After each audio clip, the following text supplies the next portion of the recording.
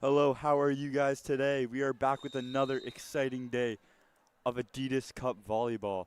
So on court 1, we have the battle of the group.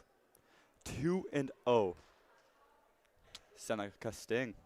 And they're taking on the other 2-0, Fanshawe. So this is for the winner of the group who will go on to the gold medal game.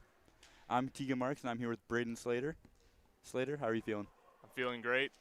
It's a good day. No snow this morning, so the roads were clear, and that's always a great start to the day. Yeah. What do we got going on court 2, Slater? Court 2, we have the Trent Excalibur going up against the Andre Laurando Boomerang in the navy jerseys. Trent sporting the white jerseys. And here we go. The serve's over for Trent. The Boomerang trying to get it. Blocked at the net. Huge hit there. Good dig. Here we go. And the first point goes to Trent. It's always great to get that first point. Always great to get the first point. It really settles you into the game. You know, you're nervous at first when that ball goes up, but then it reminds you, like, you're supposed to be here. You know what you're doing, and settle into the game. Yeah, and now forgive us on the stream. We can barely see through this mesh border we have in the gym. So we're going to do our best to figure out who is who in some points, but I did bring my glasses today, though, so. I did not. So we can borrow. Yeah. Well, I'll just borrow it from you in some cases. Awesome. The serve from the Boomerang coming over. Well up there.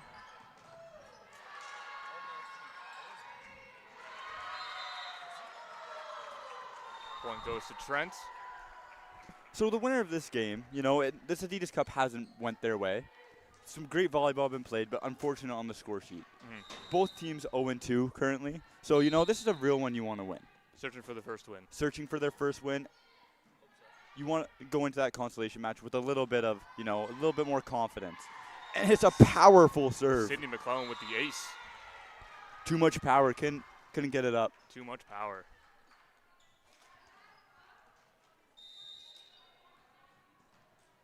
Looking to replicate that serve again.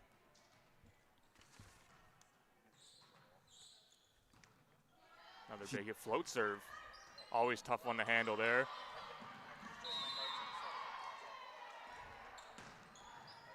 Set by the barrel, Peyton Friesen there. Another set. Some nice defense here. You know, they're getting to all the power shots by Trent. Not easy to do, not easy to keep them up and keep them in play. Huge hit there, just outside of the court. Point going to the Boomerang.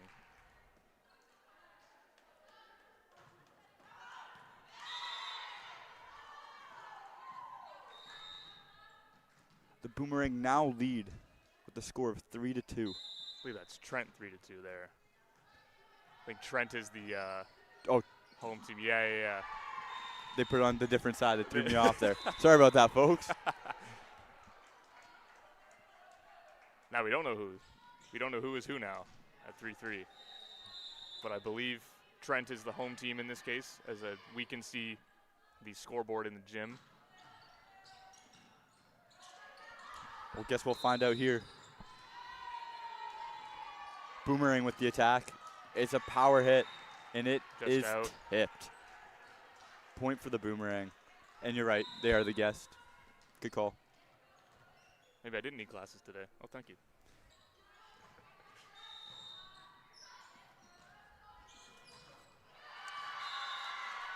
We'll also keep you updated on the scores for the Seneca Fanshawe game as well. There's lots of noise coming from that side as well. And it's a long serve. There's too much muscle on it, and that one goes out and ties our game at 4 apiece. Sienna Spence up to serve now for Trent. It's a good one. Tough one to handle. Confuses the team there. A little lack of communication.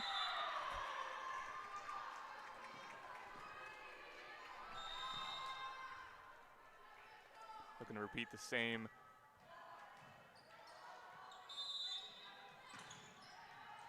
Big hit, good up. Tipped it just outside. We are back tied up at 5. This one could go the distance. Could go the distance. It's been a great back and forth game so far. It is still early, but can I also just say it is early in the new year. Happy New Year, Braden. Thank you. Happy New Year to you, Tegan, as well. And I also just want to say Happy New Year, all you guys watching. And I don't know about you guys, but there's no better place to be in the new year. Adidas Cup volleyball, start the year off right. I agree. And like I said earlier, no snow this morning. Just can't get any better than that. 2026 is our year, I think. You think it's our year? I think it's our year. I think it's our year. I agree. Let's see, whose year will it be for the Adidas Cup? Oh. Just couldn't get a full handle on the block. They were back tied up at 6. And over on the other court, little score update for you guys. Seneca is leading right now with a score of 6-4 over Fanshawe. So that will be a big one to keep an eye on, as this is for the gold medal match. Almost saw a tip there, trick play.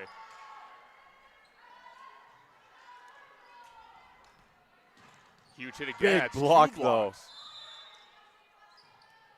Access denied at the net, and now they're looking to attack. Huge.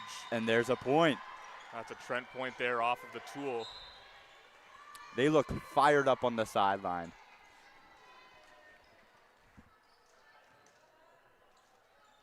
Natalie Fournier up to serve now for Trent.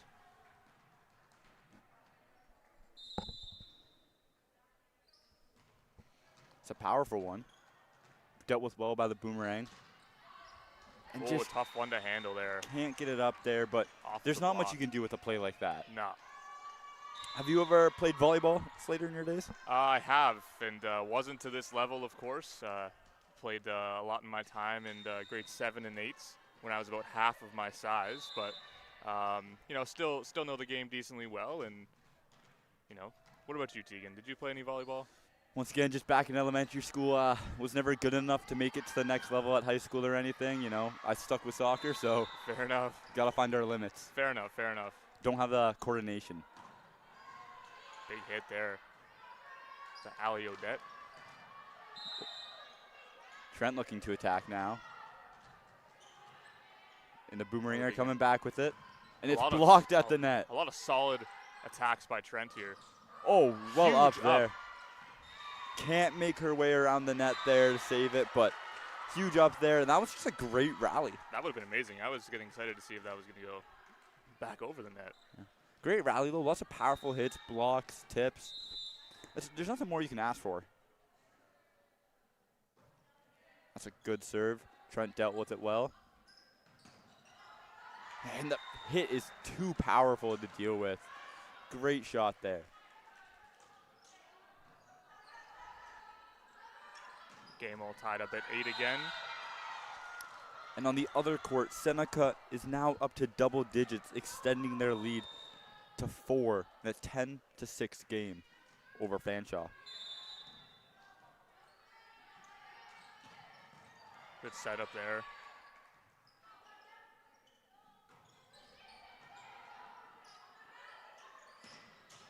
Huge hit there. And that gives them the lead, It does give them lead, 9-8. 9-8.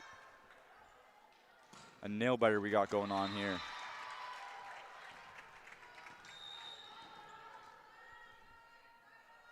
Serve is in.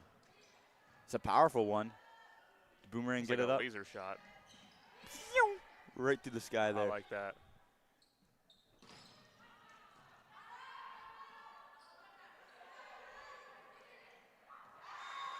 Another point goes to Trent off the tip. And Trent now reaches double digits. First team to reach double digits, extending the lead to 2. Looking to repeat that same serve, and it's another laser beam. Trent able to get a hand on it at the net there, making it easier to deal with. And they put it over, and it is just long. Unlucky there. But, hey, maybe that's the turning point for the Boomerang. You know, it is a close game. You just got to claw back 1 point at a time, and they're down by 1 now with their serve in their hand. Tough for us to tell if that was in or out anyways. I'm just going to trust the refs. They've been fantastic. So. Huge hit there. Sends the ball all the way to the Boomerang sideline. Huge hit. Huge hit. I would have got out of the way. I also would have got out of the way. Isabel Pellerin up to serve now for Trent.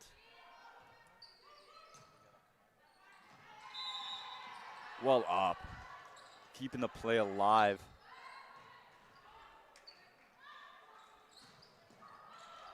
Good up again. Huge. Oh. Unfortunate there they couldn't get that ball over the net, but great efforts there. But the Boomerang, they look like a strong team. Mm-hmm. They're playing well. Long drive from Montreal. Very long drive from Montreal, yeah. I bet you they also had a little bit of snow as well. I can imagine they probably had a few feet of snow. For sure. But you know, I hope they're enjoying this. Just outside. Oh, we have a tip. There we go. Point goes to Trent off the tool. I do hope they are enjoying their trip down from Montreal because, you know, early in the new year, sometimes you just want to spend time with the family, but it is great to get back in the swing of things. And once again, there's nothing better than Adidas Cup volleyball. Swing of things. I like what you did there. I didn't even mean to.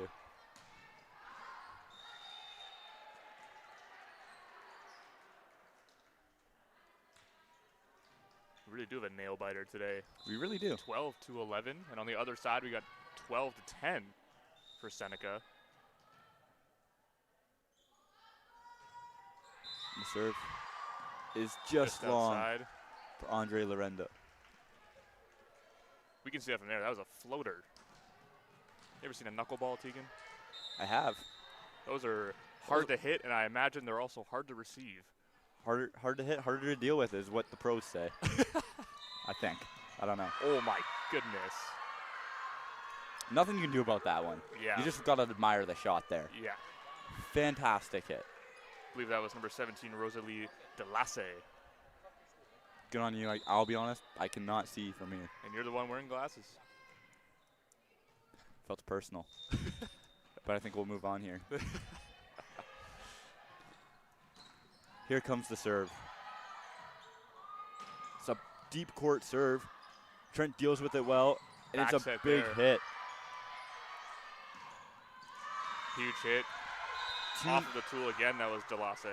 Too much power to block it at the net there.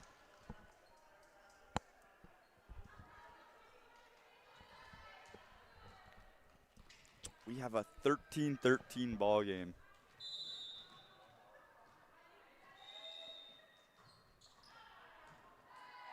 Yeah, the Boomerang aren't really helping us by wearing those dark navy jerseys. For someone that's blind and colorblind like myself, this really is a struggle. We gotta find some color-friendly jerseys here. Hey, Trent's doing a good job. White jerseys, big green numbers. Big Trent guy, eh? Yeah, you could say that. You don't want to let the game get away from you. Yeah, this is the set that means, obviously not the most because there are winning sets in game deciding, but you want to win the first one. 100%. Laura LaVale comes in for the game for Trent.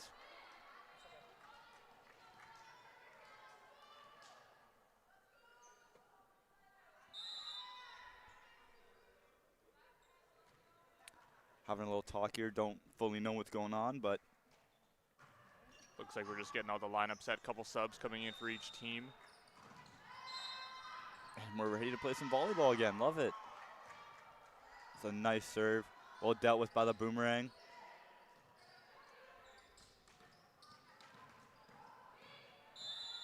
Boomerang looking to attack. And they do. Huge attack there.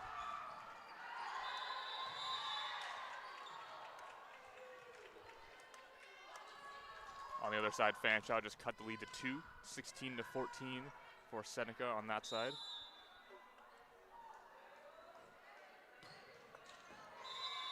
Spoke too soon. Commentator's curse. Now 17-14 for Seneca.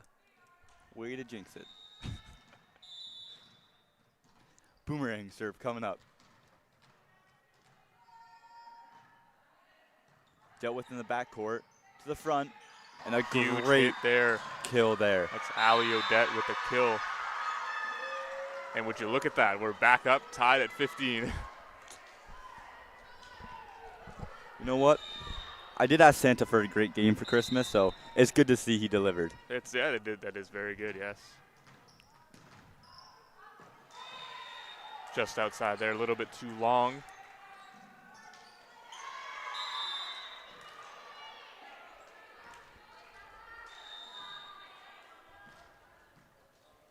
Seneca starting to run away with it on the other court now, extending their lead to 5 with a 19-14.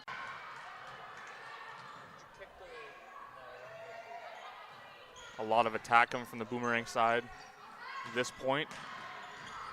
Trent gets a chance to fire one back. We have some people supporting Trent in Carlisle, Ontario. Hi, Daryl and Janine. Hope you guys are doing well. And here comes that Trent serve.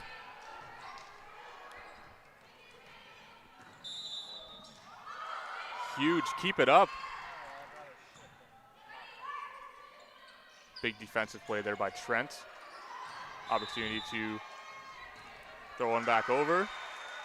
Point goes to Trent.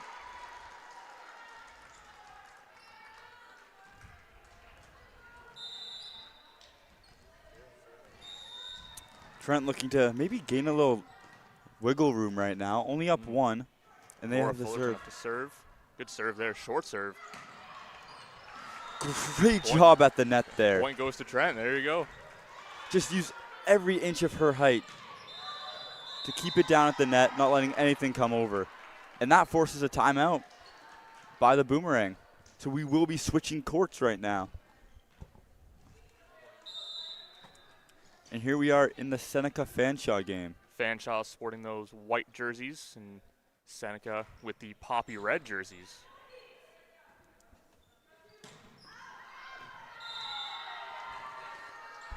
Can I just talk about Seneca for a second? What a great season they're having.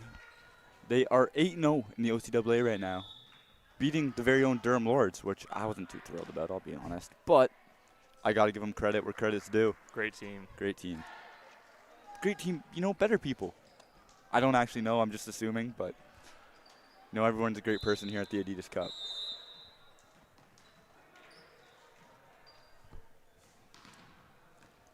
And here we go, looking for the next 2 points to sting.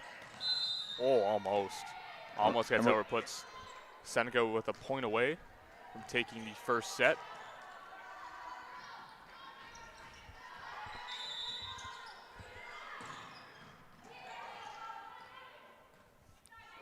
The serve is coming in.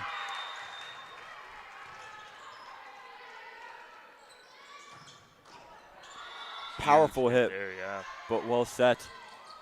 And it's a great shot. The Falcons get stinged. Seneca takes it 1-0 in the first set.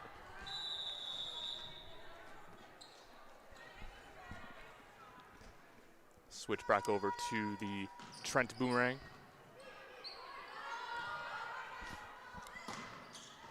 Huge, powerful hit there, sent it to the ball, the back of the court. And the Boomerang keep it alive.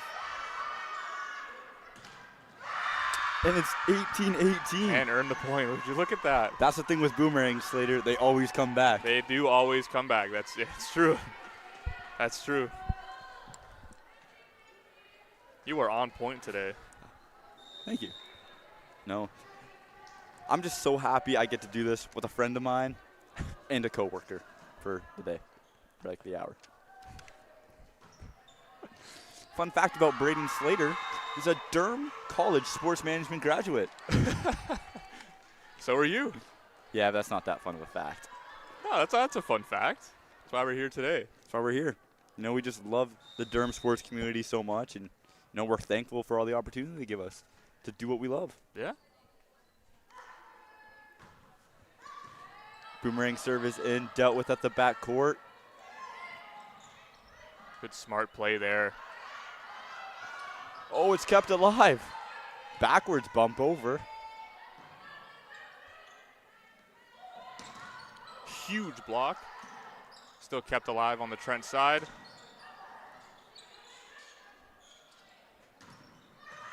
Huge block again.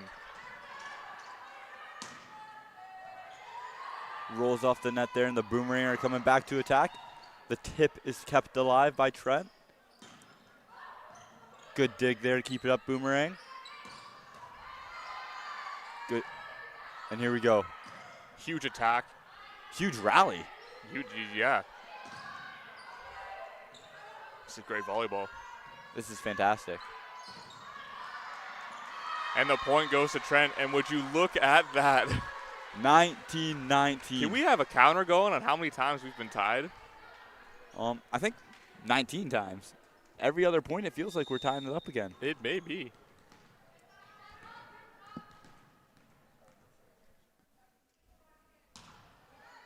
Huge serve there. Another one of your signature laser beams. Pew. Tip just went over the net. The dig goes over, and the Boomerang are looking to attack. Another tip there. Huge attack in. Trent point from Sidney McClellan. And they take the lead.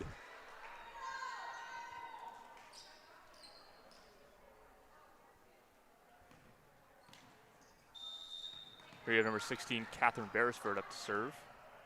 Great server. Great server indeed. And we got an ace.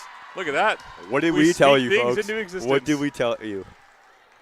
Speak it into existence. We know ball. We know ball. And a timeout goes to the Boomerang. So we will be switching courts here. And the first serve of the second set comes from the Chloe Fanshawe Hunter Falcons. of Fanshawe. The setter from Oshawa, Ontario, playing in her hometown.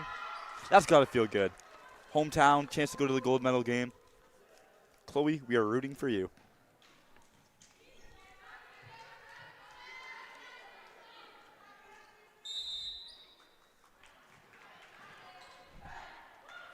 Got number 10, Emily Coughlin to serve here. Oh, wow. Ace. Did you Drop see in the center- dip on that thing? Center court, oh yeah. Untouchable. The third-year setter from Toronto, Ontario. She will be looking to do it again.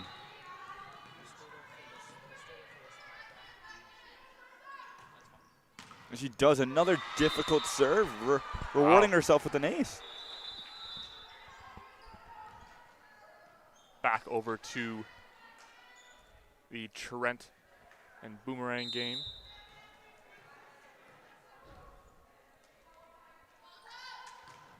We now have a 21-19 lead for the Trent Excalibur.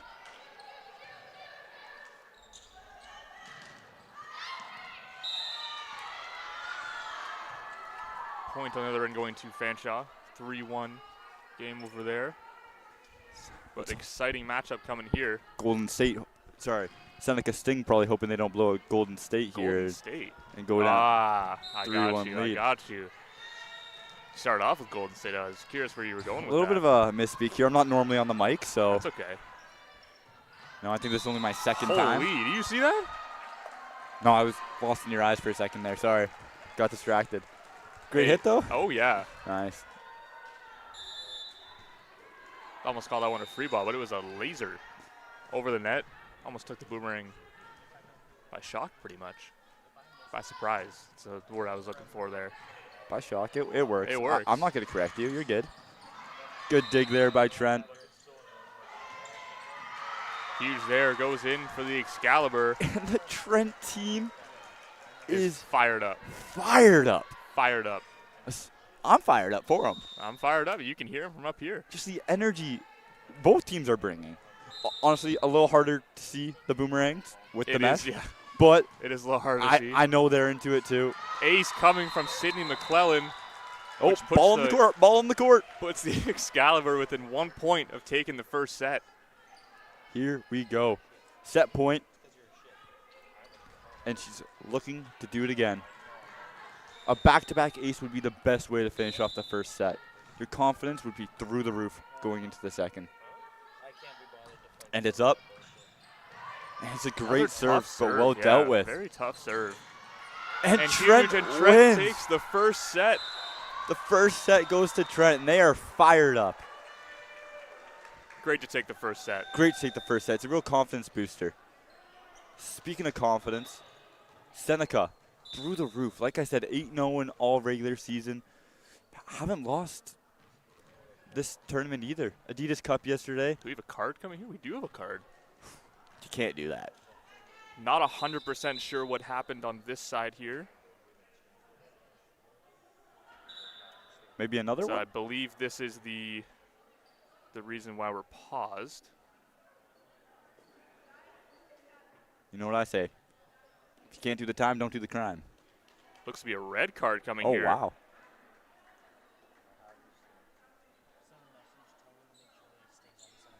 This is not something you see very often. Both teams having a little team talk here. Well, they obviously know what's going on better than us, but just trying to keep that head in the game.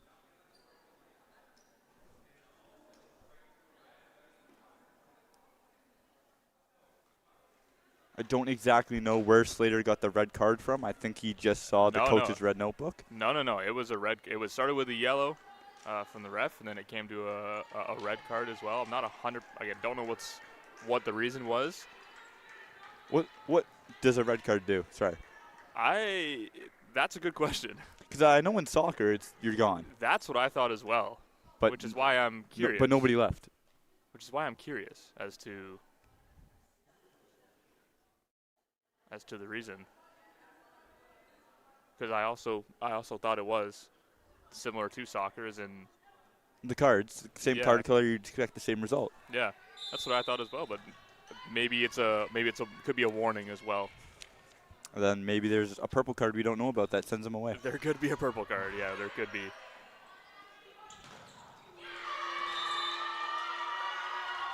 Point going to the Fanshawe Falcons on that one.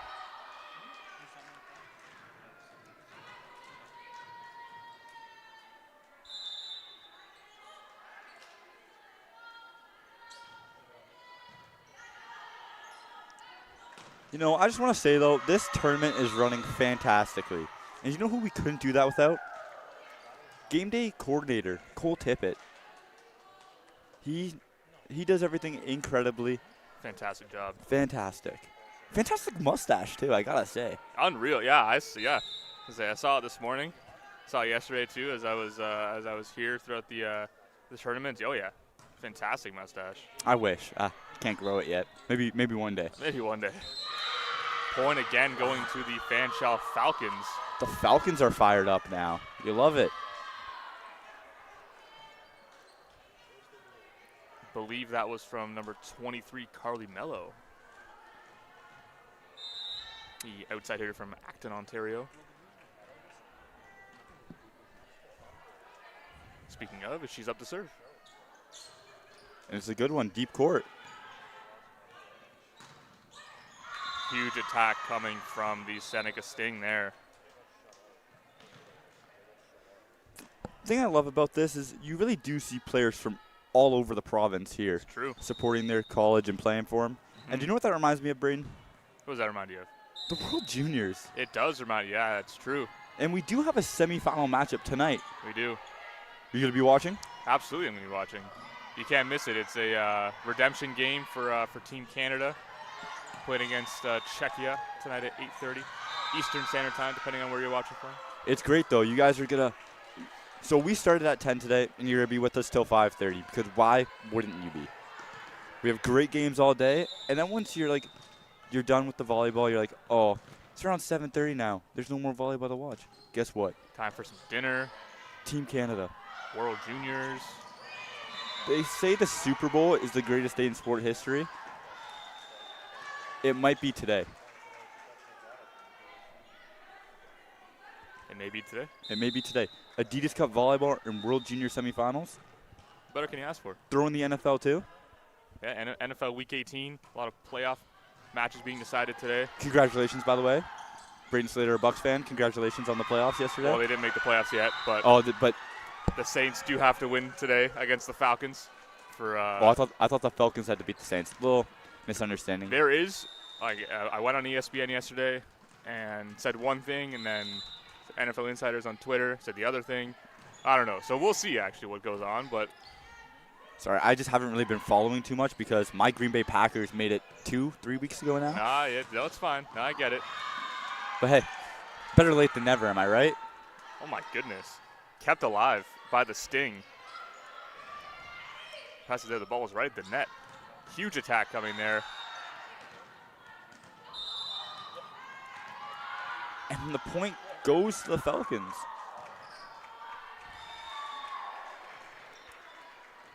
Up to the service line, number 20, Piper Morrison. Another local, Whitby, Ontario, year 2.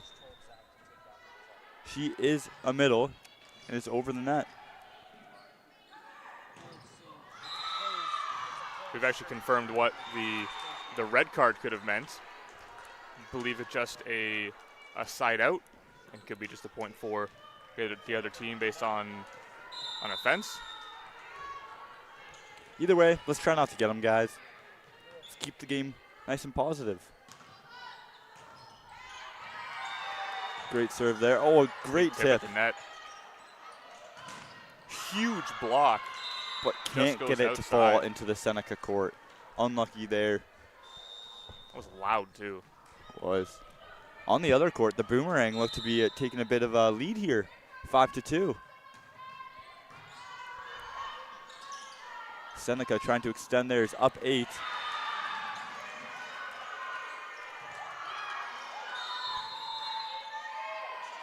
Wow. What a play there. The missed deception. Emily Coughlin with that trick play. I bet you thought she was setting it. I thought she was too. I thought. Fooled everybody in the building. I'm still kind of trying to comprehend it. I'm going to have to watch that one back later to fully understand how she did that so well. Number 9, Ella Nicholas here. Serve. Point goes back to Fanshawe. If you're Fanshawe here, you got to get streaky. Got to go on a bit of a run. You're down 8. And it's number 12, Chloe Hunter, trying to get them going here. Huge hit again. My goodness.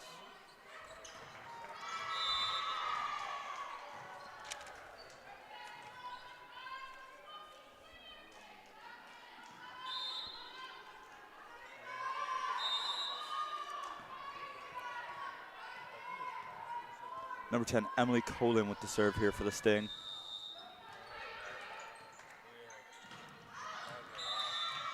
And too powerful, can't get the ball to come down there. And it is now a 10-point double-digit lead.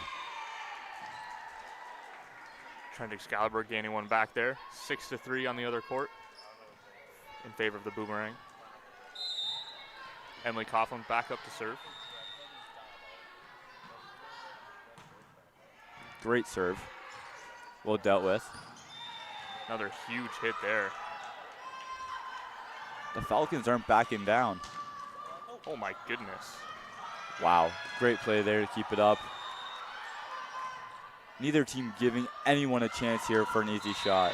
That's great. More trick plays coming from the Seneca Sting. 2 OCAA opponents facing off here, but the thing is they are in different conferences, so they don't play often. It would only be in tournaments like this or the playoffs, and that's always pretty heated. So we don't know how much these teams have played each other in the past, but it's always good to see.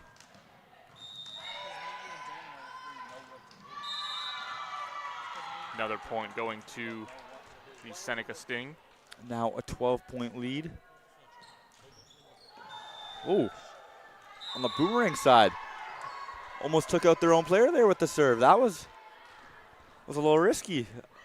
But, hey, they still got the 8-4 lead and everyone's okay. That's all that matters. Yeah, that was crazy. I don't know if you saw on the Seneca Fanshawe side, almost a pancake that worked out. That was a ball right in the middle of the court. Almost. I was so impressed by the pancakes. Almost another one right there. Wow. The pancake is impressive. It's very impressive, and they're also very good. Yeah, you're a pancake or waffle guy. I mean, like, if I were to choose, I'm picking French toast, but, I mean. You're French toast. I would say that that's definitely number one. So you must be a big fan of some, like, French toast, eggs, the maple syrup. Yeah, yep. That's a good breakfast for you. Oh, yeah. It's a very Canadian breakfast right there. Pure maple syrup. Emily Coffin on quite the run here for the Sting. Emily Coughlin with that was fantastic. Wow. But are you surprised? That was unreal. She has 16 serving aces in the OCAA. Wow. That's fantastic. She's just automatic from the line. Wow. Another short serve.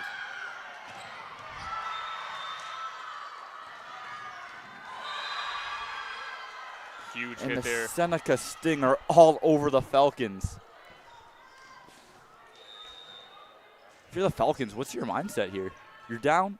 I don't know. I'm still trying to find out if Emily Coffin's going to do a long serve or a short serve. I can't tell. They're backing up, but they're just opening up that left side. And she goes for it. And that's it right there. Oh, That's wow. like every short ball has hit the tape today, which is exactly what you want to do on a short serve like that.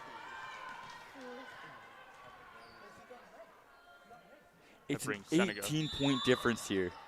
And Emily Coughlin is playing fantastic. Within 1 point of taking a 2-0 lead. Huge hit there.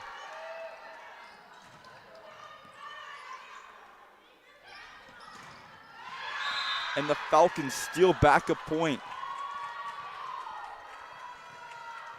They do need to get going, though. They need to go on a streak here. This would be quite impressive if this works out in their favor. This would be, this is like. This would, I don't want to say a miracle, but, you know, I'd be very surprised. And there we go, the Seneca Sting. Point going to Seneca. They take a 2-0 lead. And that brings us back to court 2. Here we go. Up to serve is Trent Excalibur, trailing 7-11. 7-11. Their Slurpees are fantastic. Have you ever went for Bring Your Own Cup Day? I have not. Oh, I love it. My favorite day of the year. Besides Adidas Cup Volleyball, of course. Well, that could be 2 days of the year if you think about it. It was actually 3 for me because I had to come in on Friday and set everything up. Well, there you go. I just wish it would never end. Huge hit there.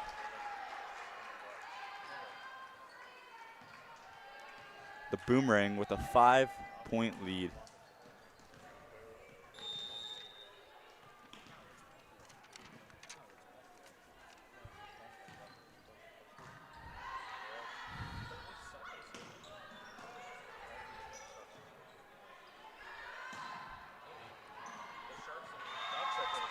And the Trent Excalibur just didn't come out with the same fire they did that first set.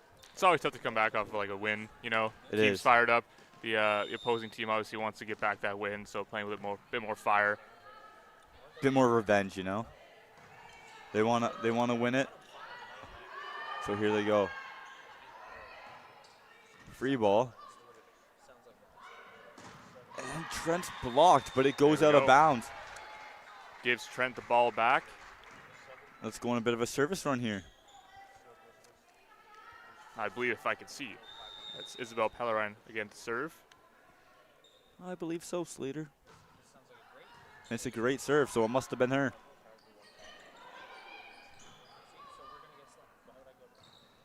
huge hit there. And just out. Unfortunate there. It was a great play. Now we do have the line referee calling for a tip. Also, can we shout out our line referees? There we go. Some youth volleyball teams. I don't know the exact team, but I do know Tony Clark got them. Great call there, too. Great call. They're doing a fantastic job. Thank you for helping.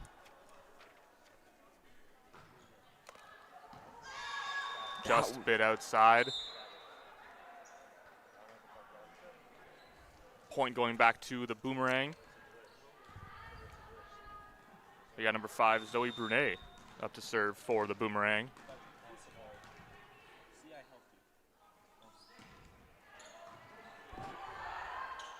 Another tough reception there.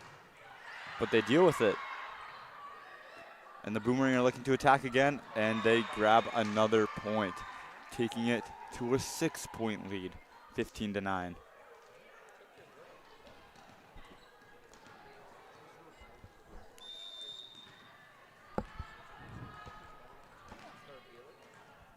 Brunet back to the service line. Another great serve. Trent just lets the ball drop. A little bit of miscommunication there. That's okay, just a point. It's just one. And I always like to say, if they can do it, so can we. So, timeout there, called by the Excalibur. So we do have a break on both courts at the moment. So Slater, I just got a question. If you were to make your own volleyball team, what would your name be? And what would the mascot be? That's a tough question. I don't know. I've always liked the Eagles and the bird logos. I feel like those are always really cool. So maybe we'll go with maybe like the Eagles or something like that. You know, something around that. I feel like an eagle is a very fierce animal. I feel like that's kind of basic though. Well, I think that's. I feel like it's like you use so much opportunities with like logos and mascots. You really put me on the spot here. I don't know, like it's. Well, so I'm sorry, but we got a break on each court, that's so true. I thought let's give the fans something to talk about. Yeah. You guys at home, send in what you guys would have your team be to the Durham Lords. DM us on Instagram. Let us know what your fan. Not your fan. What your team would be. We're anybody says Eagles, it's my team. No Eagles. Eagles are taking off. So taking off the board. So we're Tigers. You're a Tiger guy? Yeah, they're pretty cool. Fast reflexes, so that's what my team would have. That's true, yeah.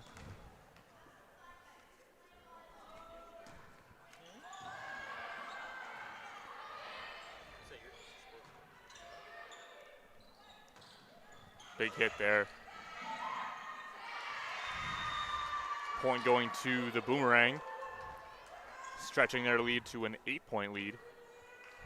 17-9. Brunet still up to serve.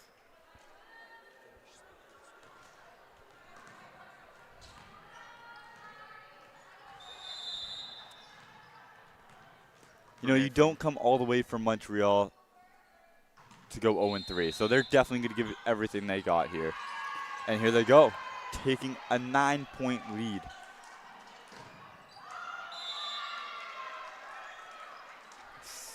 Seneca Sting get the first point on the court one in their third Looking set. to complete the 3-set sweep on that side and punch their ticket to the championship match.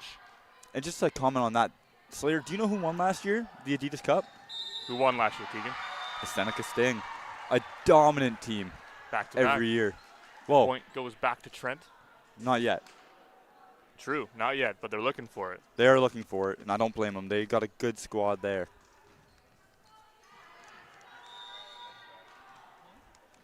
And speaking of last year, they did play St. Clair, another OCAA team, in the finals. And that's who Durham faces in their next match. And the winner of that one goes to the finals again. Look at that. So could we have a repeat, or does Durham Lords play spoiler? It's possible. The hometown team obviously want to take home a tournament win. So going to be a nice matchup to watch later as well. It's been a few years since Durham has won. Back in 2020, they won for 3 years in a row. Coming from Sydney McClellan on the Trent side. But since then, they haven't been able to get back in that win column here.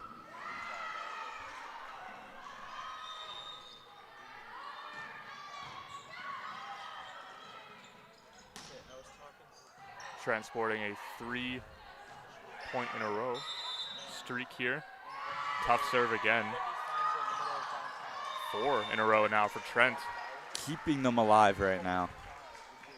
Cutting the lead now to 5.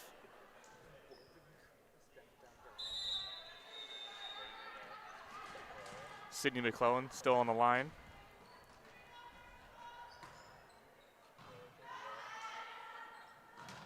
It's a great serve. Well dealt with by the Boomer. Floater. Point going to Trent. 5th point in a row. Do you know what I want to see today? I want to see a spinner. A spinner, eh? Yeah. I don't know. Yeah, we would have to see it on the setting. Yeah, we can't tell the spin to here. really see it. But yeah, 100%. That's my favorite. Have a talk with the ref here. I'd be terrified either way. I'm not returning either. I think if I tried, I might get it right in the nose, which doesn't feel too good. You would know. I've seen you play volleyball before.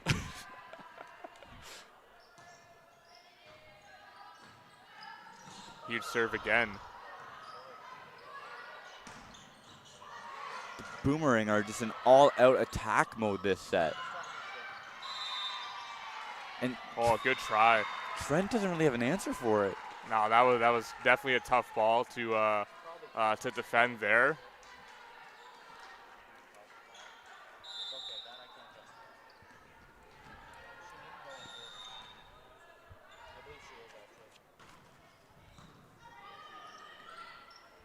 That sends Mary Lee Hamal Samar to the line.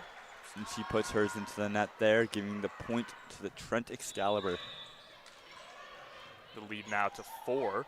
Much more manageable for the Excalibur. Another nice run is what they're hoping for. And it's long. Just a bit too long. And on the other court, just to keep you guys updated, we have a 4-4 game. The closest one so far for them. Mm-hmm.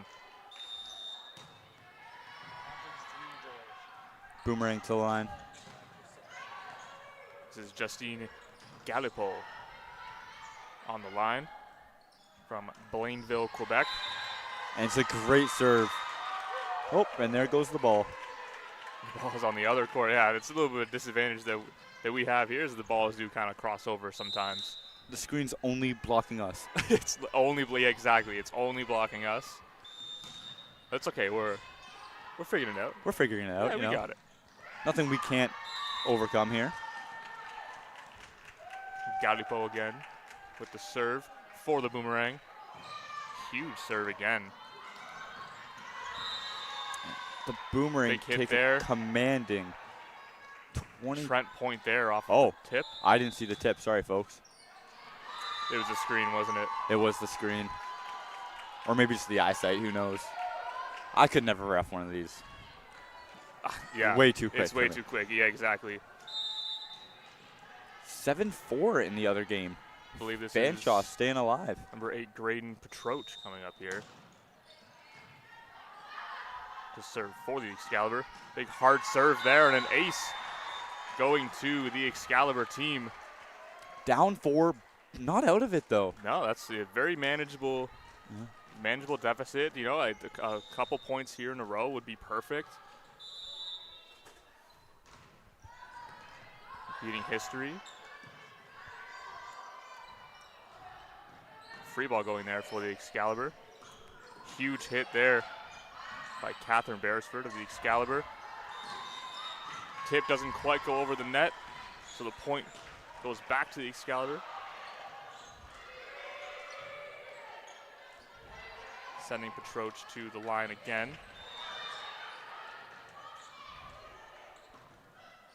The setter from Delta, British Columbia. And on court 2, we have Seneca trailing with a score of 6-7. Brandon, get your hand out of your off your face. We got games to commentate here. I'm not going to comment on that one. That's you know. We'll leave that in 2025. Well, you didn't. It is 2026 now, And you brought it back. My fault. No more. Huge hit there by Ali Odette. Boy, that would have knocked the spots off a giraffe. I didn't like that one. That was a huge hit. I like the hit. I didn't like what you said. Wow, that was a hard hit, man. It's just a weird one, you know. Wasn't expecting you to throw the giraffe in today's volleyball game. Don't know how that word came, but here we go. Good defense by the Boomerang there.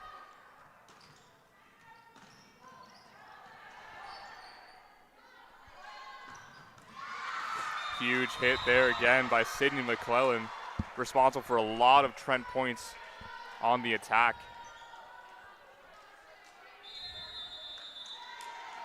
And a timeout. So we will be going back to court 1.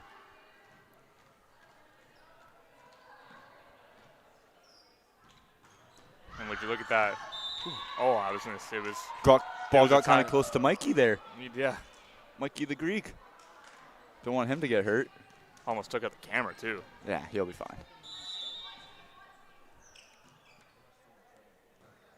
Kelsey Lewis to serve for the Fanshawe Falcons. Tough one to recover from there. All square at 9 points. And over there, if you guys look towards the score desk, that is the man, the myth, the legend, Cole Tippett. What if you can see the mustache on the stream? I don't know if you can. Can you see the mustache on the stream? I wonder. No, you can't. Unlucky for you guys, because it's great. Fanshawe taking a 10-9 lead here. Carly Mello to serve. I don't want to speak it into existence at all because I don't want to be the guy that calls it for Seneca. But in their first game, they were up 2-0 versus the Boomerang and then went to 5. Mm-hmm. Is that a little worrying to you? I know it was their first game back after the Christmas break. No, I think it's a little more, again, just that fire, that motivation to close this out in 3 games. So can't say it's going to be any sort of nerves for them. Speaking of close out the game, the Boomerang 2 points away from it, and that ball was absolutely tattooed. No stopping it. Mm-hmm. And you could tell by the reaction of the players on the bench there. They were fired up, and rightfully so.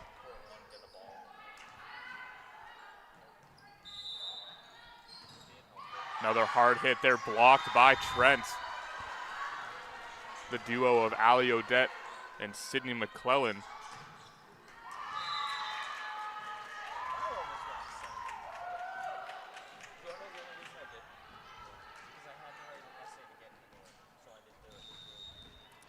Two-point game, 2 points to win. Trent serve. Absolute nail-biter. And that is an ace for Ali Odette. Wow. Bringing the point deficit to only a single point. And the ball, I might just say, from Seneca and Fanshawe almost hit us up here in the booth. I got scared. It was really high. And went into the high crowd. High as a giraffe? Higher than a giraffe, I would say.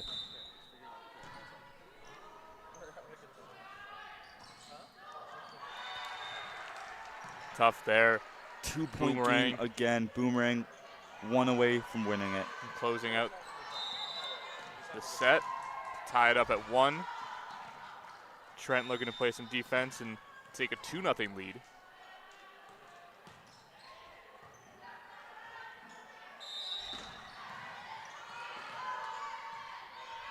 Boomerang on the attack, and the ball drops, giving the Boomerang the second set win. And we will switch back to court 1, where it is a 13-12 game. Seneca Sting have taken back control. Mm-hmm.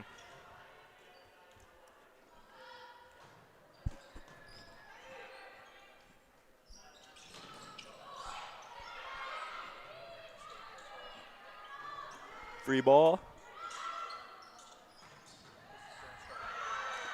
Wow. Huge hit there, blocked, sent out of bounds.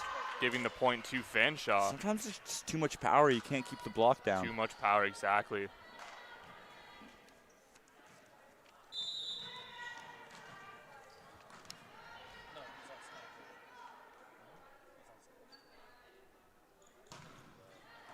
And it's a great And serve. there you go, there's an ace. By Fanshawe Falcons. A-C-E. Ace. It's a good one. So we used to cheer in grade 7 when we played.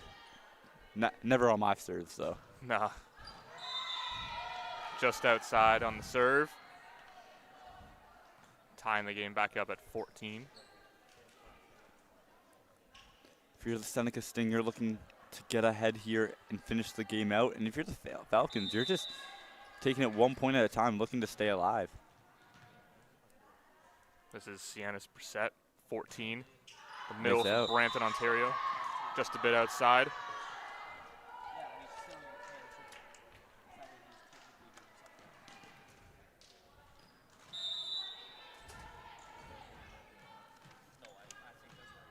Cadence Matthias now, middle, Chatham, Ontario. If I'm correct, I'm pretty sure that's close to London. So a local kid, we'll say. Local. That's, yeah. If I'm right. My geography is not always the best.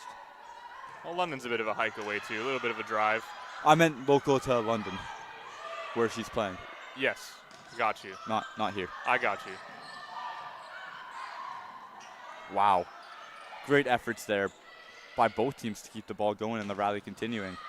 And it's a powerful hit by Carly Mello.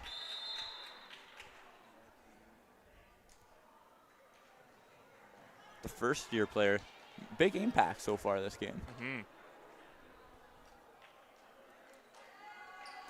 And I will say, looking at this Fanshawe Falcons roster, not a lot of senior players. Mm-hmm. We have Only one. We have 2 fourth years, but then 2 fourth years, you're right. no thirds. No third years. No third years, and then the rest are all second of years and freshmen. first year. Mm-hmm.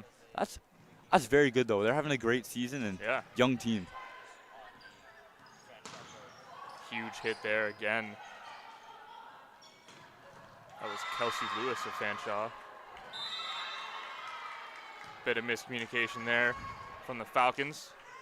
But again, as we said, no need to worry there. Free ball sent over by Trent. That was almost went over. Again, that was one we can see through the mesh as just a long ball coming over.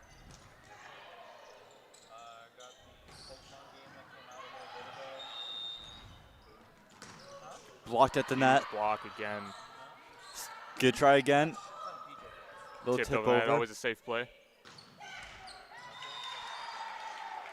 A little behind. Wow. Now that's volleyball. That's volleyball. This is volleyball.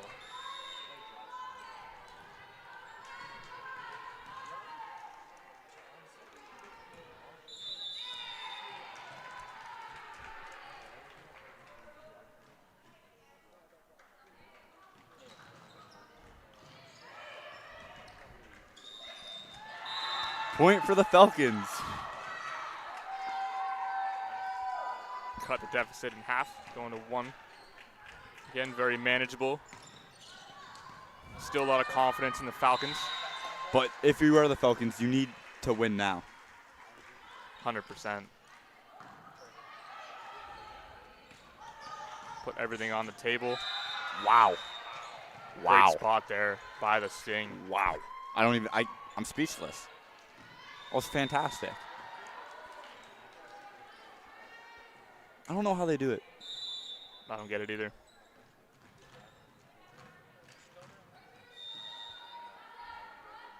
Looking to extend the lead to 3, give some breathing room.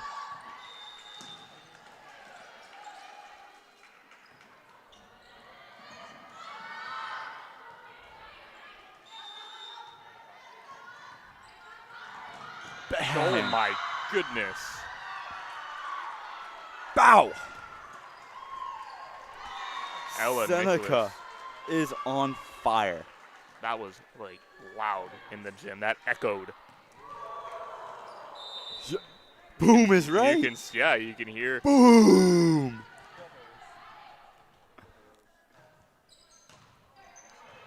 The Seneca bench was fired up about that play. Huge block again. Everybody is. Oh, my goodness. Oh, again. That bench, the hands are up. They're doing the jazz hands, and I'm all for it. There's Ella Nicholas again. A huge swing and a huge block.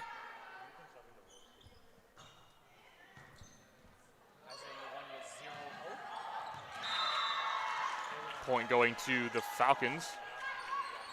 Now or never for the Falcons, if you ask me. Yeah, that was number 5, Kelsey Lewis. Seneca Sting, they are such a good team that I think if they get into that 21-22 range, it's lights out. But you never know. But the Falcons need to go streaking here. You truly do never know. Carly Mello, the freshman. Big impact today. Looking to keep it going. Here she is with the set. And it's out. Huge hit, just out. Too strong. On the other side as well, we have a tie game, 5-5.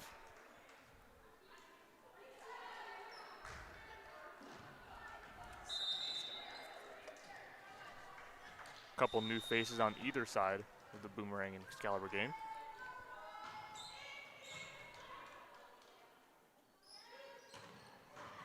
Huge hit again.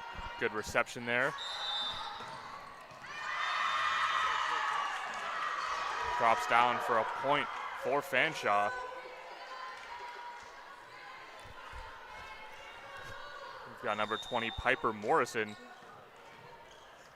Whitby, Ontario native, coming to the line. In her hometown, looking to make herself a hometown hero.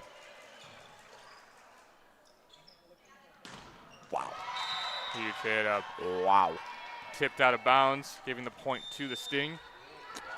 Seneca Sting just dominant. If you're the Falcons here, you're down 4, game on the line. Do you look at taking a timeout and just kind of, you know, I think it's played by the confidence of the team. Wow, a spin from the Seneca bench players over there. An ace there, another ace from Emily Coughlin. I gotta know, they always are so synchronized with their celebrations on the bench. Do you think they practice? You know, I know that I practiced when I was 8 years old, so potentially they do practice now. I couldn't tell you, but it seems like they do based on the coordination. I do agree. Oh, wow. 24-18. Here's match point here for the Seneca Sting. To punch their ticket to the Adidas Cup Championship. Couldn't do it on the attack there. Point going to Fanshawe. Not going down without a fight. Still life. I believe that was number 12, Chloe Hunter from Oshawa. And she's also the one at the service line. Whoa. Trying to ice the server here. What are we doing, refs? Card him. Chloe Hunter for the second time. And it's a good serve. There, yeah. Maybe it worked out better for her. Oh, to the face, but it's up. Good defense. Anything you got to do. Huge hit there, and Seneca takes the win. Will be seeing a gold medal match. Oh, hey, hit it. Dancing their way to the gold medal game. The Seneca Sting, you love to see it. You love to see it. Switching over now to the Excalibur and Boomerang game. The Excalibur 10-7 lead.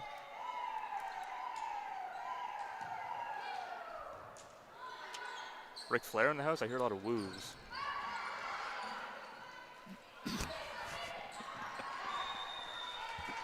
Just going outside of the court there, giving the point to the Excalibur. Isabel Pellerine to the service line.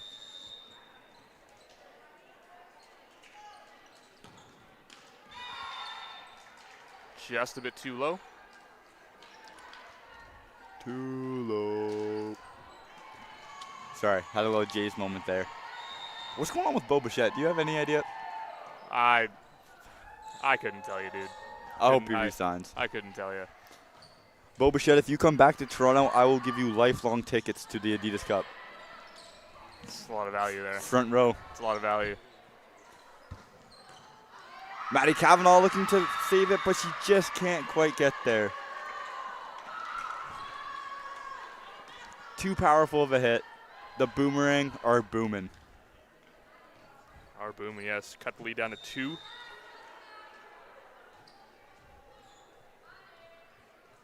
The score is 11-9 Trent. But they get their good reception there. Huge block for the Boomerang, giving them the ball back. A little bit of momentum as well. The winner of this set going up 2-1 with an opportunity to find that first win.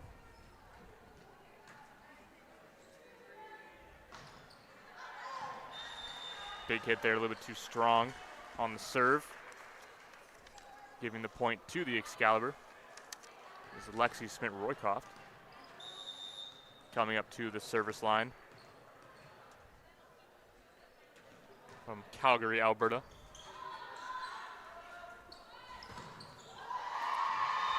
Another Excalibur point there.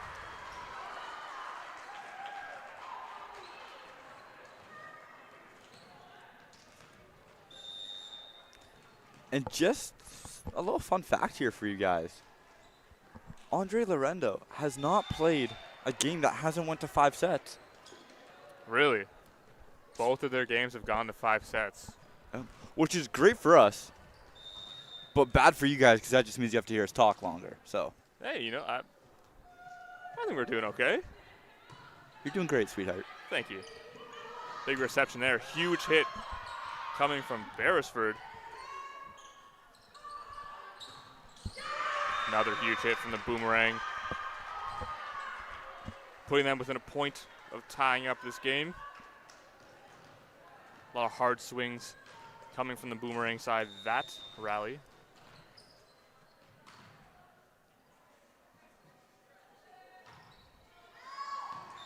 And it's long. There, another hard swing.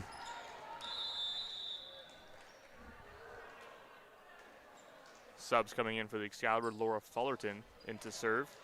You know, I know you can't do this, but I wish since the game on the first court was done, we could just move them over now. Yeah, so we can see. So we could see. Yeah. Maybe we'll start like a petition for next year to do that. It's part of the fun. Yeah. Huge block there by the Excalibur. Ali Odette and Catherine Beresford, the duo. And a timeout called for the Boomerang. Now, usually we would switch over to the Seneca Fanshawe game, but it is currently the Durham Lords warming up on that side, so we'll remain on this Trent Boomerang side. Durham Lords, though. Big game here versus an OCAA competitor. Mm-hmm. What's Tony Clark saying? Winner goes to the gold medal game. What's Coach Tony saying? He's a great coach. I saw him yesterday. He was wearing his Coach of the Year ring, you know, trying to flex on me a little bit. But, hey, Tony looked good. No, I definitely would say just keeping the confidence of this Durham Lords team. I think a lot of energy going into to the match, and you know, really not a lot you can say other than just go out there and play hard. And yeah, it's really all you can say from obviously from our perspective as well. I think I'm sure a lot more things are said, yeah. But really, I think a lot of energy comes from Lords, and you know, winner goes on to play the Seneca Sting. They know how to win too, especially these two players right there. Chelsea Oak and Peyton Jones, two of our softball players too that last year won an OCAA gold and a national championship. So, you know, definitely some players that can motivate. And DC hasn't dropped a set either. So, wow. You know, they know what they're doing. It's their year. But let's go back to court two because the timeout is over. And we got some more great volleyball to watch. Point going to the Boomerang there. Trent with a 2-point lead.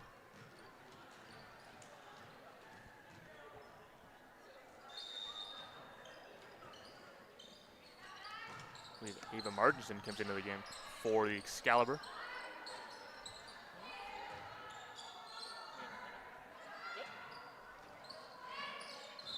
The tip there.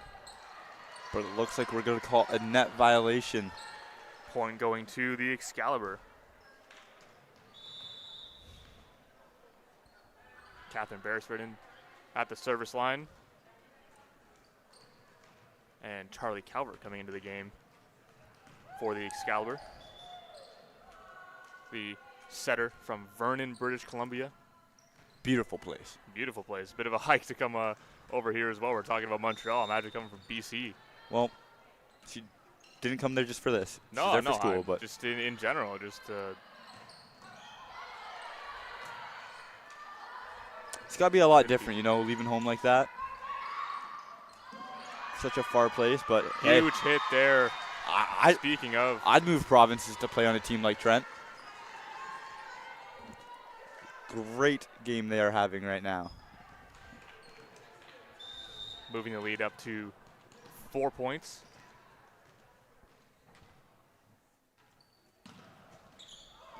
Serve off the tape by Beresford. Tough to recover from the Boomerang side. 5-point lead for the Excalibur, looking to take a 2-1 lead.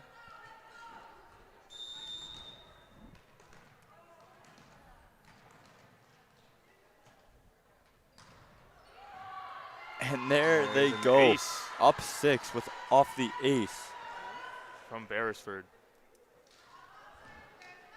This is everything you want if you're an Adidas Cup volleyball fan. Great games, close games, and just big moments. Beresford playing in front of the hometown crowd in Oshawa. Another ace. Wow. This is a pressure-filled moment, too. You know, it's a 1-1 in the sets. 7-point lead now, but you know what they say, Slater. Pressure makes diamonds. Pressure and she's makes serving diamonds. one like one right now. Absolutely. Fantastic service job here. Trying to do it for a third time. Isn't able to, but Trent keeps it on the Boomerang side with the block. Couldn't quite get that one up. Blocking line for Trent's been fantastic today.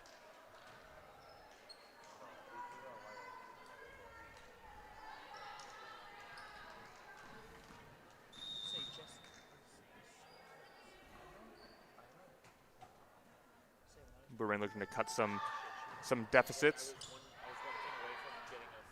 Down 6 points. Huge hit there. McKenna Gillett.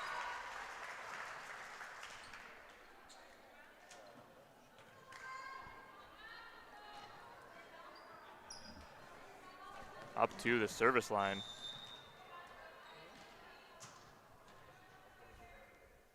First year from Toronto, Ontario. Puts it long. A little bit too strong there.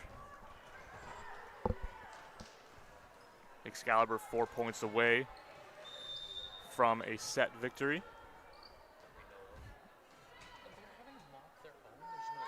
Boomerang not too far behind. Hit there, goes in for the Excalibur.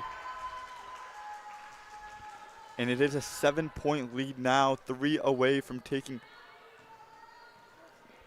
the set. Sorry, I tried to, I don't know where I was going there.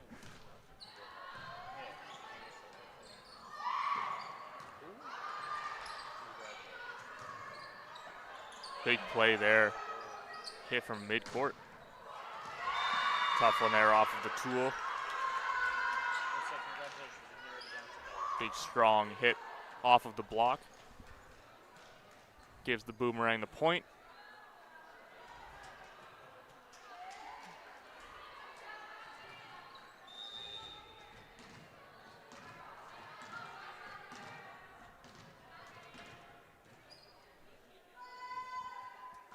Serves in. It's good reception there. Well up. Trent team calling. There you go. Trent team celebrating. No, they were looking for a call there. But they celebrated after because the ball don't lie. Hey, the ball does not lie. And Trent Not that the ref was wrong. 2 points away from a set victory. I didn't see personally what was going on, but I just saw the Trent bench. A little reaction to the play there. A little bit far, puts Trent 1 point away from a third set victory. Going into the fourth set, up 2-1. But once again, if there's anything we've learned from this tournament, don't count them out. Don't count them out. They're going to go to 5. They always do. Yeah. So if history repeats itself. And it does. Yeah.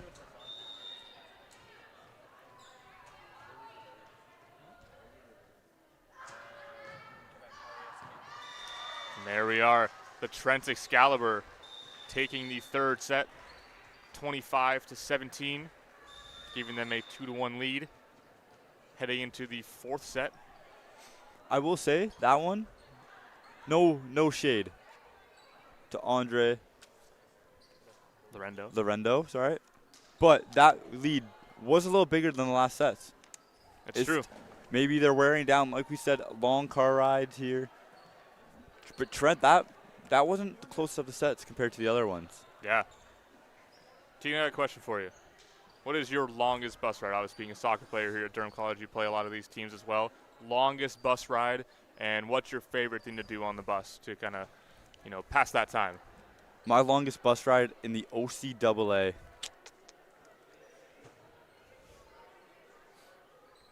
You don't need any math here. It should be okay. No, because there's one that I'm forgetting. That was Sault Ste. Marie. Okay. Their team folded, for those of you wondering why I'm forgetting. It was here my first year only, and then they folded. But, yeah, first year we went up to Sioux. It was a long one. Mm-hmm. It all depends on what you want to do because we left really early in the morning. Fair. So I'll be honest, at 7 in the morning there were some guys playing some music on the speaker, and I was like, shut that off. What are we doing right now? Please go to bed. But then as the day goes on, you play some cards. Yeah. You play some phone games with your buddies. It's a good time. Yeah. Maybe some karaoke. Maybe some Block Blast. I do like Block Blast.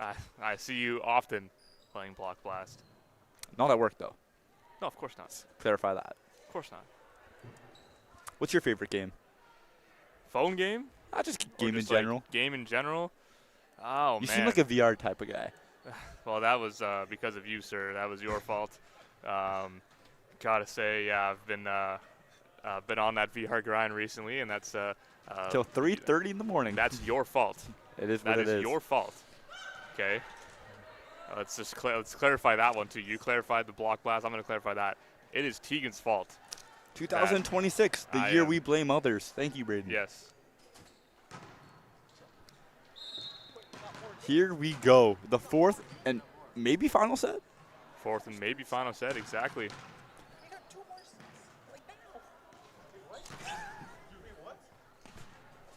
Our cameraman is so unlocked right now. He needs to lock in. What are we doing? I don't know why he was up here. Let's, the court's down there, buddy. What are we doing? Silly guy. I think he was ready for a Trent win as well. I think he thought that Trent had taken it also 3-0.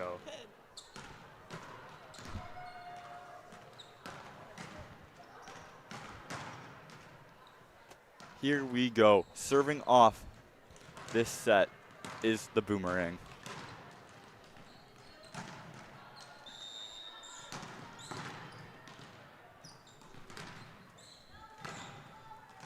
And there it is. Just a bit out. Trent a little bit too starts powerful. it with the point. Good eyes there by the backcourt.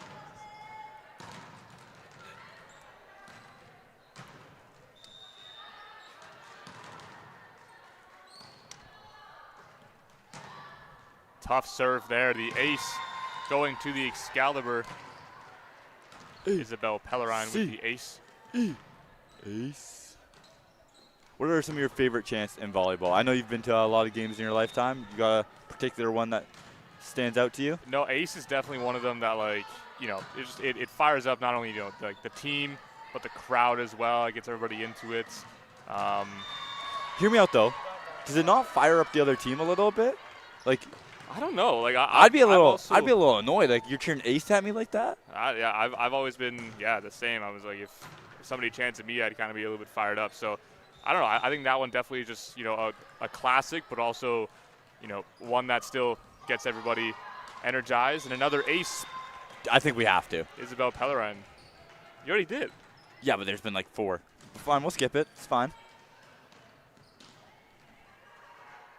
Trent starting strong with a 4-0 lead in the 4th set.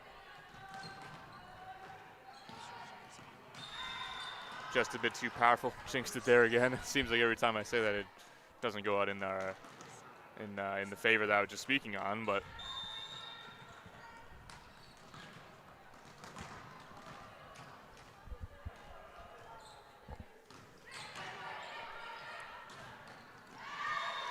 Another point going to the Excalibur. Now 5-1 Excalibur lead. Lexi Schmidt-Roycroft going to the service line.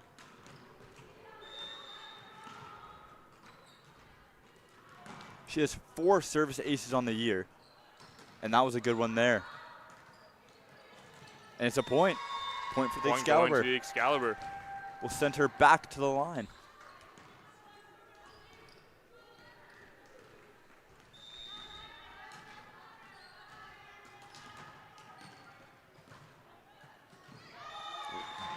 Add that to the service ace. There's 5. There's 5. And a timeout from the Boomerang. 7-1. 7-1 for the Excalibur. Gotta wake up here. This is the set. It all comes down to this. This is for a spot in our 3rd place consolation game, which you can see at 3:30 on court 1.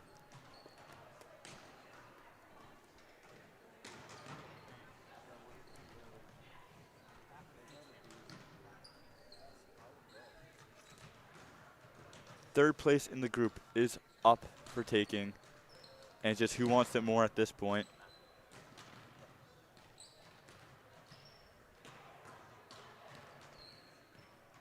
Seems like Trent's really energized over there.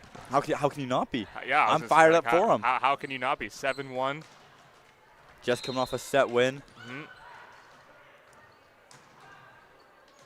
A lot of energy coming from the team in white and green.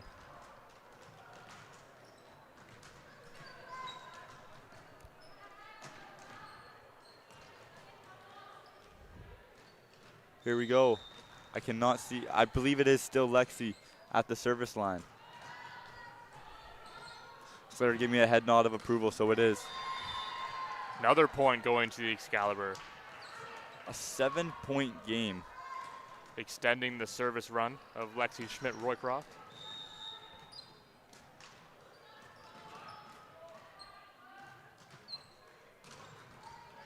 And another great strong serve. Point going to the Boomerang. Off the deflection.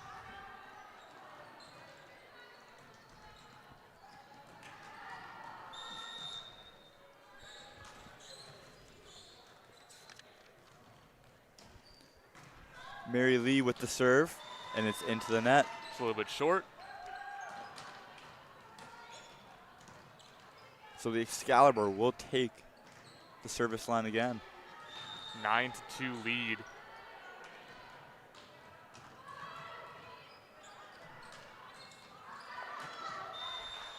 Tough set there.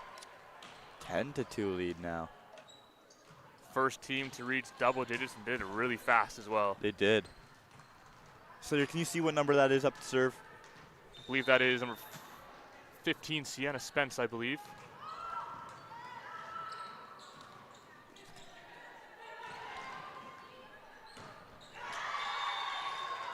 Another point going to the Excalibur. 11-2 now. This next point could put them in a 10-point lead, double-digit lead for this Trent team. Already up 2-1.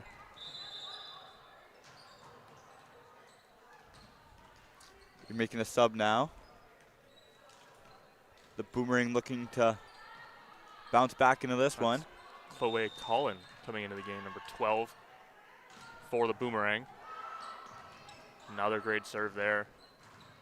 Big block.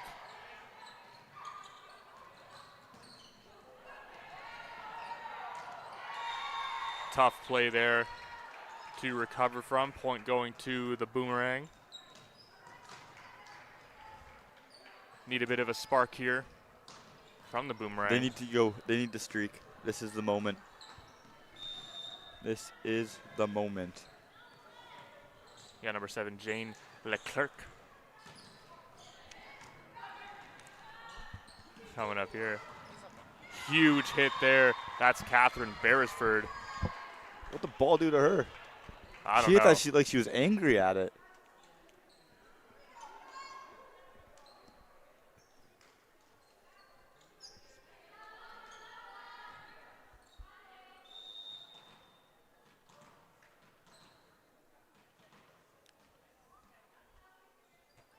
Up to the service line now. Huge block again. The duo of Ali Odette and Isabel Pellerine.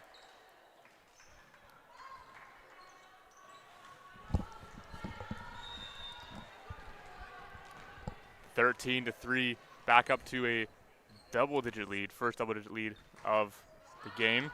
Little bit too hard there.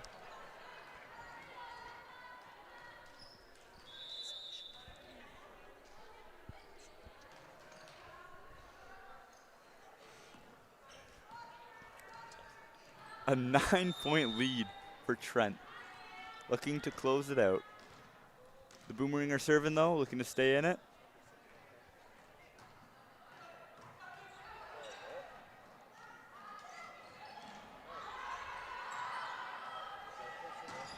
Huge attack there on McKenna Gillick. Ball comes back up to the Excalibur side. Another huge hit, just a bit long, but that ball was hit very hard. Very hard, very fast. Very hard, very I couldn't even fast. see where it landed. Yeah, I couldn't tell either. Well, that's partially because we can't see up here, but Can you just stop complaining about the mesh? Golly, man. Golly. Just be happy we have such a great game going on. And speaking of a Big great point game, that was there. a great shot by the Boomerang, going to the Boomerang, who refused to quit. cutting the lead to 7.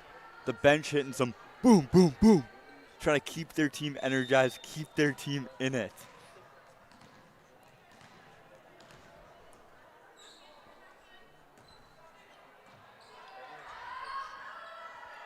Reception there by Alex. Another huge hit.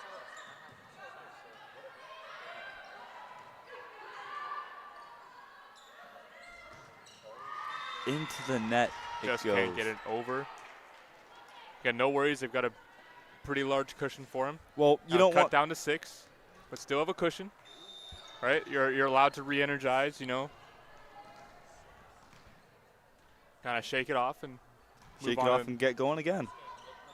But you do have to remember, with every point to the Boomerang, that cushion does grow smaller.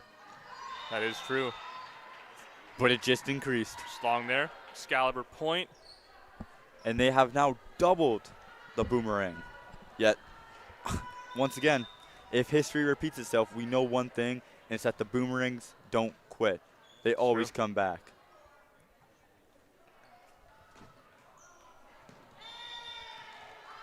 Just a bit to the side there for the Excalibur. Cameraman almost got hit there. Hope he's okay. He's been attacked a couple times. That's probably why he came and hit up here for a few minutes. Maybe it's a personal attack. He's been targeted at a couple times. I don't blame him. The serve's over. Trent, Big big set hit, there. big point. Another big play from Ali Odette. Said her name a lot today. She's been fantastic. From attacks, serves, and blocks. But it's fantastic all around. Mm-hmm. Has covered every inch of that court, it feels like. Key contributor to Trent's 2-1 lead. Subbing out now for Emma Pereira, number 20, coming in to serve.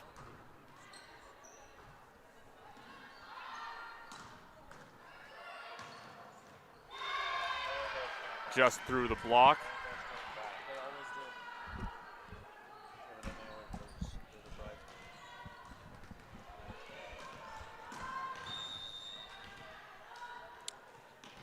6-point game. Boomerang to serve. Great serve. Good reception there. Another huge hit from the Excalibur. My goodness. Another Laid out for it. yeah, Really put the body on the line. Unfortunately, didn't come up with the play, but I respect the effort. putting the body on the line.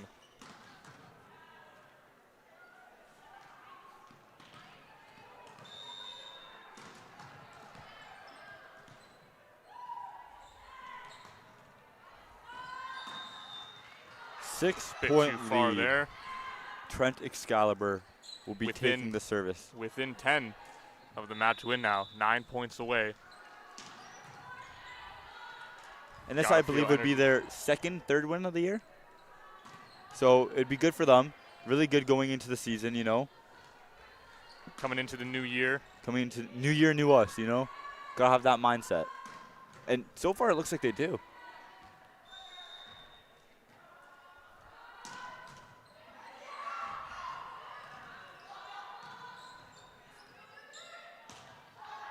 Oh, attack on the coach there. Yeah. Hitting that one a little close to the bench. Flying into the Trent bench. If that was baseball, there would have been a bench brawl. But good thing it's not. We don't have time for that today, guys. We got a lot of exciting games coming up. Oh, bit of miscommunication there from the Boomerang again there. And it is an 8-point game. Trent, 7 away from winning. And a timeout. Going to the Boomerang. Great showing by the Excalibur. Fantastic showing. Do you know what's going to be fantastic? This St. Clair Saints and Durham Lords match. Both 2-0 and a spot in the gold medal game. It's And a then Seneca Sting. on court 2, maybe the records aren't as good this Adidas Cup, but still some great teams. Yeah, RMC and Mohawk. absolutely. This is going to be a close one. So they are in the same group, and RMC has no sets taken, unfortunately, this season. Although they've played some great volleyball, but, you know, they're looking to take some sets, Absolutely. win the game. And Mohawk, only 1 set taken. So, you know, neither of them have had a super successful tournament, but that can't say it can't start now. Mhm. So The winner going on to face the winner of this Excalibur Boomerang game. And the St. Clair Saints are the #1 seed in the OCAA West. Well, your Durham Lords are the 2nd in the East. But we'll get to that later. We're back with Trent and the Boomerangs. Point going to the Boomerang there, looking for the tool. Just couldn't find the block. 18-11.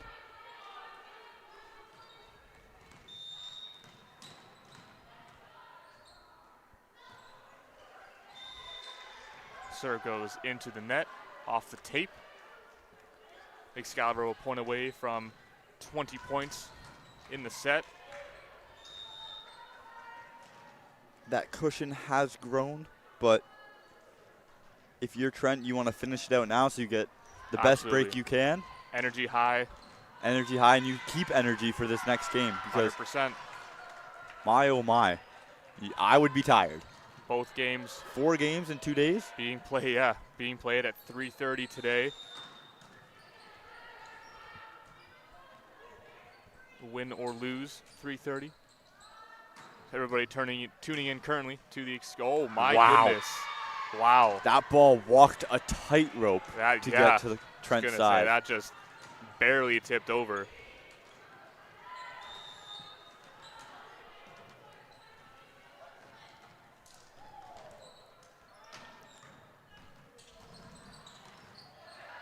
Great serve again.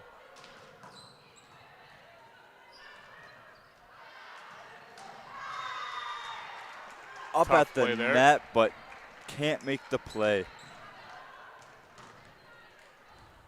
All good again, like we said. Trent's got the cushion. But So- that cushion is shrinking. Yeah. What's just 7 has now went down to 5. That was if that was a set, That was crazy. That was cross court, and he gives Trent the point. Do you know what's crazy? The energy and positive vibes I feel coming over from that Trent team right now. Oh, yeah. They are fired up. Fired up. They're loving every second of this third set. 6-point lead. They played a great game. It's been a fantastic game. It's been a great time commentating with you. It was a pleasure. It's a pleasure as well. It's not over We're yet. not- We still got some time. I hope it's never over. Wow. Wow, what a play Wow. there. Diving in to save it. We saw both Kat Beresford and we have Charlie Culver go in for the dive there. Not sure exactly who actually hit it, but saw them both dive in there. All I saw was that ball go up. Yeah.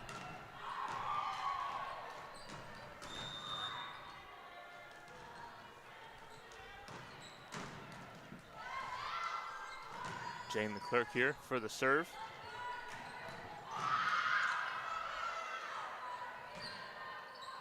One-handed set there from the Excalibur. Big blow. Oh, wow. Just tipped it over Once the net again, there. on a tightrope. Huge almost. block again. Just long. Lead down to 4 now. I'm on the edge of my seat. I can barely handle this. My watch just told me to stand up. I might have to. My Whoa. Apple Watch just said, I got to stand up. Been sitting down for too long, and at this point, honestly, I might stand up. I might start chanting soon. I don't know what we'd expect, though. It's been like this all game. Oh, ball drops. And the lead is up to 5 now. 4 points away. Trent going to serve. Catherine Beresford to the line. Has been very good from the line today. Mm-hmm.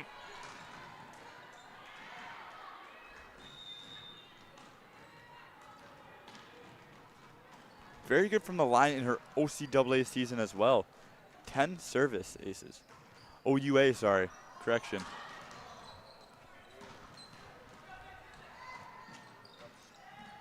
Also one of the top in total attacks as well with 91 in the OUA season. Speaking of attacks, did you see that? I did see that. It's the scariest attack I've ever seen in my 3 life. points away from a match victory for the Trent Excalibur.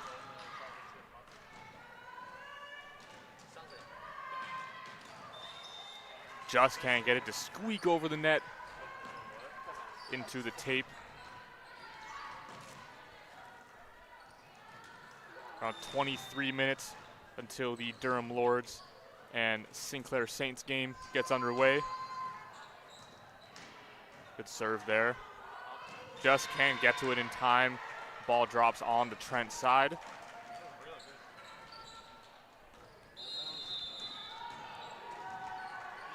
And timeout Excalibur, taking a minute to breathe. If you're the coach here, what are you saying to the Boomerangs? Keep the energy high. You know, I think you got to remain confident. You know, obviously you're down 2 sets to 1, but I think the confidence is key. You know, playing scared or playing afraid is not going to do you any good here. You just got to play your game, and it's really all you can ask for is just to continue playing your best. And You got to enjoy it. yeah, exactly. You know, enjoy it, and yeah, just continue to play at the level that you're on the team for. You know. You've played sports your whole life. I find when you enjoy it, it's a lot easier to play 100%. better. If you played 100%. scared, you played stressed, it just doesn't go the same way. Especially with a good team environment, you know, it's never not a fun day. You know, practice or games, you're always having some fun. So Exactly. I think that's But both teams look like they are. So you know what? yeah, I'm happy for them. definitely again some words of wisdom going to the Boomerang, and that's definitely, I would say, part of it. And here's the serve from the Boomerang.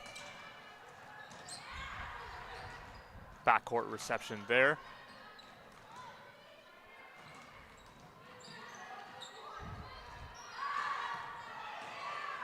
Wow. Big hit there from the backcourt. Lexi Schmidt-Roycroft. 2 points away. Wow. Jinx? Yeah, Jake, wow. No. We are so on par right now. We are locked in. We are dialed. But so are these teams. So who knows what's going to happen here? Either way, I am just thankful I've got to witness so much great volleyball today. Absolutely. And the day's just starting. Day's just starting. Swing there from the Excalibur. Another swing coming from the Boomerang. Boomerang. Off of the block. She put the boom in Boomerang there. Absolutely. And Huge there is no quit in this team. Very manageable deficit here. Still lots of energy. A little bit too far.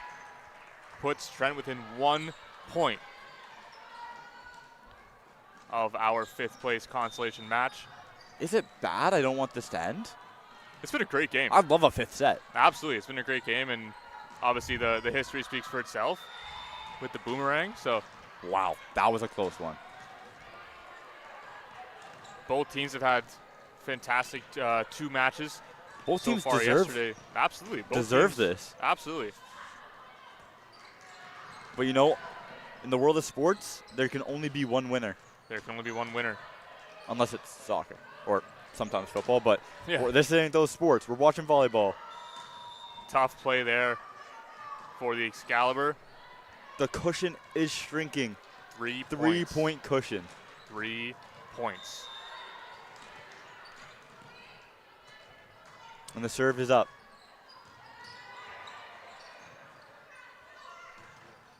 And there we Boom! have it. The There we Trent go. Excalibur take down Andre Laurendo Boomerang, 25-21 in the 4th set.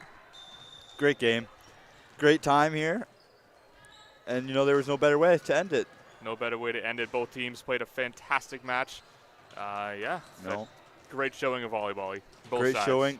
Make sure to come back in 19 minutes. The Durham Lords will be on the court versus the St. Clair Saints.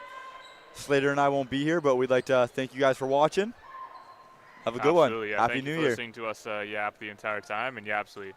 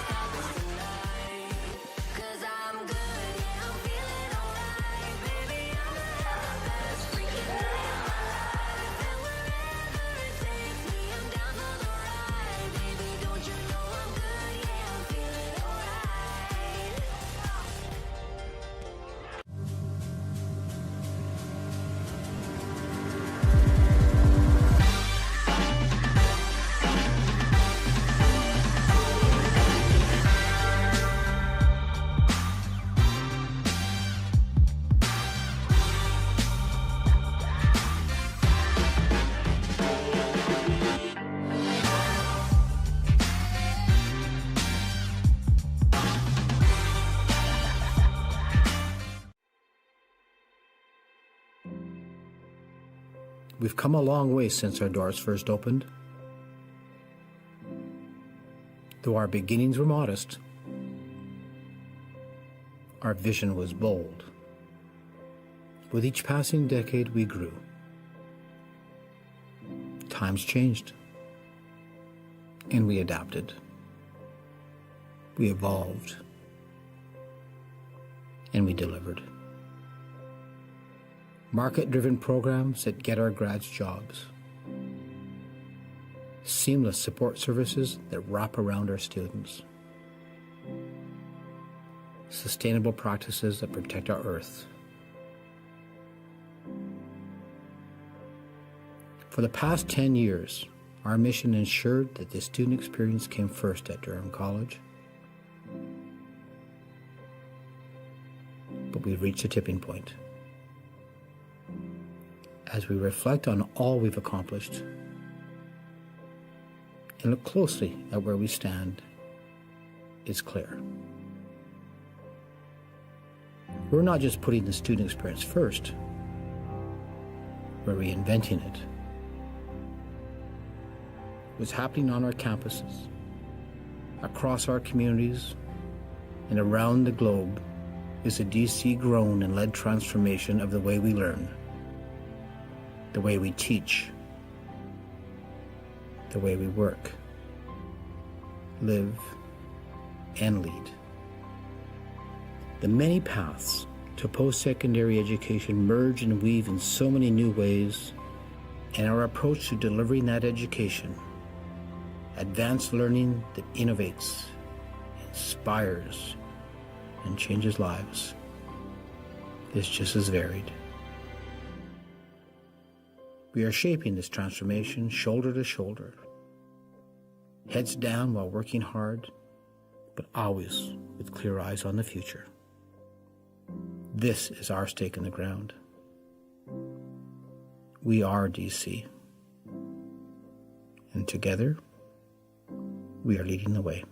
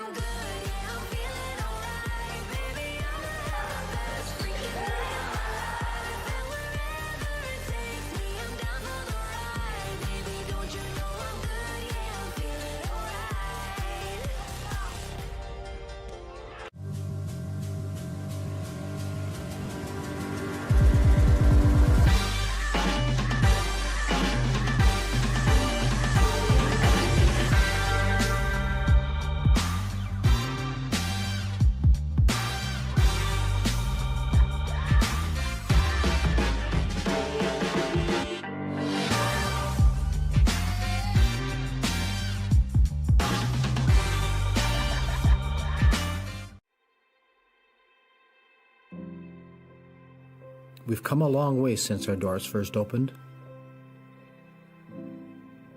Though our beginnings were modest, our vision was bold. With each passing decade, we grew.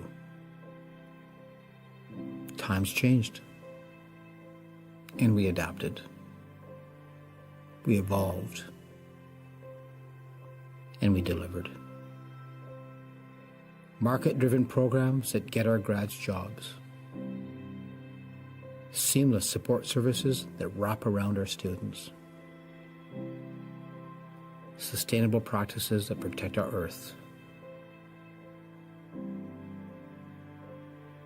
For the past 10 years, our mission ensured that the student experience came first at Durham College. But we've reached a tipping point. As we reflect on all we've accomplished and look closely at where we stand, it's clear. We're not just putting the student experience first, we're reinventing it. What's happening on our campuses, across our communities, and around the globe is a DC-grown and led transformation of the way we learn, the way we teach, the way we work, live, and lead. The many paths to post-secondary education merge and weave in so many new ways, and our approach to delivering that education, advanced learning that innovates, inspires, and changes lives, is just as varied. We are shaping this transformation shoulder to shoulder, heads down while working hard, but always with clear eyes on the future. This is our stake in the ground. We are DC, and together, we are leading the way.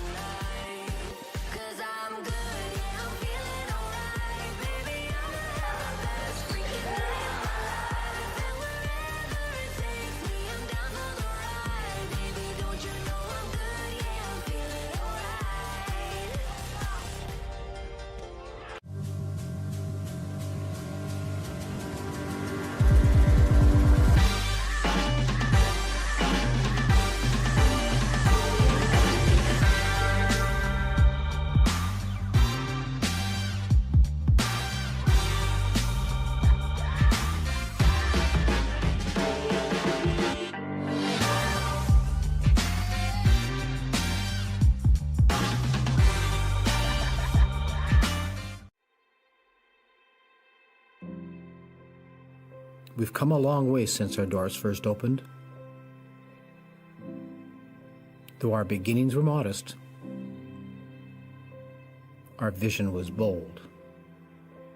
With each passing decade, we grew. Times changed, and we adapted. We evolved, and we delivered. Market-driven programs that get our grads jobs. Seamless support services that wrap around our students. Sustainable practices that protect our earth. For the past 10 years, our mission ensured that the student experience came first at Durham College. But we've reached a tipping point. As we reflect on all we've accomplished and look closely at where we stand, it's clear. We're not just putting the student experience first, we're reinventing it. What's happening on our campuses, across our communities, and around the globe is a DC-grown and led transformation of the way we learn, the way we teach,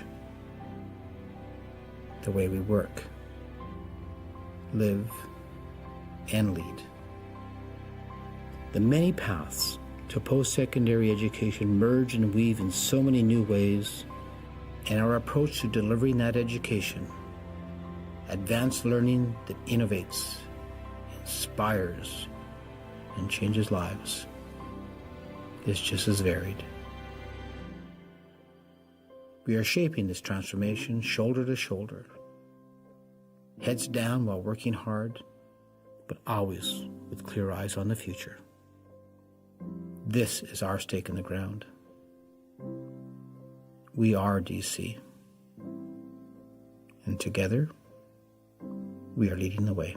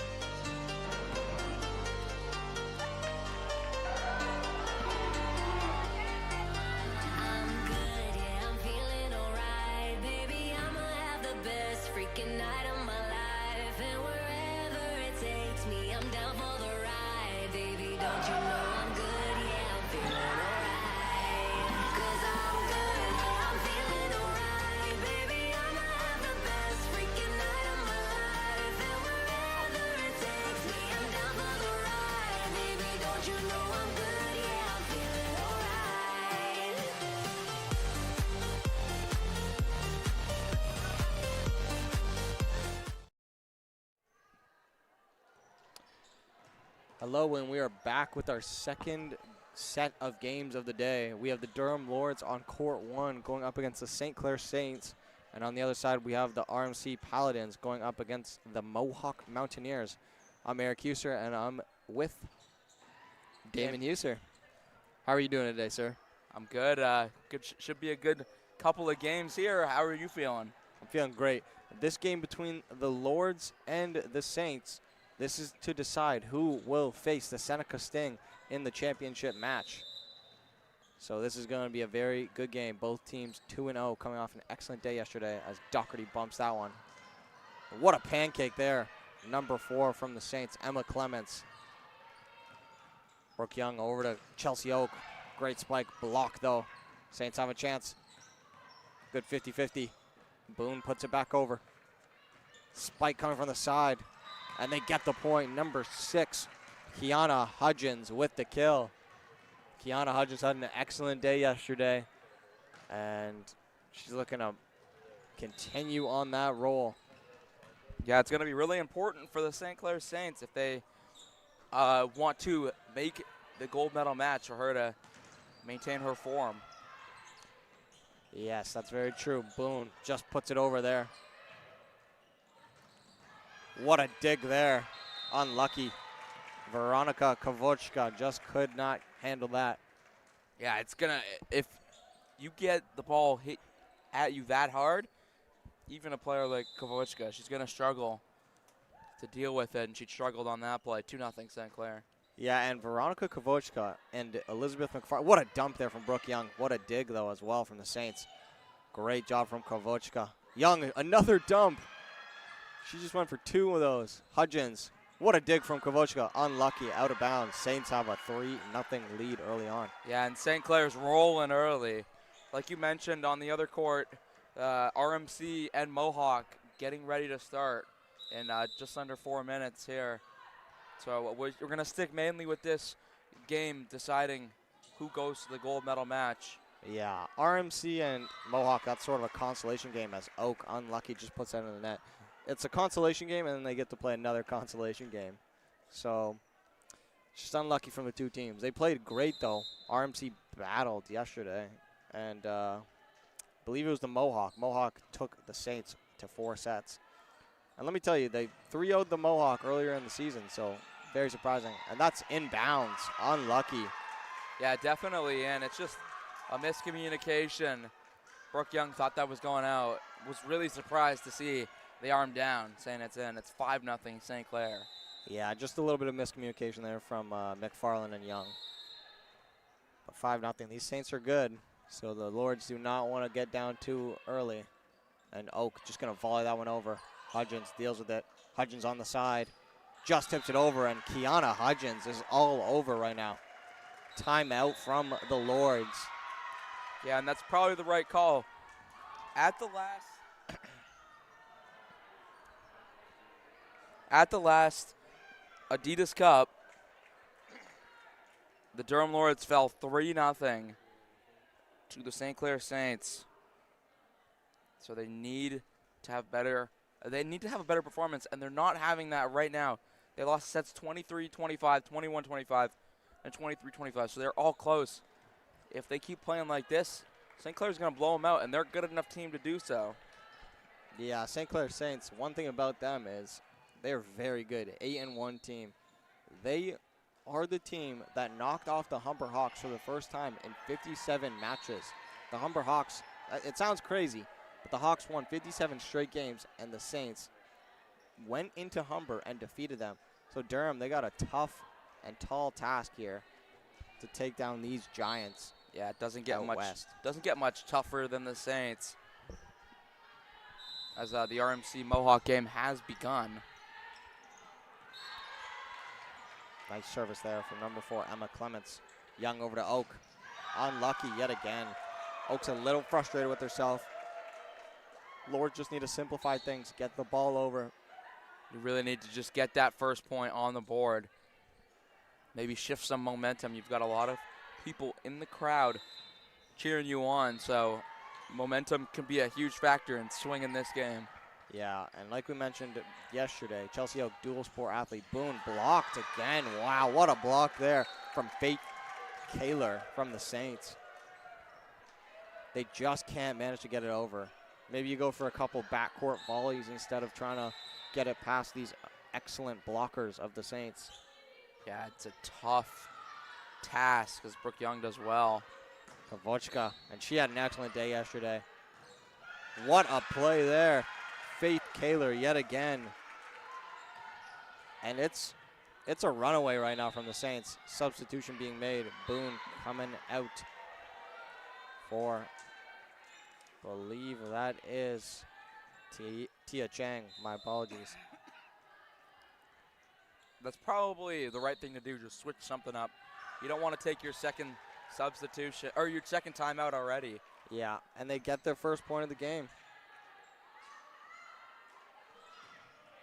They get their first points of the game coming on a missed serve. Emma Clements she ran off 9 straight points for the Saints, so you can't honestly knock her for No, you can't. one mistake. A little bit of a misplay there. Chang up to Young. Chang, little miss. And they're going to give a point to the Saints. Yeah, It was a four double touch. Oh, double touch by I Brooke believe. Young. Yeah, I don't know. I don't truly know.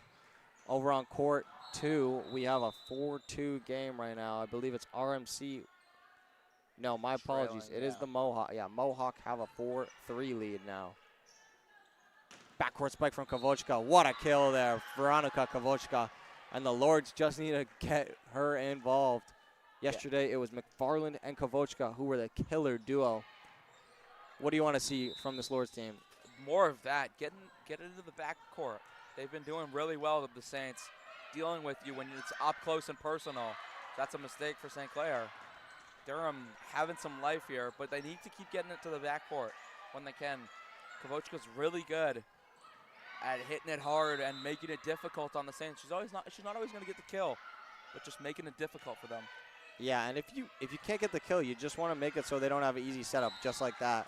And the Saints, 11-3 already. It's looking a little dangerous from this Lords team. They need to hone this in and bring off some points in a row. But like I was stating, Kavochka and McFarland, excellent duo on each side. And then when you throw Jesse Buck in the middle there, it's a very unstoppable duo. Trio, sorry, my apologies. Service coming. Kavochka bumped it up. Young dumps it off to McFarland. McFarland, big spike. And they're going to give a point to the Lords. Believe there was a net touch there from number 11, Ariana Carl. Yeah, you can see the net just wiggling a little bit. That's a net touch. Jesse Buck subbing into this game. Hudgens, good bump there. Out wide. Blocked by McFarland. And the Lords let out a little roar. Hopefully looking to spark a comeback. It's now a 6-point game. Tia Chang on the service. A couple straight points for the Lords. They needed to get on the board quickly. Hudgens, good. Buck, what a block. Volley, cross court, just a tip over. McFarland deals with easy. Up to her setter, Young. Buck puts it down. Buck with a kill, 11-6. Lords are coming back. That's what they do. They will not go away. Yeah, they just don't go away. That's not a team that shies from a deficit. They're going to keep showing up. Tia Chang unlucky there. 50-50 on whether that was in or not. And Doherty's going to come in for Tia Chang. Yeah, and head coach Tony Clark, he doesn't want to get too mad because it's the right play. You're setting it up properly. Just goes through the hands, you know. Tia Chang's going to make that play 99 times out of 100. Yeah. You got to trust Tia Chang. She's one of your top dogs. And Kavochka, what a dig there from Hudgens. They keep it alive. Bump over there from Ariana Carl. Young, McFarland, you're not stopping that. Elizabeth McFarland with an excellent spike and kill. And the Lords are within 5 yet again. Like you said, you just can't stop that. When McFarland gets up, not a lot you can do. Yeah, her power and these services, that might have been a little bit of an announcer's jinx right there as she puts that one in the net. Typically, McFarland loves to go down the same line that she's servicing, and she's got a lot of power. And this is Ariana Carl on the service, coming out of Windsor, Ontario. Kavochka bumped it up to Young, up to Buck. Over the net, back over again. Young's got it, Buck. There you go, Jessie Buck. Second attempt on that one. And she is a workhorse. Good job from Jessie Buck. But the Lords, they got to string some points together. You can't just trade off 1-1 when you're down this many.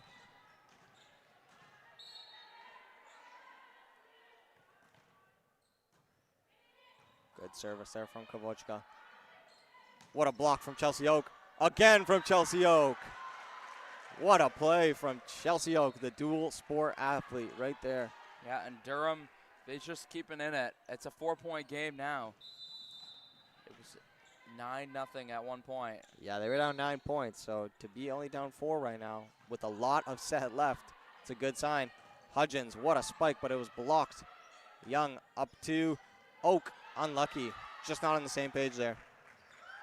But it's okay, they're going to give each other a nice little tap and just an apology there from Young. As Doherty's going to come in for Cassandra Gordon, I believe. Number 15, Harley Smith on the service. She's from Essex, Ontario. Doherty, unlucky from Doherty. She was going for the bump, switch last second, just a little too indecisive, and this is back to 6. Yeah, just couldn't control it. I don't know if a bump would have worked, but you kind of have to stick with it at that point because you're not going to be able to switch over in time. Yeah, and typically you go for the bump off the serve, and wow. Oh, can she keep it alive? No. Good job from Kavochka just getting there, but shout out to Harley Smith, my apologies. Another ace for the Saints. And now it's a 3-0 run, and it's a 7-point game again. Doherty bumps that up to Young. Oak blocked at the net. Good bump over there from McFarland. The service to Hudgens. That's out of bounds. A little bit of luck for the Saints, too, as that hits the net. That might drop down in Saints territory, but it hits the top of the net and rolls out of bounds. Very lucky, very lucky. They may have been able to deal with it still, but you'll take the fortune. Yeah. Sometimes you got to get lucky when you're winning games. Young up to McFarland in the backcourt. Took a block there from Hudgens. Yeah, for a second it looked like it didn't touch any St. Clair Saints. Yeah, I didn't know which way he was going to go there, but he decided to rule that there was a tip. And one person I'd like to shout out, Emma Clements from the Saints. She has done an excellent job at setting up Hudgens on the right wing. And that's out of bounds. Unlucky there from Jesse Buck. Hey, always so composed. Hits it well, just a little bit too well, and it goes just out of bounds. But the St. Clair Saints knew it right away. Communicated well. No one went near it. Yeah, Jesse Buck has a lot of strength, and that's an excellent service. A backcourt spike from McFarland. Dealt with by the Saints, and that's just out of bounds. Point to the Lords. Like I was stating, Jesse Buck, she has a lot of strength. Sometimes a little bit too much on that service, as you saw on that other play. And you see Brooke Young here serving for the Lords.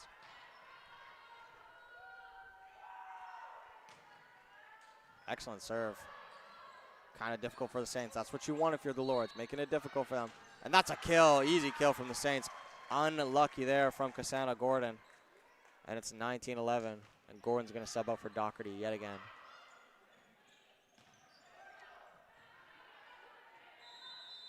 Her nickname is the Duck. She had an excellent day yesterday as their main libero. Volleys that one. Kill there from McFarland. Rolled off the top of the net. A little bit of luck there. And the thing about this St. Clair team is if you could define a team being in form, it's them. They've won 8 in a row. Their first loss was the first game of the season to Conestoga. So they've won 8 in a row, and if you count this tournament, they're up to 10 in a row now. Unlucky from the Lords. And yeah, sometimes that first game of the season, it can always be a tough one. You're just getting back. Everyone's trying to figure each other out, and they lost to Conestoga. But they beat some good teams. They beat Humber, and their first game back from the break is against Humber as well. Humber, as we know, 57 straight games in a row before that. Nice effort there from McFarland. Good touch, good block. And no, they're saying there was no block, and it was just off the net. Too many touches. 2013 for the Saints. My apologies. And one thing about this St. Clair team is they're very efficient hitting the ball. 3rd in hitting percentage, only behind Humber and Durham. So 2 teams that don't often make mistakes. Nice block there from Kavochka. Yeah, hitting percentage, that's a very key detail to looking for. And Buck. That definitely took a deflection, and Buck's going to get the point for the Lords. Jesse Buck had an excellent day yesterday. And over on the court 2, my apologies, it is, I believe it's 14-10 for RMC. Yeah, RMC starting to run away with this first set. A team that has struggled so far.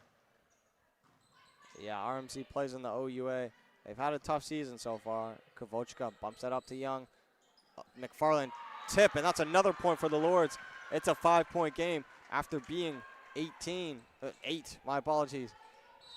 Yeah, they're starting to get back in this, and that's what they need to do.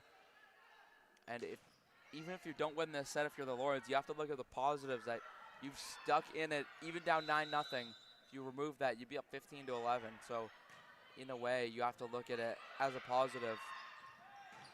What a backcourt spike from Hudgens. You're not dealing with that. Excellent kill from the Saints. Wow, Kiana Hudgens. I had the privilege of having a conversation with her, and she and her team are very confident in the Saints on winning the national championship. That's their goal. Anything short would be disappointing. Good bump there from Kavochka. Unlucky, it just went over. Buck out of 50-50 at the net. Young up to McFarland. The spike. Right to number 3, Hannah Gill. Hudgens just tipped it over. Doherty up to McFarland. Great spike. They dealt with it. Buck. Unlucky. Just couldn't get over top of it enough. And it is a 7-point game. The Saints are 3 points away from winning set number 1. Yeah, and you're talking about the national championships. If they're playing like this, day in, day out, game-by-game basis, set-by-set basis, they got a good as chance as anybody to do it. As there's the Saints. 100%. You go up against a good team like the Wizards, up 6 points, you're doing something definitely right, and you definitely have a shot at that national championship. But that's a long way away still, and McFarland is going to serve this one up. These teams not focused on that right now, focused on unlucky from McFarland. That's the second time she's put in the net, unlike her. Possibly need to get in the groove. They played the 2 o'clock game yesterday, noon, a little bit of an earlier start. Maybe that plays an effect, but I don't really think so. And that's into the net as well from Ariana Carl. She's had a great set here for the Saints. As Cassandra Gordon is going to check in here.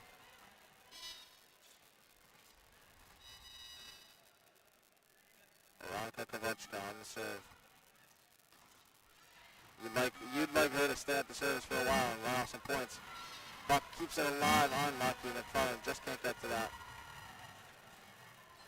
And it's a 7-point game.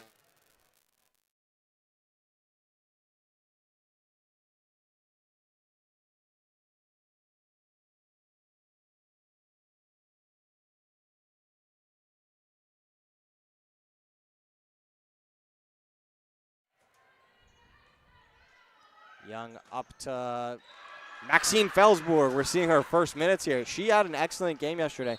Typically only comes in for services, but after the performance she put on yesterday, I'm thinking maybe she deserves a bigger role. What do you think? Yeah, it's looking like it right now, and that's a great kill, just keeping their set alive. Buck needs to stay at the service for quite a while. Hudgens has just ended the set for the Saints, and they take it 25-18. Yeah, while we wait for set number 2 to start, we'll head over to court number 2 and watch this game where RMC is up by 6.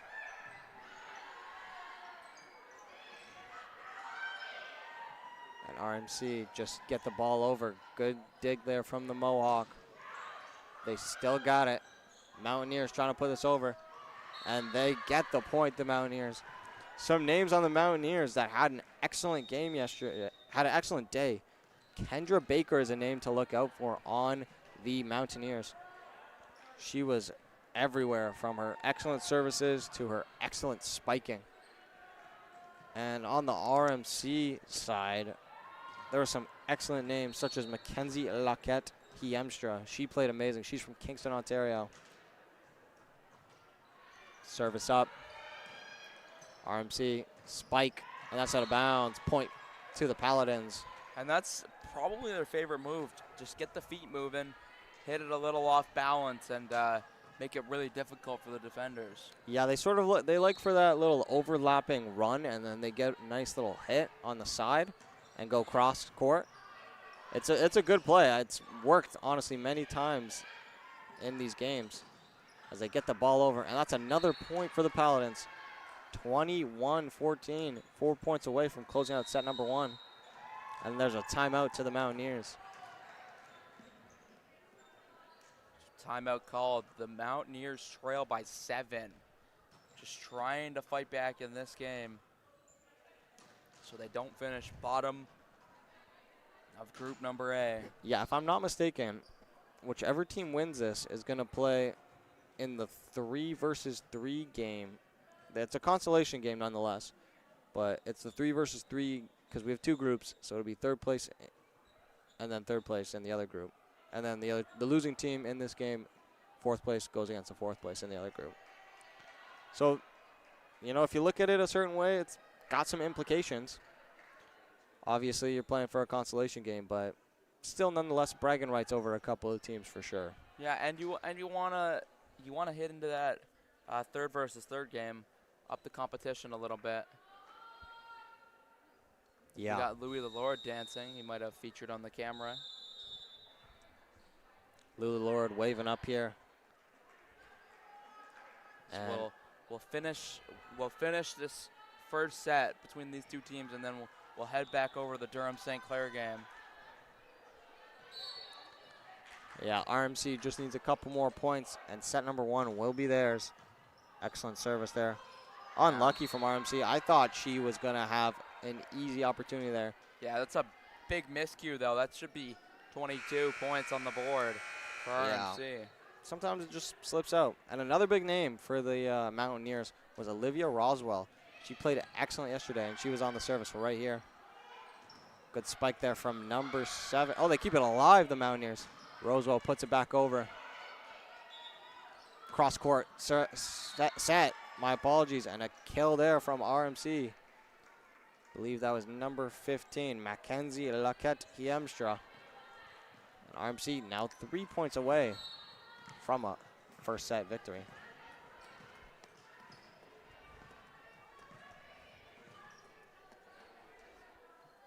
Serve coming.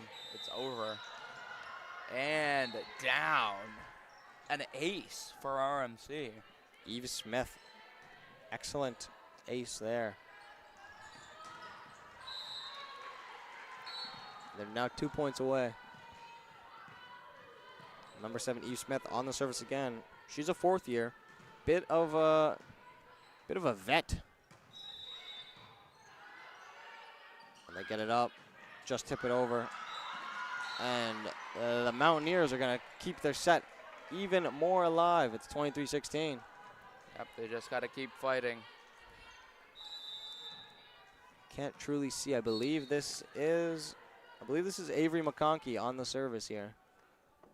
Bit of an obstructive view, but number 15. Up Paladins, backcourt spike. Excellent kill, and they're 1 point away now. Huge kill.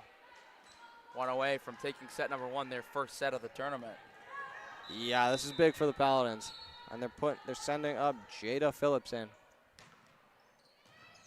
Unlucky first day from RMC. They lost to the Saints, and then they lost to the Lords. Great dig to keep it alive. Ball's back over. Mountaineers would love to get a point here. Good block, and it's going to be a point to the Paladins. And they're going to win set number 1. And we are going to jump right back over to this Lords game.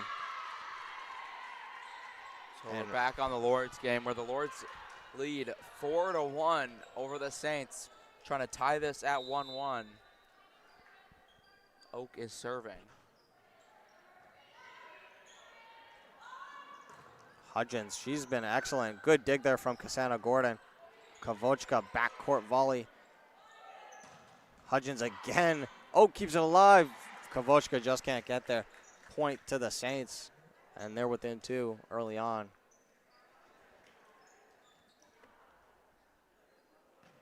It's going to be Hudgens on the serve yet again. Hudgens is a 5th year using all that eligibility up. Gets that over. Doherty, another volley off the serve. And that's a kill from Elizabeth McFarland. Something that we're going to hear a lot today.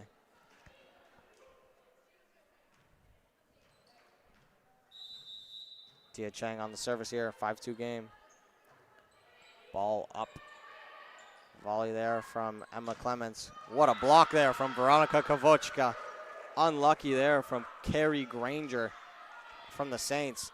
Kavochka is just in flow state, as the kids say, these past 2 days. Flow state, huh? Yeah, this Durham team, it's a little bit different than some of the other top teams. So that's another, whoa. They just can't keep it alive. It's another point for the Lords. They don't have a player on their team over 100 points on the season, but they've got plenty of players that can play and do play. The highest overall points is Elizabeth McFarland at 80. Yeah, if you just check the stats, Elizabeth McFarland, she is in actually the top, I believe this is top 15. Top 18, my apologies. She's 18th for points per set. She's sitting at 3.4. On St. Clair, they have Kiana Hudgens. She's sitting in 5th place right now with 4.4 points per set. So it's a good matchup. St. Clair also has Sergener. She averages 3.5. So Saints have a lot of people that like to get points per set. And McFarland, she's done a good job. But one thing with the Lords is they're very well-rounded, hey? Yeah, that's what we were mentioning, is the fact that they're so well-rounded, and it allows them to be adaptable to how different teams like to play, giving them a chance in any game. Yeah, because you think about it, McFarland 18th place, but the Lords they're winning games. So you don't just need one person. And the Saints have a good recipe going as well. They got some of the top hitters in the game. And they're going to say 2-touch there. And Lords have a 6-point lead early on. Yep, this is a similar start that St. Clair had. Last set, and the Durham Lords dominating to start this set. What a block there from Jessie Buck. What a spike. She keeps it alive. Oh, McFarland just went for the pancake. Just couldn't get to it. And that shows that you can be the smaller player and still deliver big blocks. Yeah, Buck is standing at 6'5". She's got the height over most of these players. But just a fight there from the Saints as they keep that alive. McFarland, it's going to be, 4 touches. I believe Buck deflected it on the way in. Kavochka put it up, and then Buck hit it again. Yeah, had to get it over. Didn't know that. 8-4 now. Faith Kaler on the service. Young up to backward spike. Chelsea Oak, what a kill right down the pipeline. That's really what Chelsea Oak does. 3 kills per set for Chelsea Oak. It's one of the top on the Lords for sure. Second. Actually third, my apologies. Kia Gordon is sitting in second. Don't see Kia Gordon here with us. Yeah, she wasn't present yesterday. I'm hearing reports that she had other matters to attend to. This is an unconventional tournament. It's just to get the players back into it after the break. As McFarland, she fails yet another serve. It's happened quite a bit with her today, huh? Yeah, maybe just trying to be a little too perfect. Tried to get that down the line. Yeah, and typically she's able to, as we have Carrie Granger on this. Doherty volley up to Young. Kavochka, what a spike, but they still alive. Hudgens, and there's nothing you could do about that. McFarland coming at her like a bullet. And Hudgens with yet another kill. Like we stated, Hudgens, one of the more elite players in this league. Unlucky, thought that might have been going out. Young, 50-50 at the net. Kavochka, unlucky, just out of bounds. And then a touching of the net, I believe. Yeah, that point went to the Lords, actually. Yeah, they signaled a touch from the net, I believe. Yeah, I didn't see it, but I don't know fully. referee's got a very good view compared to us. Yeah, he's got the view right on the line, so that's always... I like the way that they set him up. And Buck Good block there. Another spike coming out of bounds. Point to the Lords. That was number 17, Brienne Hobbin. But like I was saying, I love how they have, he's got a good vantage point. Getting some height there, eh? Yeah, it's smart. No other sport really does that other than tennis. Yeah, tennis and I guess those are the sports where there's like a net that, shares. You get what I'm saying? Yeah, I understand that. What a block there from Buck. Oh, unlucky. I thought it landed on the other side, but point to the Saints. Snuck right through, and it's 11-7. We have Brienne Hobbin on the serve yet again.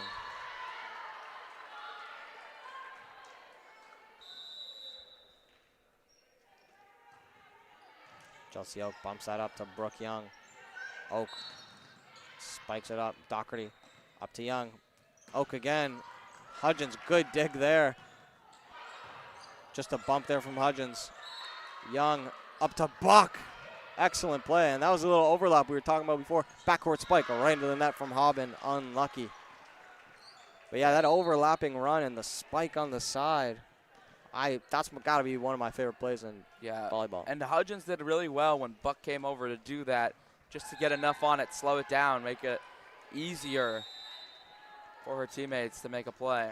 Yeah, if you can read it early on, you can defend it, but many times you don't expect that to come.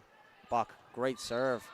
And that's what you want to do. You get possession back. Young up to Tia Chang, and that's a point for the Lords. 13-7 early on, 6-point lead. Yep, starting to run away with it a little bit, the Durham Lords are. Jesse Buck on the serve yet again.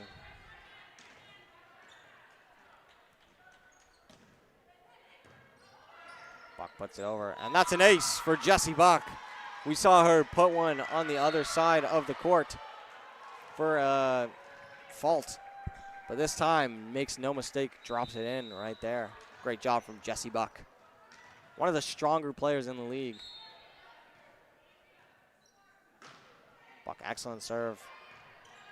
Hannah Gill dealt with it. Hudgens, and not much you can do. Hudgens is on that level with McFarland with the sheer power and just the will to get that ball through. Yeah, like you said, not much you can do about it. If she hits the ball correctly and in the right spot, there's just no stopping it. Yeah, she's definitely up there with one of the stronger spikers and hitters. Doherty, she's done that a couple times. McFarland, backcourt spike, hit the net, almost worked in her favor. Hudgens, yet again, just tips it over. Good dig there from Kavochka. Young up to Oak. Oak spikes it down, but Hobbin dealt with it. Bump up there from Clements. Huggins gets it over. They keep it alive. Kavochka, can she get it over? They do. Great job from McFarland there. What a dump. McFarland deals with it. Young up to Oak. Oak just tips it over, and that's a point for the Lords. What a rally.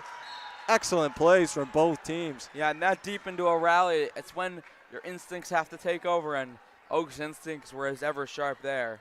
Yeah, Oak hit the ball into the net a couple times in the first set, was a little frustrated with herself, but I think she's definitely found her footing here in the second set. And the Lords, they have a 7-point lead. This is what you want. Hobbin up to Clements. Backcourt spike coming there from Granger. McFarland, unlucky. I thought she was just going to lightly tip that over. I think she was thinking a little bit more power, and she got in her head a little bit. Yeah, I think maybe she switched to the tip last second, and it just didn't work out. Didn't get enough on it. Yeah, unlucky there. Good bump there from Oak. Young up to Tia Chang. Just tips it over. That's a kill for Tia Chang. Lords 16-9. On court 2, let's just check in on the score here. Believe it's RMC 10. No, it's Mohawk 10. Mohawk 10, my apologies. RMC 7. So Mohawk have the lead right now, 10-7. They are down 1-0. What a tip there from Hudgens. They keep it alive. Great job there from the Lords. Is that going to stay in? It is. Wow. Hudgens was getting ready to celebrate, and there they finally get the point. Number 10, Faith Kaler. I thought that was for sure landing. Yeah, I thought so too. I can't believe Durham kept that alive, but still the point goes. But that's just a moment where you just got to realize you gotta play till the whistle. Yeah, keep digging in. Doherty, good bump there. Young Great spike there from Kavochka. Auk bumps that up. Doherty unlucky there. 16-11. Oak a little frustrated with herself that she couldn't handle that bump enough. And it's a 5-point game now. Hudgens on the service yet again.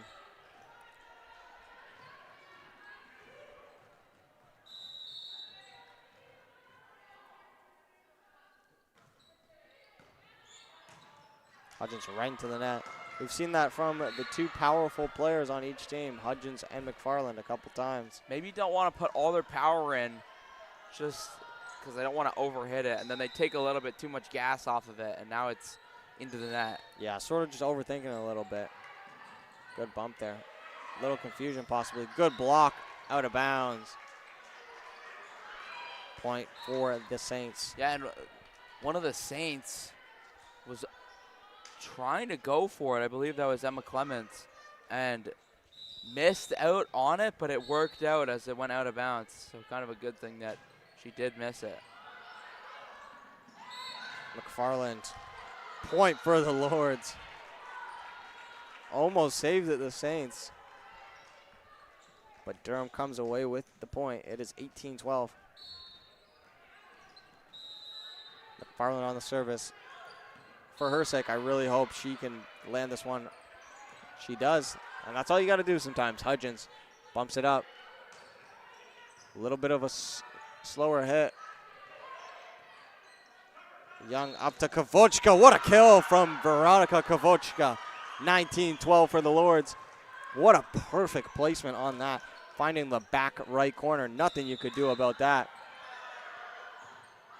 McFarland on the service yet again. Veronica Kavochka has to be one of my favorite players. She can do it all. She can go down, give you a dig, hit you with a backcourt spike, and get up and close and personal and spike it home at the net as well. And she's an excellent blocker as well. Cassandra Gordon, excellent dig there. Up to a backcourt spike from Oak. Bump there from Gill. Up to Clements. Great spike. Can they keep it alive? No, they can't. Number 15, I believe that was. Harley Smith with the kill. Yeah, great kill. You got to get on the board. If they want to come back, it has to be right now. Yeah, it's now or never for them. 19-13, down 6. Lords just need 6 points. Good service there from Samantha Clements. I believe that's Emma Clements' sister, if I'm not mistaken. Emma Clements puts it up right there, and that's out of bounds.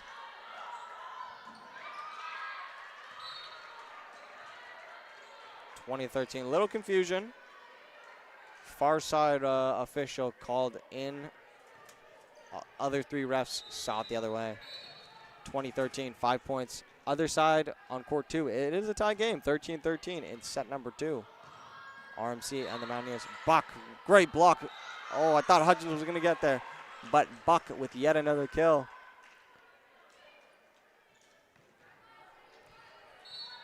Jessie Buck's sister actually up near me right now taking pictures. She is an excellent person. Very nice girl. Hudgens bumps that up. Just tips it over. Out of bounds. Wow, Unlucky. ever so close. And Durham are 3 points away now from taking set number 2. I don't know if it's the rotation or whatnot, but Hudgens is playing back middle. I really liked her when she was hitting on the left side for the Saints. But they've sort of switched Hobbin and Hudgens around. Hobbin bumps that up. Clements up to Hobbin again. Just gets it over. Young, Buck. What a kill, Jessie Buck, yet again. We've said her name a couple of times. 23-13 for the Lords. They're 2 points away from equalizing the sets, my apology. Veronica Kavochka, one of the most all-around players here on the service. Great job, right up to Gill. Clemens, Hodgins. Wow, what a play from Cassandra Gordon. Backcourt spike from Kavochka. Good bump there from Hobbin. Hobbin again. Blocked again. Point to the Lords. What a play. They just won't stop. 24-13 for Durham. And they're 1 point away from walking away with this set.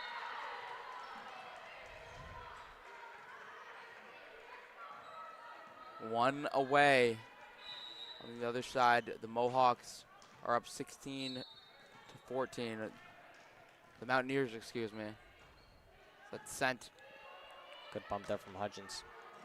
Hobbin right into the net. Lords wins set number 2, 25-13. Yeah, that's a big set for the Lords. You can't go down 2-0 to a St. Clair side, or else you are respectfully going to lose. Yeah, and St. Clair dropped a set yesterday to the, I believe it was the Mountaineers. Yep. So losing one to the Lords is not that crazy. And while we wait for set number 3 to start, we'll head over to court number 2 and watch this one between RMC and Mohawk. So RMC have it right now. It's popped up. That's a good play. Mohawk can't keep it alive. This one is tied now.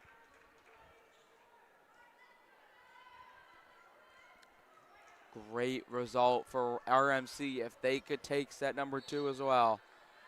It's tied up at 16. RMC serving in set number 2. Because of the 4-setter in game number 1, a little bit behind the Durham St. Clair. This is hit over. Mohawk controlling easy. Now they set up. It's tipped back up in the air. RMC just have to send it over, and a ball comes onto the court. And play will be restarted. Still knotted up at 16.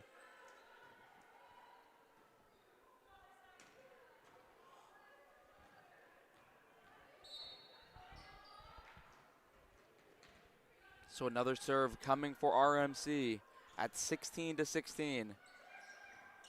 Nearly an ace, popped up, sent over, block, and a point for RMC. They've got 3 straight, and it's 17-16.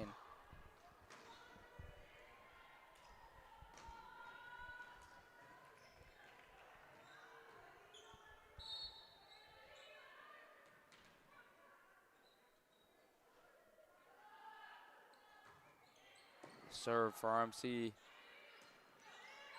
Set up Mohawk nicely, but Mohawk's hit wasn't very good. RMC have a kill, and it's 4 straight. And they are faring really well against Mohawk. And timeout called by the Mountaineers.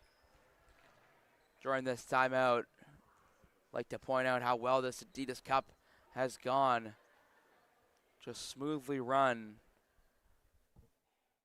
Someone I think Tegan and Slater mentioned, Cole Tippett has been running this Adidas Cup to perfection along with some help. Like this great man next to me, Ian. Just doing a great job. We're sitting here in a little intermission for both sides. The Durham St. Clair game about to resume. It's 18-16 on court 2, where the Mountaineers trail and are in free fall, about to fall 2-0 if they don't step up soon. St. Clair Durham look poised to go to a 5-setter right now. Yeah, and I feel like we're going to see a couple 5-setters the rest of the way out. You got a championship matchup between one of these 2 teams on court 1 and the Sting, Seneca. That's going to definitely go 5. And we'll head back to court number 1 as we watch the Durham Lords play St. Lawrence Saints. In set number 3, it's 1-1. Yeah, St. Clair's having a great job. They've done a great job building their program. Like we stated before, they knocked off Humbert earlier this season. And on the service there, number 14, Emma Cabral. Ball up. Kill there from number 15, Harley Smith. Excellent job there. And one person we haven't seen for the Saints today, Brooke Vickers, not dressed today. She was the go-to setter yesterday. And today we've seen a lot of Emma Clements. What a kill there from Chelsea Oak, as the bench loved that one from the Lords. Chelsea Oak ties this up at 1. On the other side, we see I believe it's RMC, the Paladins. They have a 20-17 lead. Very close to knocking off the Mountaineers in 2 sets back-to-back. As that goes out of bounds, unlucky there from Brooke Young. So now we have Emma Hudgens on the serve.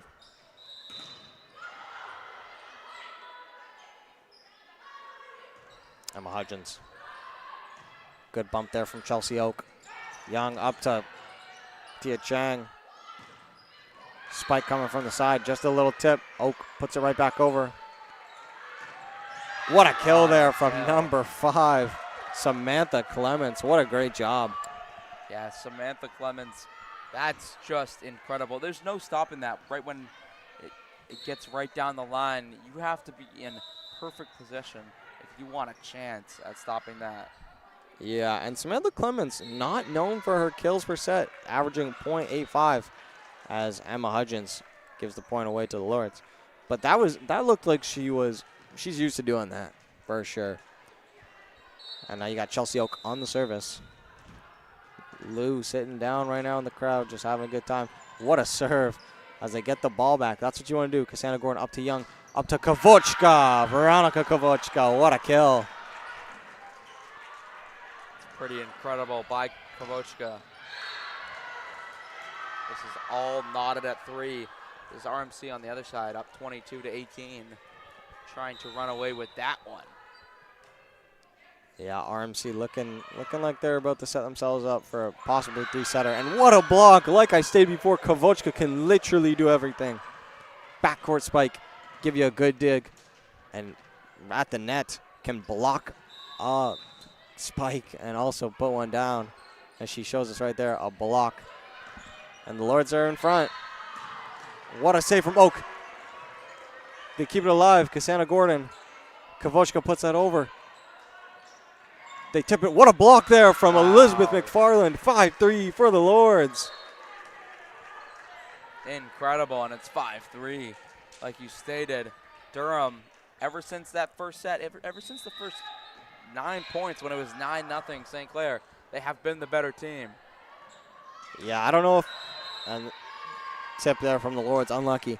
I don't know if it was just, they just needed to get their footing back, but that timeout from Tony Clark in the first set definitely brought them back down to earth. That's why he's one of the best coaches in the country. He knows what he's doing, and that timeout just relaxed the players. And like we mentioned, they didn't win the first set, but they showed fight. They win the second set, and they're only up 1 here, but they're winning this third set as well. Now they're not, as it's tied. Yeah, unlucky set there, just not on the same page, Brooke Young and Tia Chang. But like you were saying, they didn't win it, but sometimes all you need to do is just get momentum going into the next set. Show that you can compete, because when you're down 9-0, down 10 points near, it makes you feel like they're just better than you. So when you show yourself you can compete with them, that's when good things happen. You got to just give yourself a chance. Yeah, and unlucky there from the Lords again, 6-5. On the other side, RMC 1 point away from victory. It's 24-20. Jim goes very quiet. Doherty bumps the ball. Up to Kavochka. What a kill there from Veronica Kavochka yet again. Said her name many times today. I don't know the exact number of kills she's gotten, but I'd say it'd have to be near 10. Tia Chang on the service, up to Hudgens. Good bump there from Cabral. They call her for a lift. Unlucky there from Emma Cabral, coming out of Milton, Ontario. Yeah, and Tia Chang will serve again for the Lords. 7-6 into the net. And it's tied again. A couple of mistakes from the Lords. We've seen it often. These teams, they just can't capitalize when they have the momentum, keeping these games real close. Yeah, and that's why these ladies are not professionals yet. Still got to work out some mistakes as Buck gets a kill. Excellent job from Jessie Buck. McFarland just had to dodge that from Cassandra Gordon, the pass. But, wow, what a kill there from Jessie Buck yet again. Hudgens bumps that up. Cabral out wide.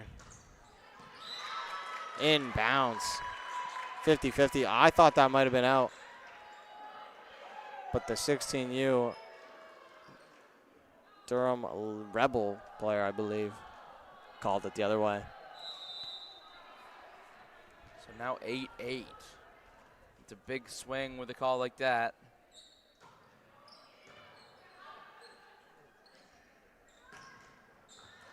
What a dig. They just can't keep it alive. Unlucky from the Saints. And we've seen Emma Cabral step into that setter role today. Well, not today, but just this set. Typically, it was Emma Clements getting all the minutes. But it's been Emma Cabral this whole set at the setter spot. And they have 3 setters on the roster, but with Brooke Vickers not even dressed. They only got 2 to rotate between. What a bump there from number 11, Ariana Carl. Other side, Hudgens. Unlucky from Kavochka, just went right through the fingers. Yeah, and Tony Clark, he's got a smile on his face. Kavochka knows that that was a mistake, and Tony Clark, you can't get too upset as mistakes are going to happen, and he understands that.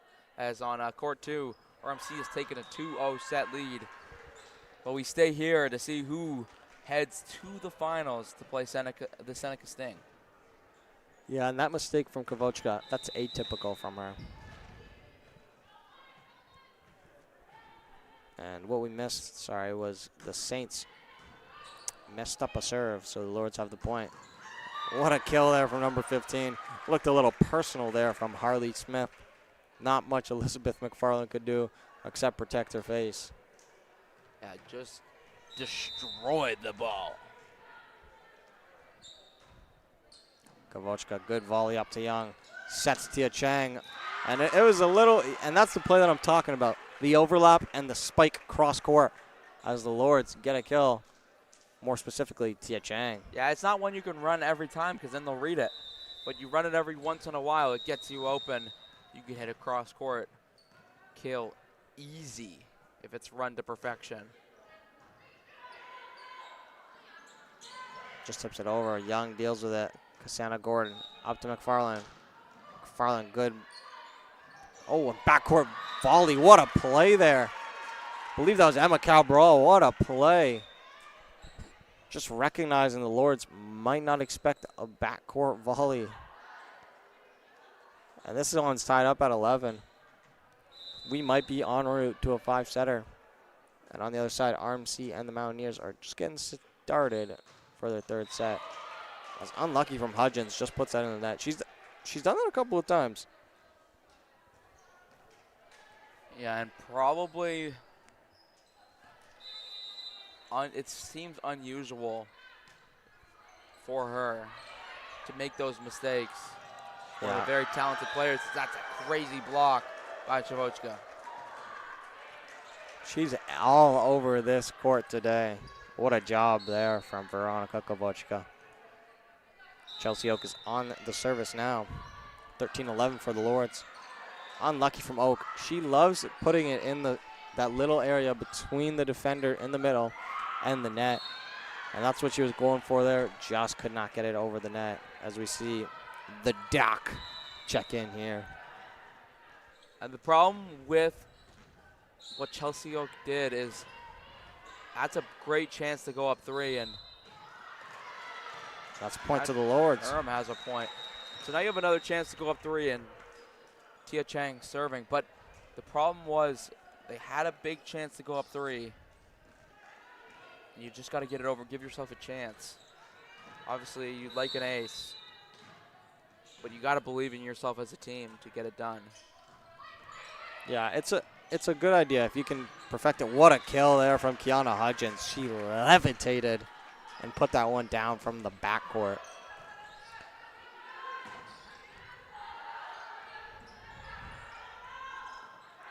I believe this is going to be Samantha Clements on the serve. She's from Windsor, Ontario, the 2nd year. Her older sister, the setter, Emma Clements. Good bump there from Kavochka. McFarland, they keep it alive somehow. Backcourt spike from Hudgens. Out of bounds. Point to the Lords, 15-13. Too far, and it all set up perfectly for the Saints. That was wide open if Hudgens could hit a corner. Yeah, easier said than done hitting that back corner, but Oh, yeah. very close. McFarland on the service. Love to see her get it over. She does. What a kill there from Jessie Buck. Many times she's just done that. The Saints have made a mistake and put the ball over, and timeout to the Saints. Yeah, and after the kill by Jessie Buck, gets a push by Brooke Young. Just, that's nasty push.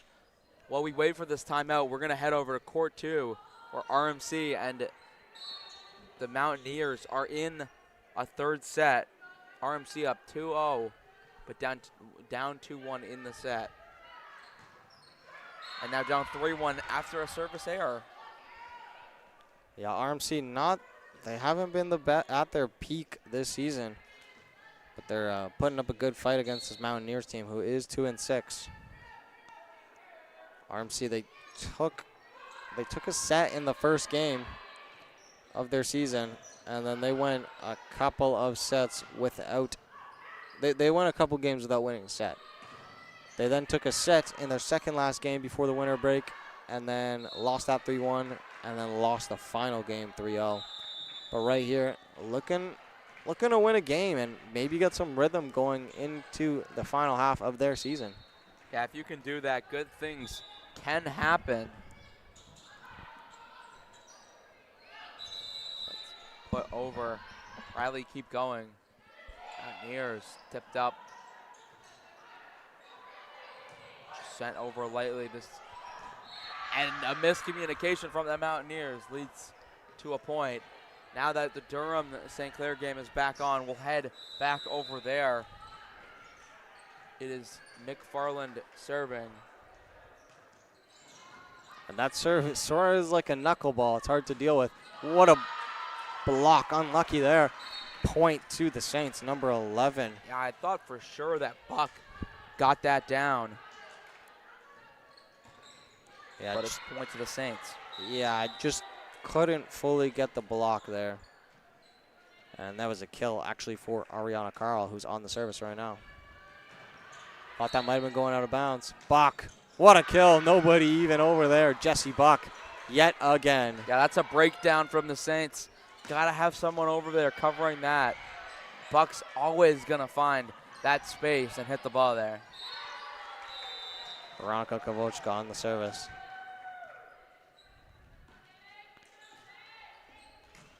Excellent serve. Right up to Carl. Other side, Hudgens just gets it over. Kavochka bump. Good job from Young. Backward spike from McFarland. Took a hand from Hudgens, and that's a point to the Lords. 18-14. This is starting to look very good for the Lords as they try to go up 2-1 on the Saints. Yeah, they're shaping up nicely against this Saints team. They're looking like the better squad right now in this moment. After the 9-0 start, they've just been the better team all around this whole time.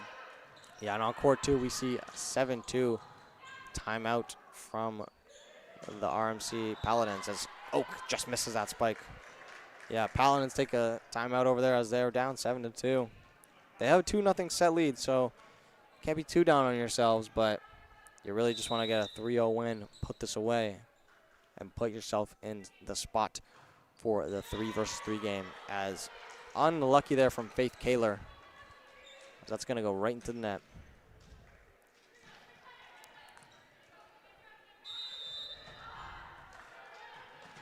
Jessie Buck has an excellent serve. Gets it over. Kiana Hudgens.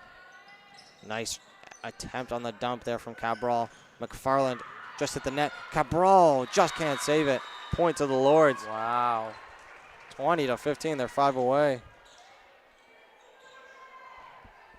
And Jessie Buck yet again. I would love to see Jessie Buck ring off 5 more points and just put this game away for the Lords. Buck up to Hudgens. Good volley. Hudgens unlucky there. Just not good enough from this on the setting from Ariana Carl. No, it wasn't. It just a little bit too far outside, and it led to hitting the pole, being point to the Lords. We talked about who the winner faces, Seneca, in the finals. The loser goes to the bronze medal match to play Fanshawe. who fell to Seneca in 3 sets. Good job from Jesse Buck there, keeping that alive. Brooke Young puts it over. Good volley there from Gill. Hudgens, good spike, and she gets the kill. Oh, and McFarland runs right into the bleachers. Unlucky there. Substitution. Hudgens is going to come out for number 17, Brianne Hobbin. Possibly a fatigue thing. I don't see another reason why you'd want to take out your best hitter. Good bump there from Cabral. Good dump there from Brooke Young. What a sneaky play. 22-16. That's why Brooke Young is one of the best setters in the OCAA. Plays like that. And maybe you just take her out of the game for this set. Let her come back in the 4th set. You might have thrown in a little white towel in this set number 3.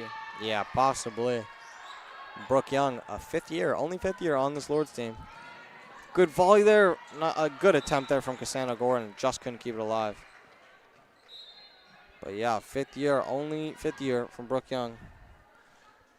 She is the vet of vets on this team.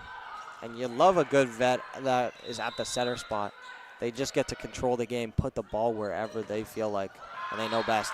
Out of bounds, point to the Lords. They're 2 away from going up 2-1. Yeah, court 2, it's domination by the Mountaineers. They're up 10-4, trying to force set number 4. Good bump there from Gill. Good save, unlucky from Cassandra Gordon. Good effort. Ball in the other court. Just happy, knocking on wood here, that nobody has stepped on a ball that's run under their path, which is why they blow the whistle so quickly when they see the ball on the court. Yeah, that would be very unfortunate. It could lead to many different things. Rolled ankle, you know, you land on it, you fall, head injury possibly, and that's unlucky from the Lords. Saints are not out of this. It's 23-19, and you have a good server Harley Smith. Yeah, it's just a 4-point game. This one is not over yet. Durham has to buckle down, get these last 2 points. Oak up to the dock. Kavochka, good spike from the backcourt. Excellent tip over. Dockery deals with it. Chang. Incredible by Tia Chang. And they are a point away from taking a 2-1 set lead. You're going to see Maxine Felsburg check in here. Is she typically a player that plays later in the sets? Felsburg is indeed a 3rd year out of Beamsville, Ontario. Excellent serve. And she gets an ace, and that's the set for the Lords. Maxine Felsburg comes in and makes an immediate impact for the Lords. And we're going to jump over to the 2nd court as the Mountaineers are actually destroying the Paladins 13-5 right now and trying to force a 4th set. As we see, they get a point right there, 14-5.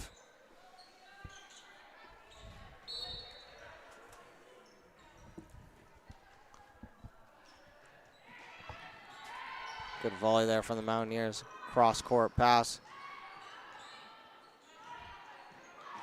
RMC blocked again. What a play there from the Mountaineers. It was number 7, Megan Battersby. I believe Megan's coming out of Welland, Ontario. Nice little town. And this is the same server, who has a little bit of an unorthodox way of serving. She comes from the corner. Good setup there. Mohawk keeps it alive. Good volley there from number 14, Jada Phillipson on RMC. Good spike there from the the Mountaineers. Out of bounds. Point to the Mountaineers. And it is 14-7.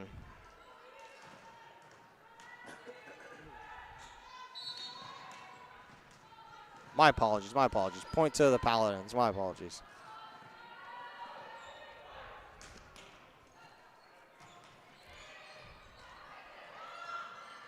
Nice bump there. Mountaineers just tip it over. Unlucky there. Point to the Paladins here on in the red. Trying to make a comeback and win a clean sweep, 3-0. If things keep going the way that they are going, though, it is definitely going to be Mountaineers taking set number 3. Paladins on the service yet again. Good save. Good spike there. Keeps it alive, though. Mountaineers, what a kill there. Can't fully see who that is, but wow, what a great kill there from RMC Paladins. And I believe it was, no, the Mountaineers, my apology, it was Kyra Cameron, another name that we mentioned quite a few times yesterday.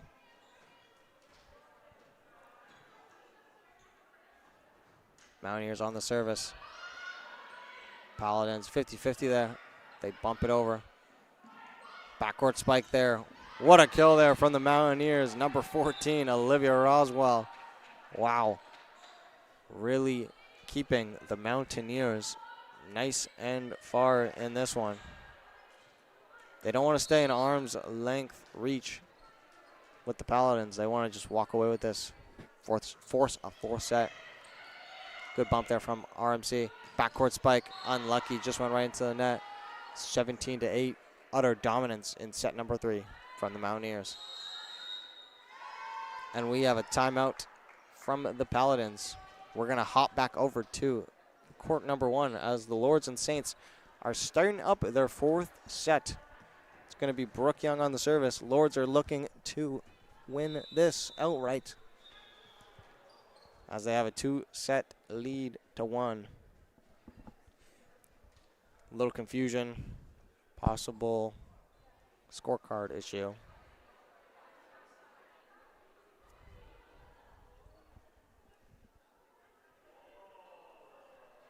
Coach Tony Clark messing around with them a little bit.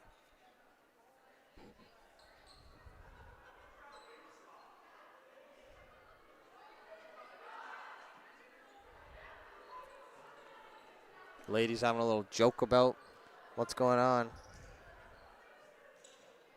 This tournament's all in good fun. Ran very well by the Durham Lords staff. Me personally, I really had nothing to do with it. I got to give credit to people like Ian and people such as Scott Dennis for just getting the personnel to put this together. And, you know, it's just a good tournament to get the players back into shape because, you know, holiday break, you're eating lots of food, you're, you know, having a good time, and maybe you're focusing less on the athletics part. So I honestly love this tournament. It's been going for the past couple of years here at the CRWC in Oshawa. And Brooke Young, I believe, is getting her service finally. Everything is all settled out with the refs and the coaches.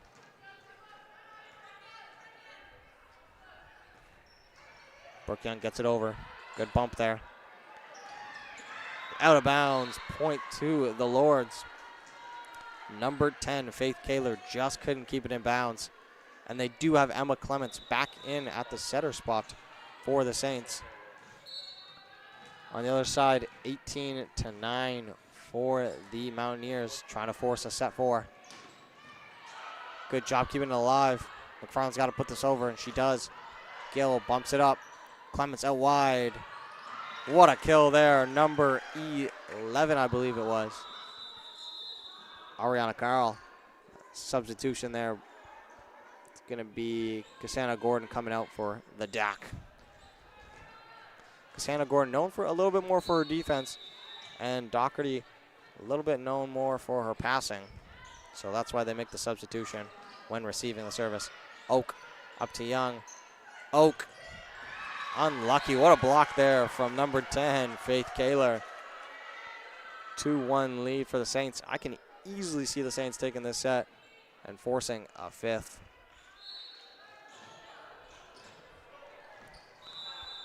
Emma Clements on the service. She is their setter. Doherty. She's had that moment a couple of times. Kavochka, backcourt spike. Gill Touches it. What a block there from McFarland. Point to the Lords. Cheeky little block there from McFarland. It wasn't the hardest hit ball from the Saints, but just the ability to recognize where that's going to go and play it right down in that corner. Because that easily could have gone out of bounds and point for the Saints. Gill gets down. Oak deals with it. Young, McFarland just tips it over. Excellent play from Elizabeth McFarland. Wow. The recognition that the blockers were going to be up, and she just tipped it right past them. Wow.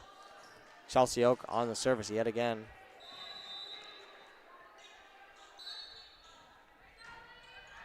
And we saw that in the last set, just trying to put it in the perfect spot. Sometimes that's easier said than done. And she just puts that right in the net. We have a tied set. On the other side, 20-10 for the Mountaineers. So if things stay on course, Mountaineers are going to force that fourth set. Young up to Kavochka. Took a block. They recover the ball, the Saints. Out wide. Blocked again. It was Hobbin. Hobbin, a second go. Hobbin got it to go. Point for the Saints. Wow, Brianne Hobbin. Hobbin was blocked on the first effort, but she just stuck with it. Ball might have gone out of bounds if she left it after the block, but she just went anyways. Tia Cheng blocked. They keep it alive, and that's out of bounds. Unlucky there from Cheng and Kavochka. And the Saints have an early 5-3 lead here in set number 4.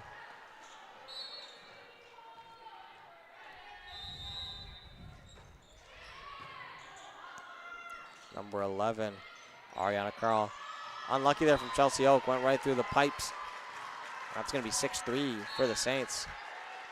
If you're Tony Clark, if it gets any worse, you're going to have to reel in the troops, possibly with the timeout. Good service. Oak bump. Young out to Kavochka. Out of bounds. Unlucky there from Veronica Kavochka. Tony Clark cheering his boys on, but you got to think maybe a timeout is in order to get this game back on track for the Lords. Great serve from Carl. What a dig there from Oak. McFarland block there. Point for the Lords. 7-4.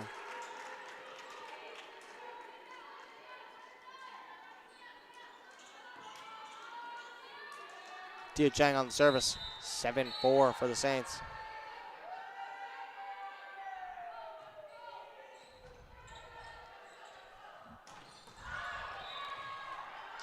Point for the Lords. 7-5. Tia Chang on the service yet again. They'd love if she can rattle off a couple of points here. They keep it in. That was Hobbin. Out wide. Point to the Saints. Number 5, Samantha Clements, took the service from her sister. Possibly a little bit of a connection there. I know I'm close with my brother.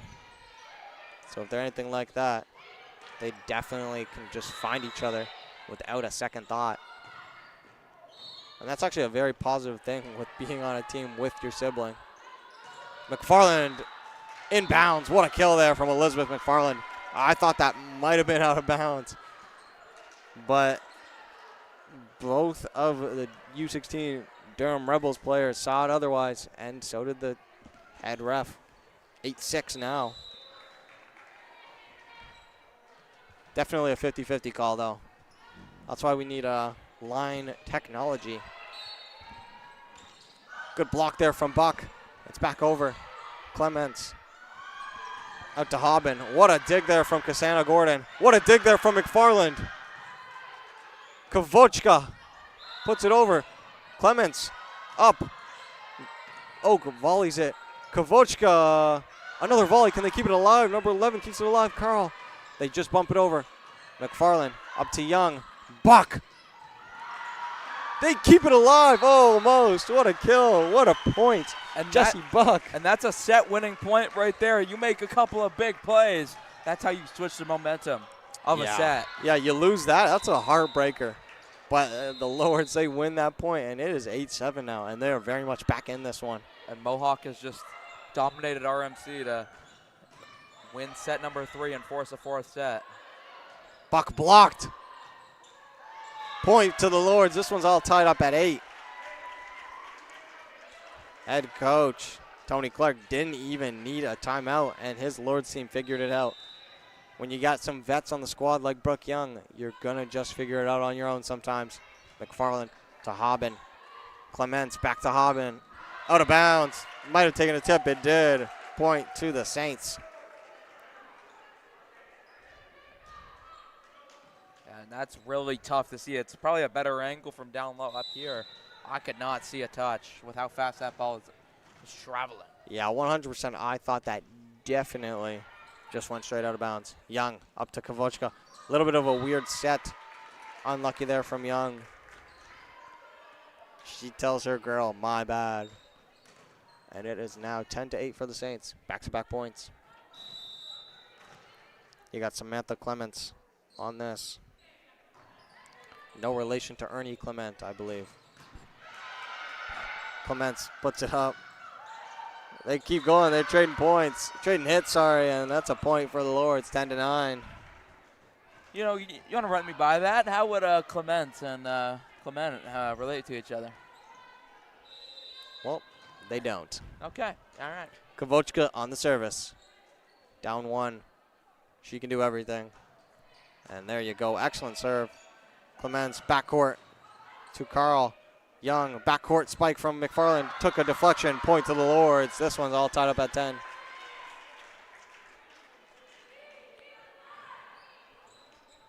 And now, like you said, as the fourth set on court 2 is about to get underway. Mohawk looking to force a set number 5, while RMC Paladins are looking to just win outright. And that's an ace from Veronica Kavochka. What do the kids say? A-C-E. Ace. And there you go. Kavochka just rattled off a couple points in a row. Going to be a substitution. It's going to be number 16, Carrie Granger, coming in for, I believe that's number 5, Samantha Clements, sorry.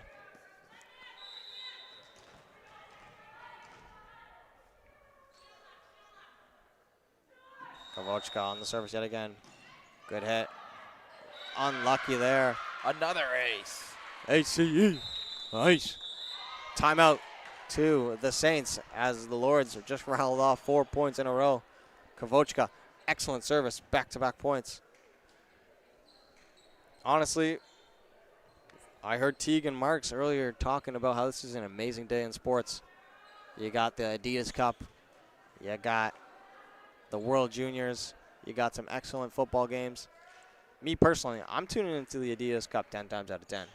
Oh, yeah. You know what? World Juniors or Adidas Cup, you're going to have me at the Adidas Cup every single time. Yeah, because you got great teams with the Lords. You got the Saints here. You got the Sting. You got the Falcons. You got all of those teams. And me personally, I love it. I love it more. Yeah, you know, Team Canada might be playing at the World Juniors, but you got some of Canada's best volleyball players playing right now at the Adidas Cup in Oshawa, Ontario at the CRWC. Yeah, and I'd rather watch a championship game between the Seneca Sting and Durham Lords compared to a semifinals World Juniors game or even a playoff-esque game between the Steelers and Ravens. I'd rather watch this, 100%. Yep. Even if Clements up right into the net. Lords, 5 points in a row. And it is 13-10. Scoreboard's a little glitchy, but it is 13-10. And if they run away with this quickly, it can get out of hand. And they could be moving on to the gold medal match at the Adidas Cup. Yeah, they're a little bit nervous, the Saints. You can tell by the way they're playing. Clements up to Hobbin. Out of bounds. Yep. Point to the Lords again. And we have the perfect view from where we're sitting. Out of bounds just barely. You know, any closer. And I couldn't tell with the naked eye. Yeah, I need some technology for sure. And that's 6 points in a row. Kavochka, another ace from Veronica Kavochka. 7 Lords points in a row. And they're looking to run away with this. Saints coach may need to adjust. One name I would love to see get into this game, Kiana Hudgens.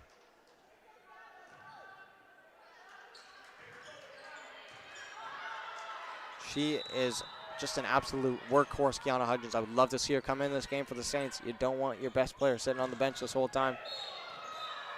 Out of bounds. Unlucky. Veronica Kavochka's run just comes to an end. And for a second there, you thought maybe that was down and an ace, but out of bounds. Yeah, I thought that might have gone either way, but I think everyone was pretty on the same page that it was out of bounds. 15-11 here. Other side, it is 3-2 for the Paladins. And there you go. Saints are right back in this one. It's a 3-point game. They just rattled off back-to-back points. And you got Brianne Hobbin, one of your top players, coming out of Guelph. And she's serving right now as we speak.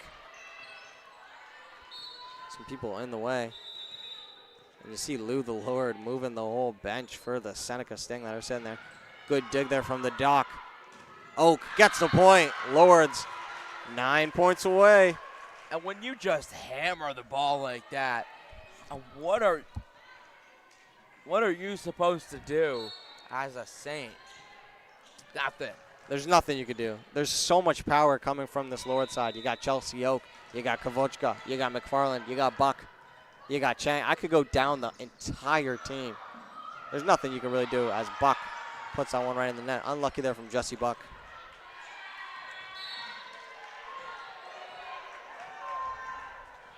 As the set on court 2 has started. It's 4-4 right now, tied up. Set number 4. So 4s across the board. Durham trying to take a 4-point lead here, but an ace for the Saints makes it a 2-point game. Unlucky there from the Doc. Doherty, she's had a couple plays where she's been thinking about the bump and gone to the volley off of services.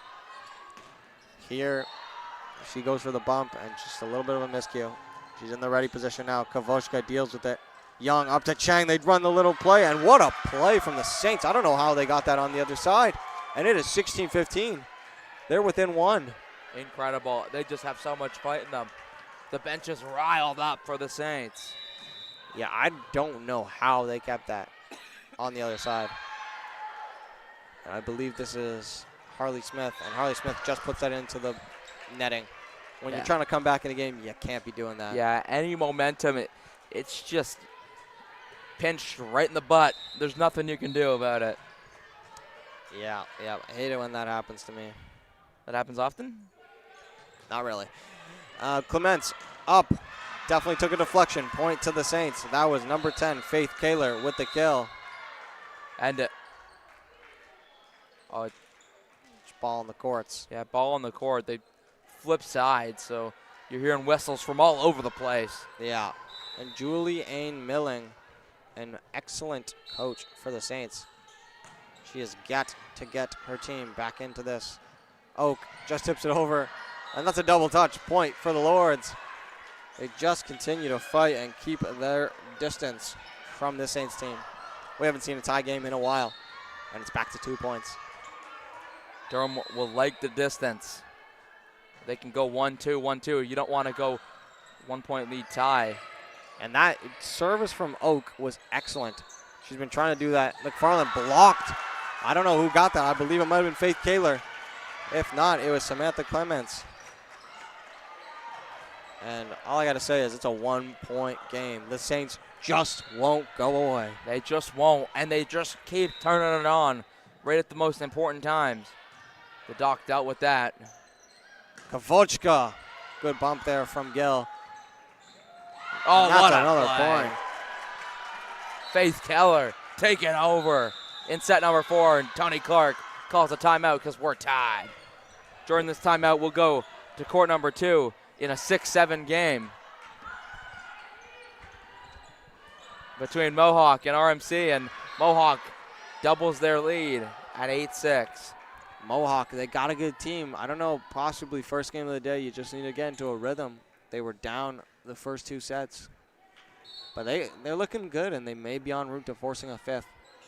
It's Kendra Baker and them. I don't know if you're familiar with Montverde, Cade and them. Yep.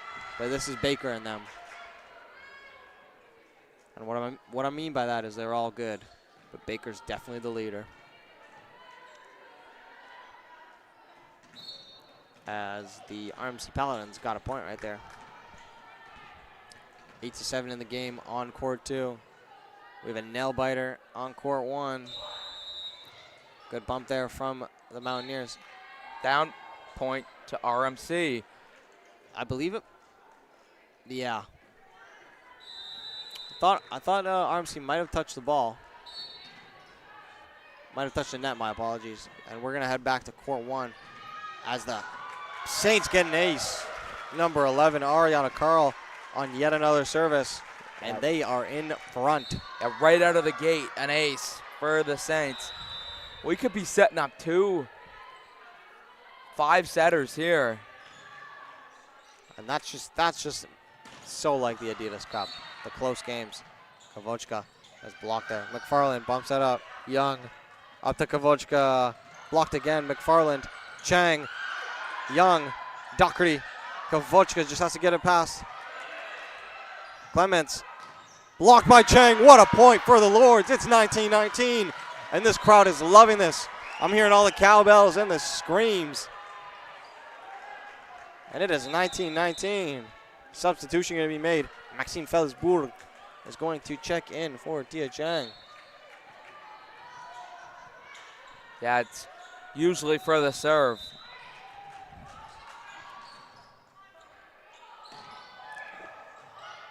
And But unlucky into the from netting. Felsbourg. And that's a tough one. You come in for the serve. And she's going to come right out again. That's just unlucky from Maxine.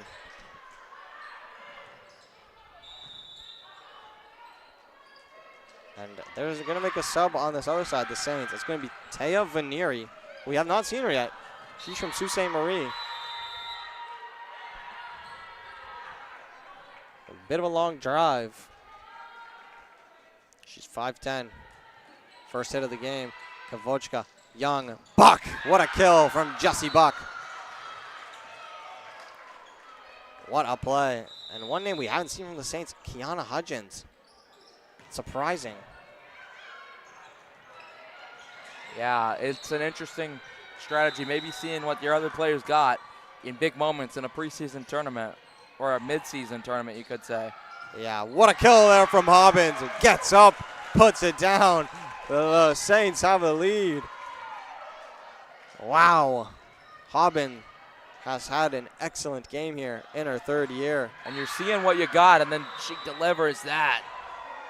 You realize how good this Saints team is. Good dump there from Young. They keep it alive. Young almost keep it alive. The Saints, it's tied up yet again. And you know how good your setter is when she can get up there and get a kill.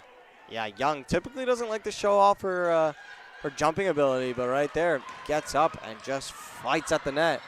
As we see on the other side, Mountaineers have tied it up 11-11.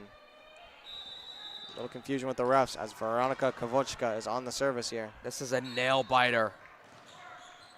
Kavochka just gets it over. Excellent service. Gill up to Hobbin. Hobbin can't get it over. Lords celebrate. They are 3 points away, and they have a 1-point lead. Yeah, it's going to be a close one. You already know it. Kavochka on the serve. 22-21. Kavochka, excellent service. Gill gets it up to Clements. Hobbin, good bump there from Cassandra Gordon. Oak blocked, but McFarland's got it. Young, McFarland. Good dig there from Samantha Clements, and they're going to give a point to the Saints, I believe. Yeah, I think someone hit the net. Might have been Buck.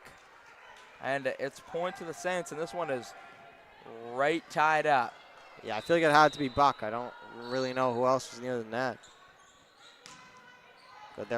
Good serve from Hobbin. Young, Buck. Right by the dock. Young, Oak just tips it over. What a play. They keep it alive. Oh my goodness, Kavochka up to Young. I don't know how they kept it alive. Oak, she kills that one. That's out of bounds. They're gonna give it to the Lords. They're making the official call. It was pretty. It was inbounds. Oh, I don't know. You and I are gonna have to disagree. I think that might have been out.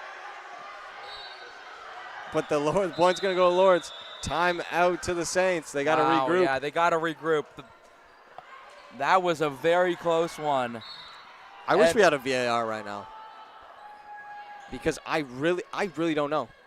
And for the time being in this wild one, we'll head over to court 2. We'll be right back right as it starts. It's 13-13 on court 2. Mountaineer serving it up. It's number 15. McConkey. Cameron up to Baker. RMC deals with it. Oh, what a kill. Yeah. That's number 18 for the Paladins. Elisa Markentine. She's coming out of Saskatoon. That's a bit of a trek, eh? Oh, yeah. Have you ever been? Personally, no. No, I've never been to Saskatoon. No? Can't really see who's on the service here from the Paladins. Oh, big net in our way. Good bump there. That was Roswell on the spike. RMC puts it over. Good job from Cameron. Out wide to Baker. Baker's blocked. Cameron keeps it alive. Number 11, Naomi Morton just puts it over. And that's a kill for the Paladins. And now we're going to go back as Durham has the serve. Buck gets it over. Gill right into the net. They keep it alive. Still going. Buck bumps it. Young. Oak. That one's out. No doubt about that one. And a little bit of sarcastic claps by the Saints. Yeah, for the referee. Saints bench got to be one of the top benches in the league. Look at just the sheer energy. Right into the net. Unlucky there from Harley Smith. That could prove costly. 24-23. Game point, set and game point here. You got your vet, Brooke Young, on the service. Crowd's going to go a little quiet here. Young gets it over. Gill digs it. Point. Lords win. They're going to the championship game in this Adidas Cup. And unlucky there from the St. Clair Saints. Wow, what a fight. But those 50-50 calls that go the other way, that's going to cost a game. Unlucky there from the Saints. After that, it was a great game between these two teams. We'll head over to set 4 between RMC and Mohawk. This has been a great one as well. It's 15-13. RMC looking to close it out. We know the consolation matches will be at 3:30 between to place the 7th place and 5th place teams. Before at 5:30 or a little after, depending on how those games go, we'll have the gold medal and bronze medal matches. Yep, and the Saints, so this is the layout. This is what we have so far. Lords, Sting are playing on court 1 at 5:30 here at the CWC. And then you got the Falcons and you got the Saints playing on court number 2 at 5:30 as well in the bronze medal game. Yep. You look over here. Sorry, what were you going to say, sir? Nope, I was agreeing. Yep. Yep, and it's just going to be a good one. It's going to be a great day. Still a great day ahead of us. We still got 4 more games, 2 different sets of games. And this one is not over here. 4th set. RMC looking to win it here. They need 9 points. They're up 2. Cameron up, blocked. Unlucky, hits the net. It was Rosewell. RMC 3-point lead. If you're the Mountaineers, you just got to hone this in. Yeah, you got to get it back soon because you can't get in a scenario like the Lords had against the Saints where they're just up and continue to stay up as the Mohawks struggle with that, and it's 18-14 and the lead grows. Where the Saints, they were always just a little behind Durham. And ever since that start for the Saints where they came out flying 9-0, Durham had a lot of control. And Tony Clark will be happy with his team's performance. Even though they lost the first set, it never felt like they weren't the better team today.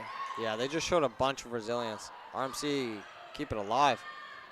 That's incredible by RMC. Baker. RMC tips it over. Great job there from McConkey. Out wide, Rosewell blocked. And they're going to give the point to the Mountaineers. Great kill there. Yeah, good little dump, just to find a pocket in that RMC defense. And it's 18-15 now. Baker, good service. Out of bounds. Wow. Unlucky. Going to be a point for the Paladins. That's such good communication. If if this team could do one thing, it's communicate well together to tell them that that's out of bounds, ducked under the ball, made sure not to hit it. Point to RMC. RMC going to try to deal with this. Big spike coming. Good job there from McConkey. They deal with it. Rosewell's going to put it over. That little, what's it called? That play that I love. Unlucky there. They still keep it alive, though. Just wasn't the best play. Backcourt spike coming. Point to the Mountaineers. 19-16. Yeah, it's got to be better by RMC. Can't be making that mistake. It should be a really good hit over. Instead, it's into the net. And it's a 3-point game. Could have been a big swing. RMC's big spike coming. Great job from Rosewell. Up, Baker, backcourt spike. Excellent job. Out of bounds. Wow, ever so close. 19-17 now in a 2-point game. And the Mountaineers just fighting back in it.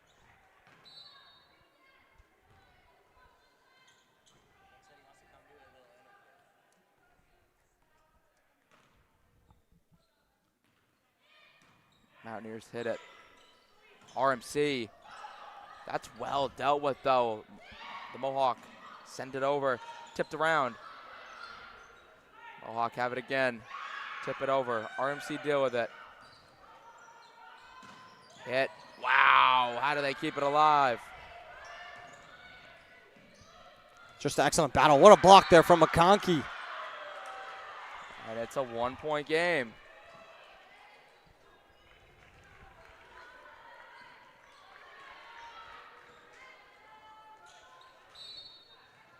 (19-18). Court 1 all done for right now. They're going to put it up. RMC. What a dig. Wow.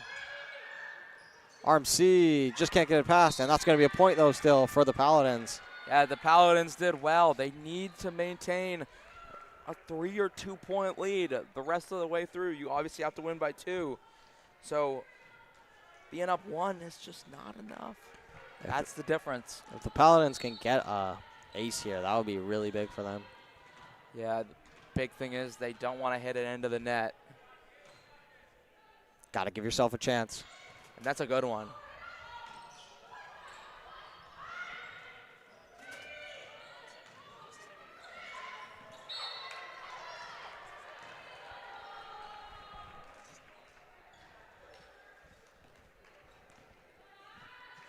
(2019) Mountaineers point.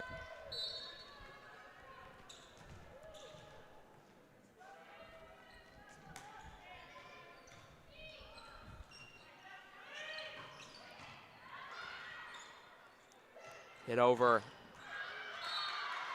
And it is point to the Mountaineers. This one is tied now at 20. Timeout coming from the Paladins. So it's going to come right down to the wire, and we might see a 5th set here. But in the meantime, we're just going to have a little interview with someone who was courtside.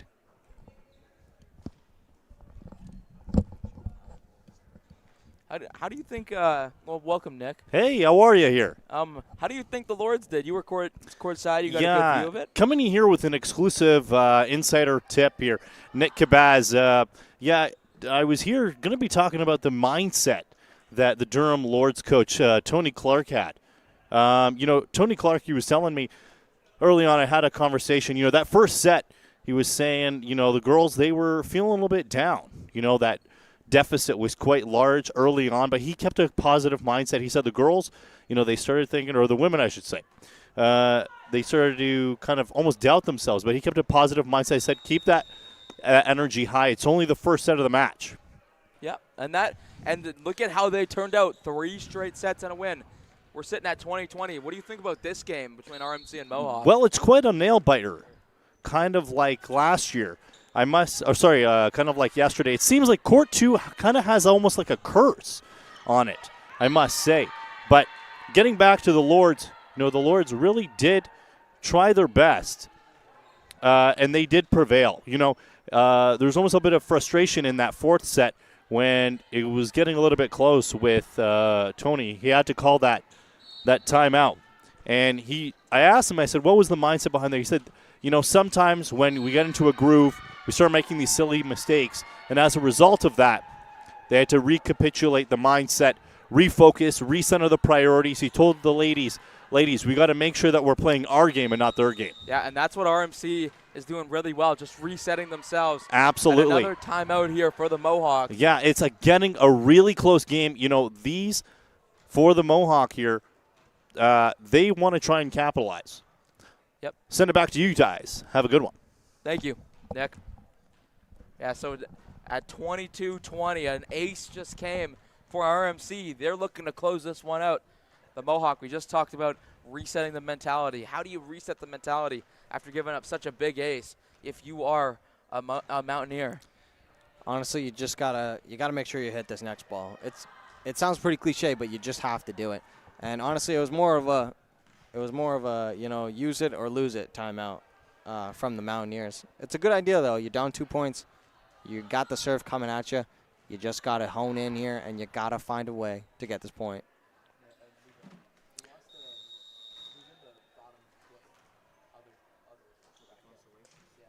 22-20 right here. I'm hearing reports there's the Quebec team who is going to face the loser of this is actually going to be AL. The Boomerang, as that's down, and Mohawk keeping it alive. And then the winner of this will play against Trent. Trent University. Yep. RMC and Trent, both in the OUA. Trent have had a pretty good record against the Paladins. So the Paladins would really like to get them back here. Wow, kept alive somehow by RMC. Mohawk set up. It's through and a kill. 22-22. Mountaineers with yet another point. Wow. And there's going to be quite a break here after. Yep. It's 1:45 right now. If this goes 5, we're looking around 2:15, and then the next games start actually at 3:30. That's going to get down. It's an ace for the Mohawks. And we're 2 points away from a final set. RMC will reset themselves with a timeout, the final timeout of the set.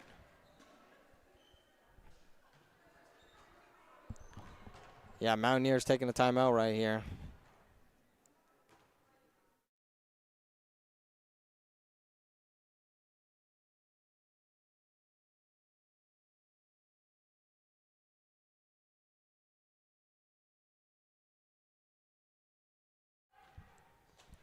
Mountaineers quick out of their timeout. They don't use the whole minute. When back in my day when I was a volleyball player, long time ago in my heyday, coach used to say, we're going to stand here and we're going to use this whole timeout. We're going to figure some things out. We can talk about it. Make it look like we're busy. But Mountaineers, they don't have that same mindset. What are your thoughts on that? So you're telling me your coach would get in there and say nothing? Sometimes we would just chat it up, but we just have to look busy. It's a mindset thing. If we look like we're talking about stuff, maybe it can spook the other team. That was sort of his mindset. Interesting. Okay, I think these two teams know a little better than that, and they'll be talking up some strategy. RMC down by 1, trying to close it out here. Yeah, they definitely know better than that. My coach was a little underqualified. Up through, point for RMC. It's tied at 23. We're in our first like a win by 2 scenario. Yeah, whichever team can rattle off 2 points back to back, they will be the winner. If the Mountaineers can do it, we're going to be looking at a 5th set. If the Paladins can do it, they're going to be looking at the 3rd versus 3rd game. Mountaineers keep it alive. Kendra Baker. Big hit, but the Paladins keep it alive. They got a chance to spike this one down, and they got a point. Paladins back-to-back points. They're going to need this 3rd one right here to end the game. Yeah, it's a big serve here. Can't truly see who's on this one for the Paladins. No, it's tough with the white letter. Can't really tell the white font I for believe the it numbers. might be Lorraine Duval. That's hit. The Mohawks Mohawk keeps it alive. It's hit. What a kill. Down, RMC. Just Can't couldn't win get the to set, that. yeah. Mountaineers, what a play. It's tough. Mohawk keep themselves alive. RMC couldn't get there at 24-24. And all I got to say is if you want some good vibes, you come down to the CRWC for this break. Because we got a nice big DJ coming on. RMC putting it over. It's going to be McConkey. Just a bump there. This is going to set up the Paladins. Good for a spike. McConkey, another volley. They're going to spike this one. Roswell, no, she's just going to tip it. McConkey, volley, backcourt. What a play from McConkey. And the Mountaineers, my apologies, have a lead. And if they can get a point here, Mountaineers are going to walk away with a set victory. Yeah, Mohawk, they've just been delivering. Delivering. It's 25-24. Good RMC. bump there. Paladins. Keep it alive. Good dig there from the Mountaineers. They're going to call net touch. Not sure, but it does mean we're going to a fifth set between these two teams to see who will play in the 5th place and 7th place matches. Fifth set incoming. We will be right back.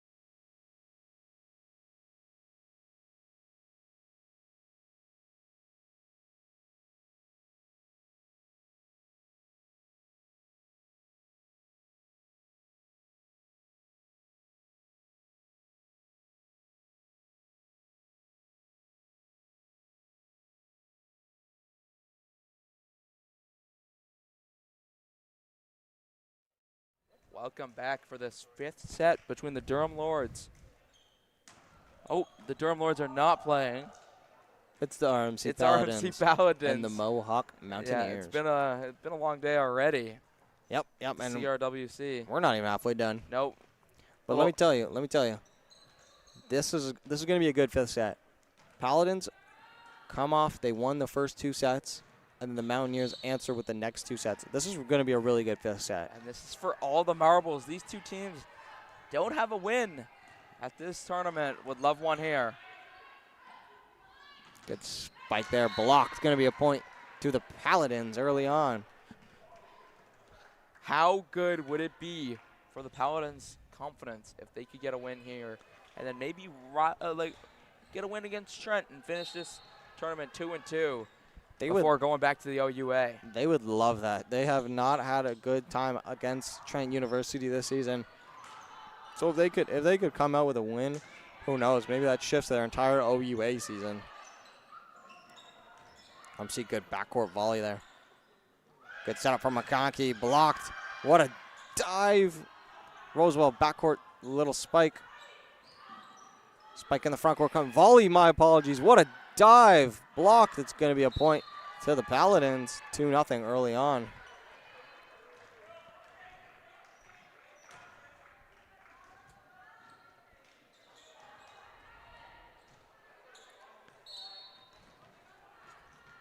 So 2-0 for the Paladins. They look to close out the Mountaineers. They've struggled in closing them out. Hit that out. Yeah, they had a couple good chances, and that's a point for the Mountaineers. Oh, is it Mountaineers? No, that's my the Paladins apologies. get it. It went back out of bounds. It's tough to see from where we're at, but it kind of looked like it was going to go inbounds. Yeah, I thought it was inbounds for sure, but I just saw the celebrations from the Paladin players. yeah, that's always a good indicator which team is celebrating. Sometimes it's tough. They're always, hugging each other. Yeah. Just couldn't get there, and that's a point for the Mountaineers.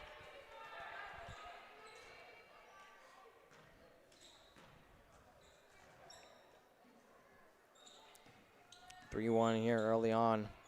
This fifth set goes to 15. So we're just going to see McConkey. Good serve there. And that's right into the net. Mountaineers make this a 3-2 game. 3-2 set, my apologies. McConkey's going to be on the service yet again. McConkey right into the net that time. Yeah. Unusual mistake from her.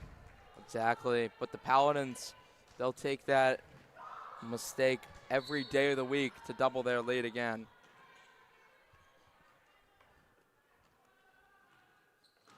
Send forward. Mountaineers. It hits the net. Paladins are up 5-2 now.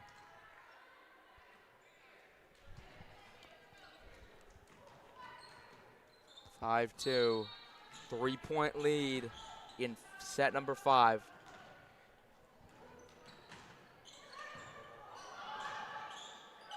Tips it right back over. Mountaineers fighting for a point here. Rosewell, and that's not even going to get over. 6-2 early on. Excellent start here for the Paladins. It's nothing they couldn't. It's nothing more than they could want, honestly. Up 6-2 early on in this fifth set. I mean, the fifth set only goes to 15, so 6-2 is a huge lead. Yeah, but we've seen leads be erased here, especially in this game between the Paladins and the Saints.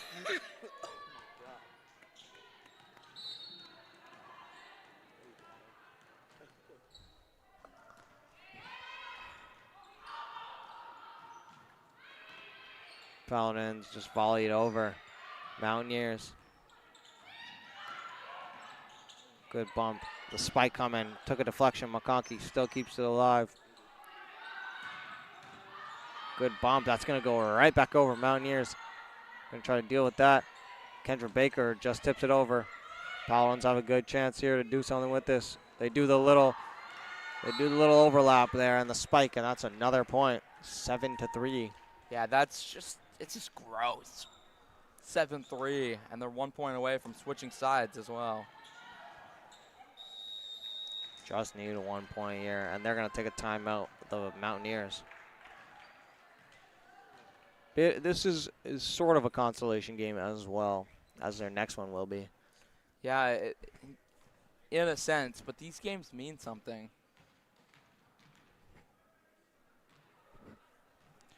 Yeah, they do mean something. They're just playing for pride right now. But pride is a very big thing. Very, very, very big thing. And I hear DJ. There's a DJ actually in the building. Yeah, as we're getting set up. It's DJ Noisy Boy, if I'm right. DJ Noisy Boy. Yep. That's what I hear. That's what they're calling him. That's what they're calling him. I heard DJ Natty B was a very good one as well in Toronto. If you guys ever get down there, hit up DJ Noisy Boy to run your concert. 7-3 right now, though, in this 5th and final set between these two teams. 7-3. What do you think Mohawk has to do to get back into this set quickly? Well, Mohawk, my apologies. Wow. They just need to honestly not make silly mistakes. McConkey put the ball into the net, and they haven't played to their full potential. Baker, and just like that, into the net, and they'll switch sides at 8-3. The Paladins are in control. Yeah, and just like I stated, you can't be making silly mistakes like that. They're gonna switch sides and just get right to it right away. Yep. Paladins will control the ball. On court 1, we have a little mini game going between, I believe it's the 16U DRVC teams. Set her up, she spikes it, and that's a good spike right there. Ashley Raymond will serve for the Paladins as they look to extend the lead to 6 potentially. And in such a short set, a 5-point, 6-point, 4-point lead even is such a massive gap. It's hard to overcome. It's the equivalent of being 18-13 right now. It feels like it's getting out of reach. Yeah, 18-13, that's when you got to really reel it in, especially if you're down. Good bump there from the Paladins. No, my apologies, the Mountaineers. Unlucky. The side swap. Yeah, and the jerseys are very similar from with the barrier in the way. So yeah, the red and orange makes it a difficult time. It's a tough one, and both of the liberos they're both in the white, so it's tough. Oh. Sent across. Back to the Paladins. Good set there. Backcourt spike. Block again from the Mountaineers.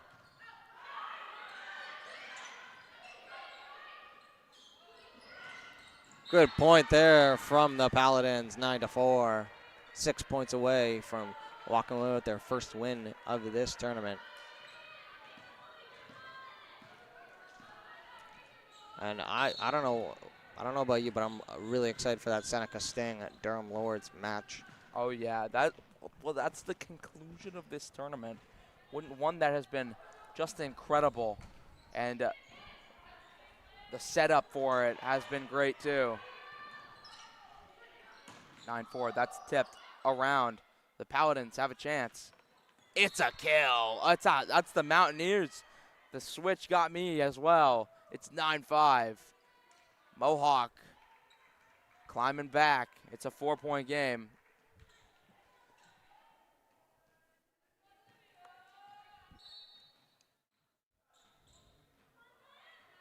Mohawk again.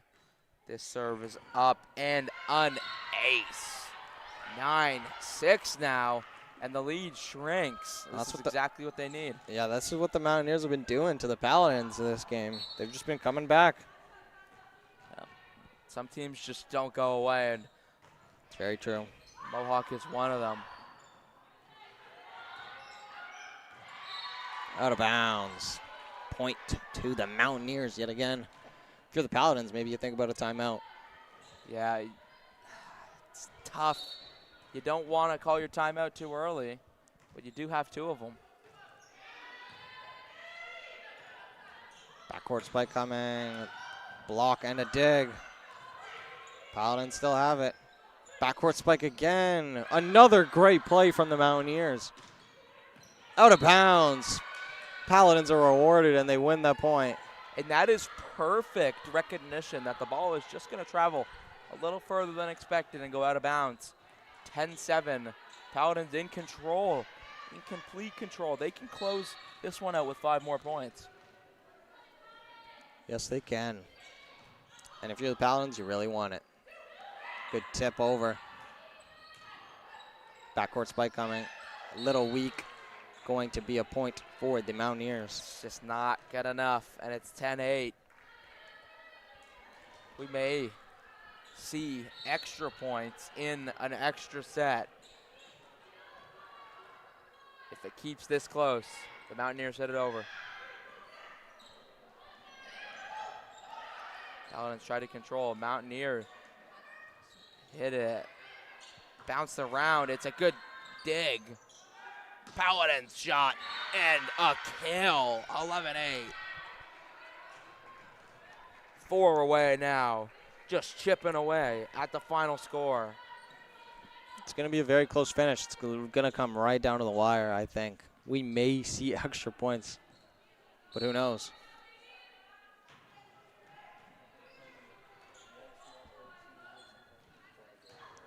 Good serve there.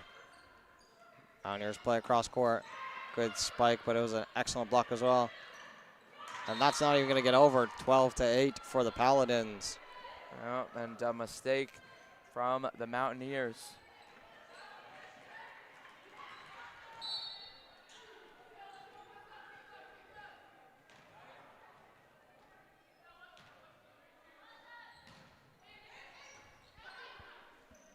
Ball over, spike coming from the side. Excellent job keeping that alive if you're the Paladins. So close to hitting the post. Yeah, I really thought that was going to hit the antenna for sure. I like how you called it a post. That was kind of cute. McConkey again. It's still alive. It's a good fight, and the Mountaineers come out on top.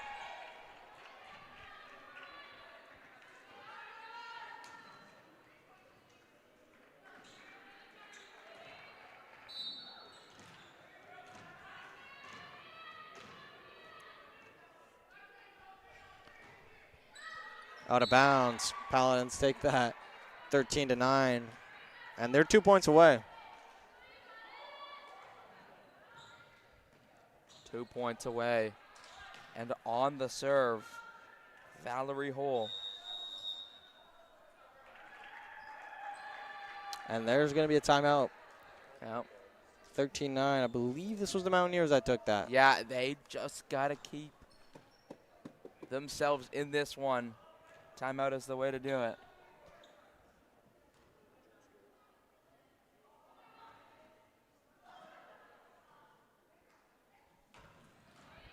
"35 seconds until this timeout is done." This game is dragging on very long. It's a good one. I'm on the edge of my seat. I'm very entertained by this. Two good teams. Obviously, their record isn't the best, both of them, but yeah, they both play very hard. And just everyone in the stands constantly on their feet for this one. Yeah. The Adidas Cup brings out the best in people. And our cameraman, Nico, he's so into this. He's just having a great time.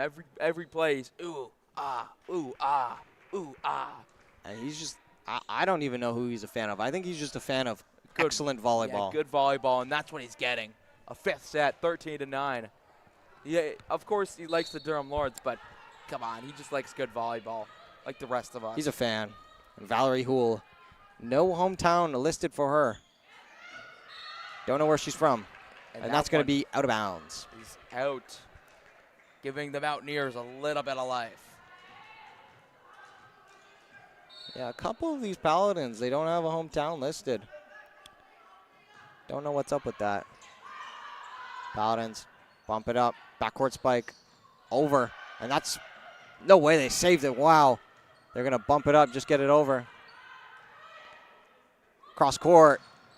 Kill for the Paladins. They are 1 point away from escaping with their first win in the Adidas Cup. Yeah, that's just dynamite. Right off the hand, right off the arm. Killer.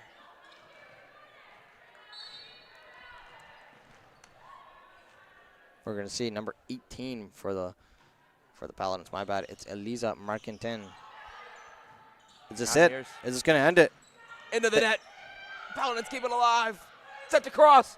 Oh! Game. Paladins win. 15-10, and the Paladins will play in the fifth place match. Wow, Paladins are going to get their chance at taking a swing at Trent University, a team they play in the OUA plenty of times.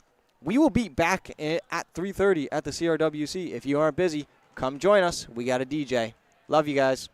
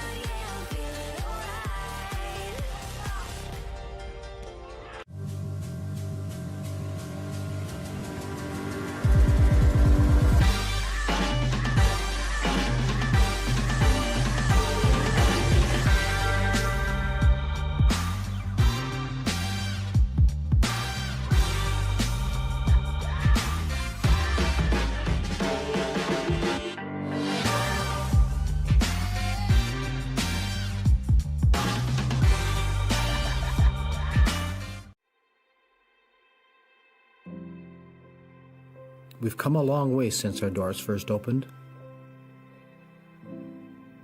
Though our beginnings were modest, our vision was bold. With each passing decade, we grew. Times changed, and we adapted. We evolved, and we delivered. Market-driven programs that get our grads jobs. Seamless support services that wrap around our students. Sustainable practices that protect our earth. For the past 10 years, our mission ensured that the student experience came first at Durham College. But we've reached a tipping point. As we reflect on all we've accomplished and look closely at where we stand, it's clear. We're not just putting the student experience first, we're reinventing it. What's happening on our campuses, across our communities, and around the globe is a DC-grown and led transformation of the way we learn, the way we teach, the way we work, live, and lead. The many paths to post-secondary education merge and weave in so many new ways, and our approach to delivering that education, advanced learning that innovates, inspires, and changes lives, is just as varied. We are shaping this transformation shoulder to shoulder, heads down while working hard, but always with clear eyes on the future.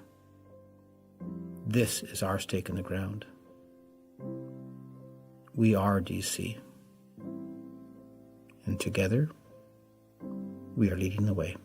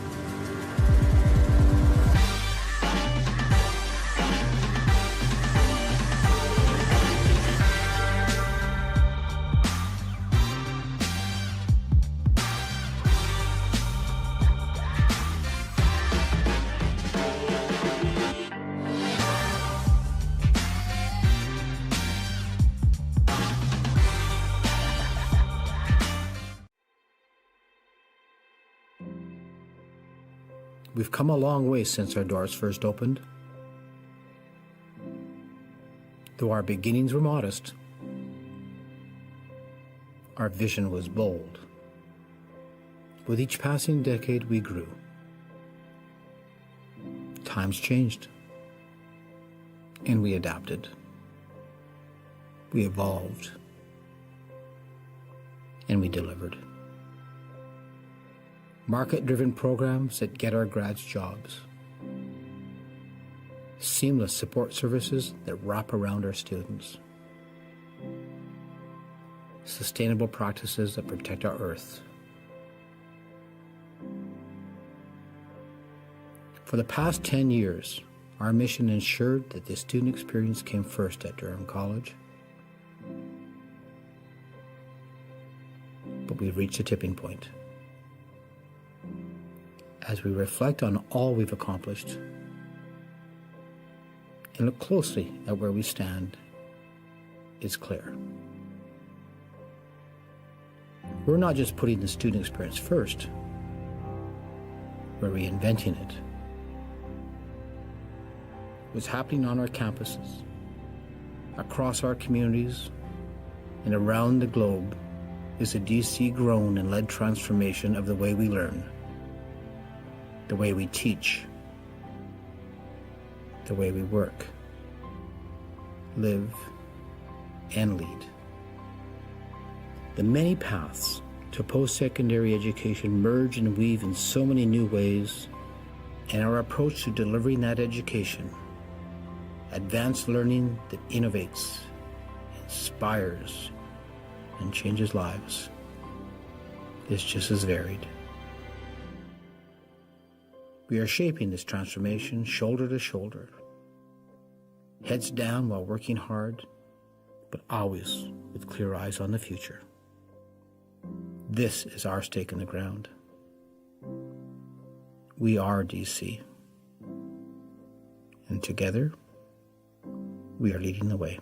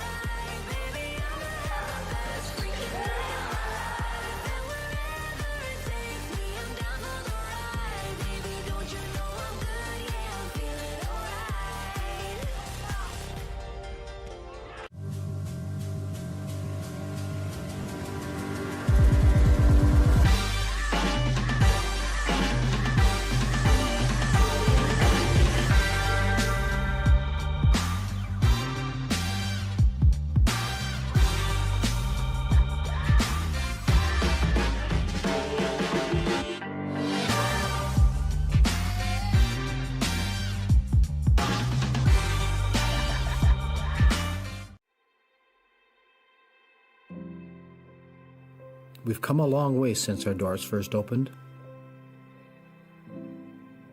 Though our beginnings were modest,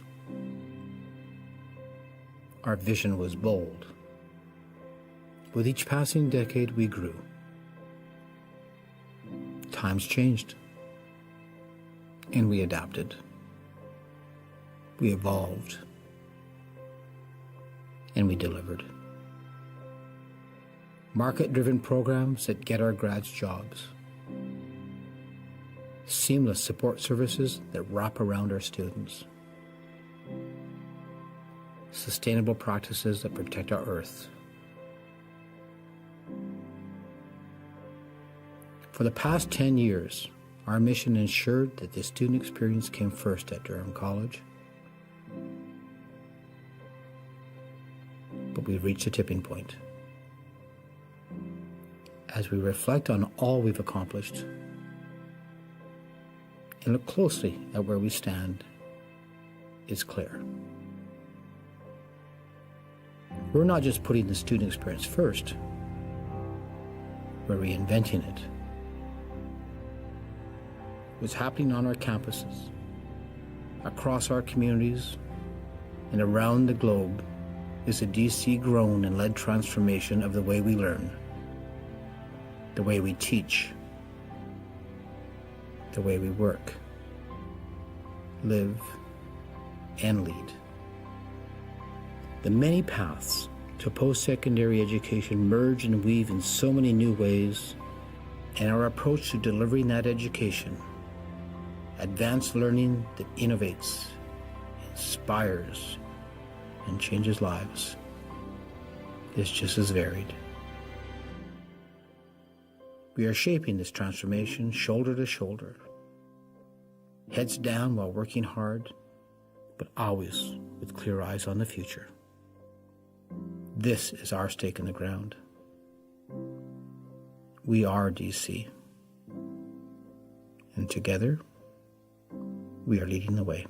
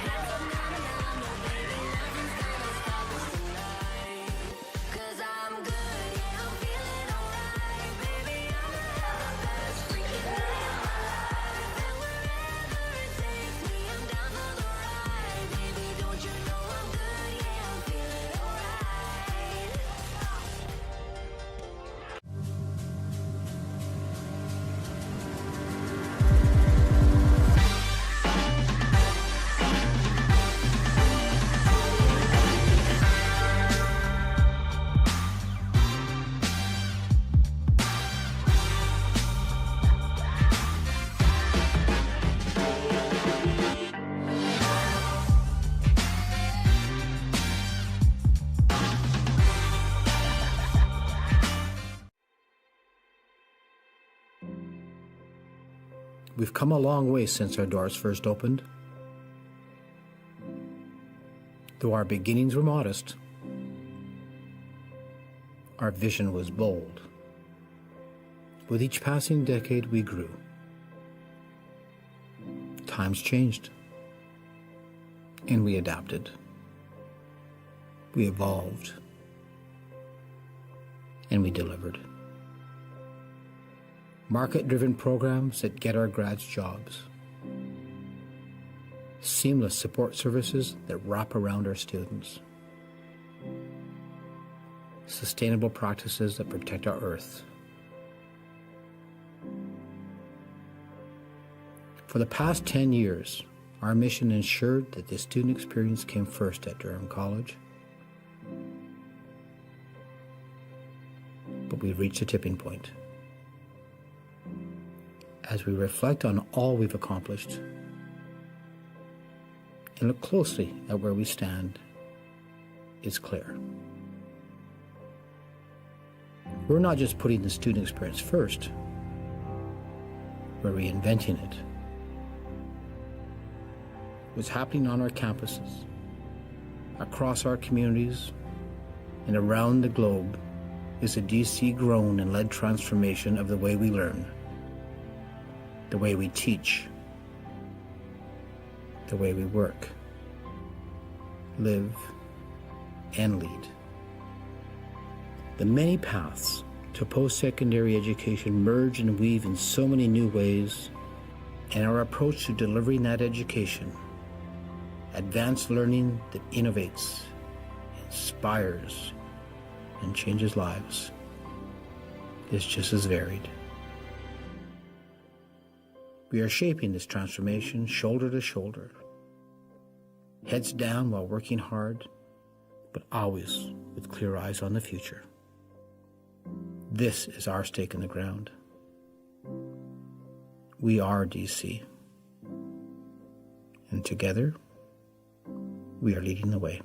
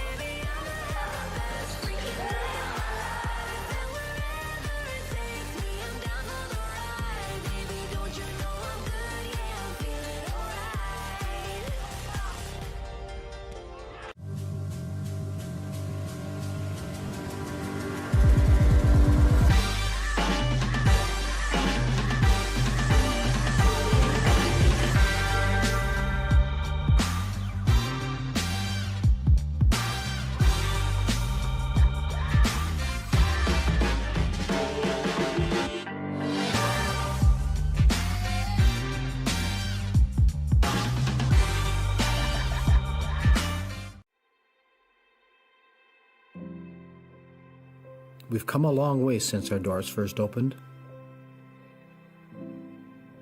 Though our beginnings were modest,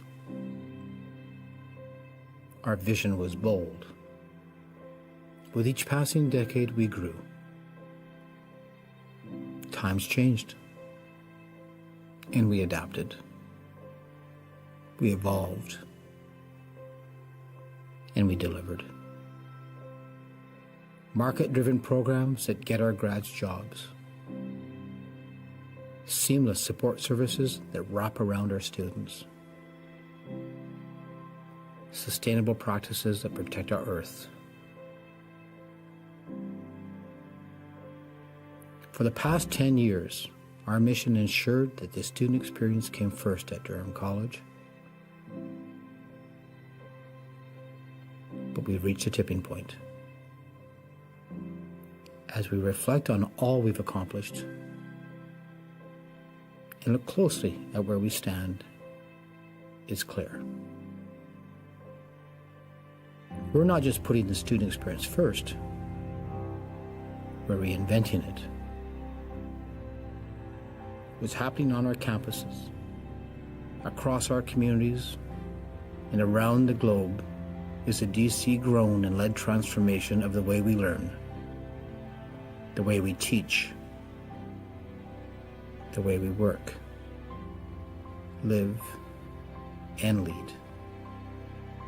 The many paths to post-secondary education merge and weave in so many new ways, and our approach to delivering that education, advanced learning that innovates, inspires, and changes lives, is just as varied. We are shaping this transformation shoulder to shoulder, heads down while working hard, but always with clear eyes on the future. This is our stake in the ground. We are DC, and together, we are leading the way.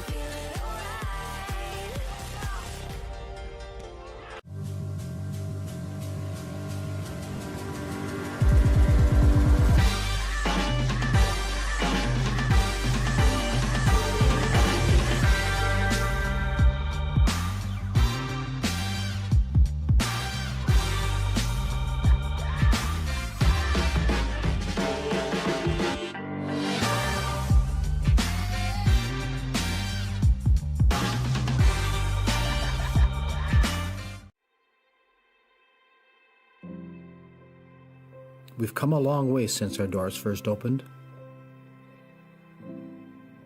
Though our beginnings were modest, our vision was bold. With each passing decade, we grew.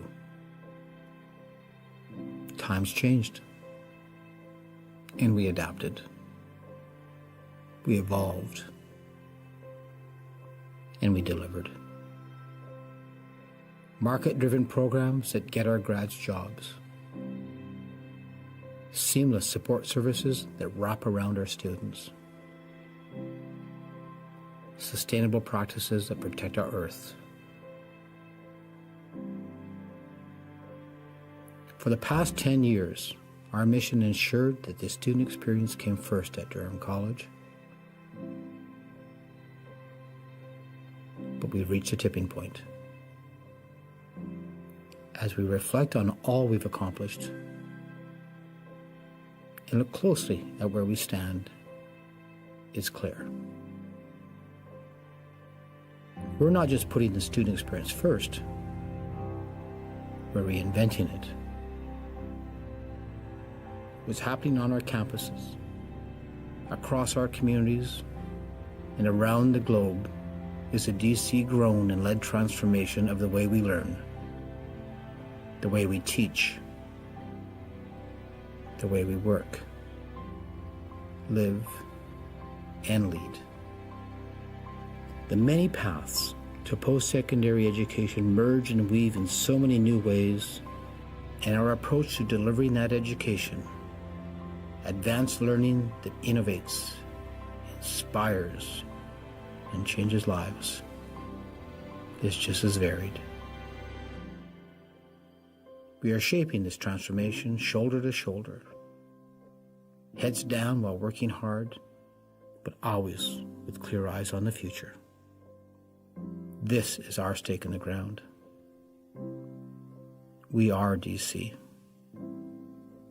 and together, we are leading the way.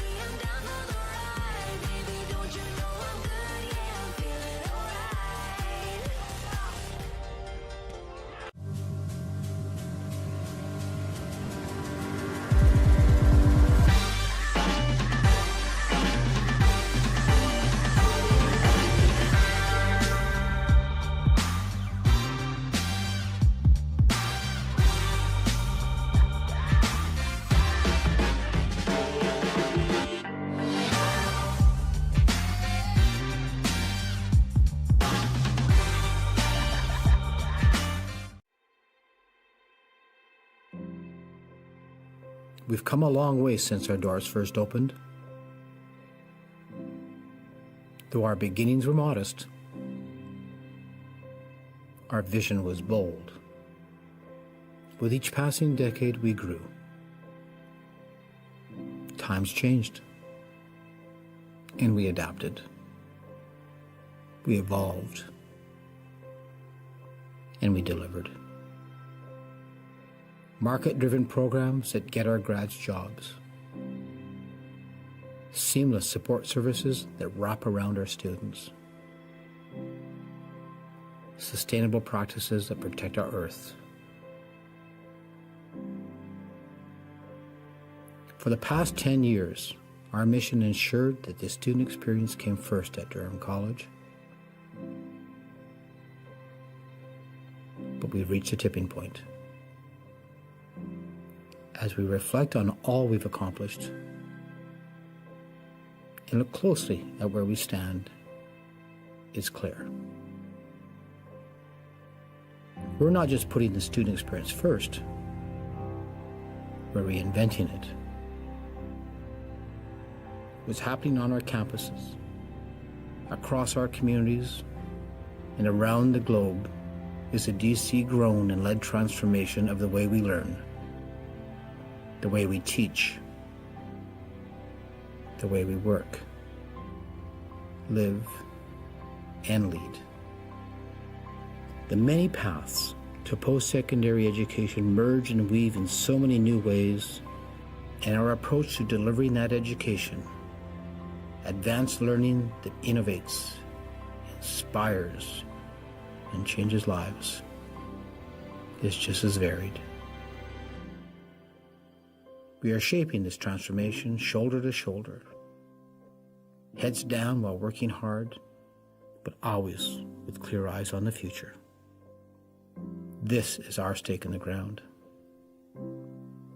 We are DC, and together, we are leading the way.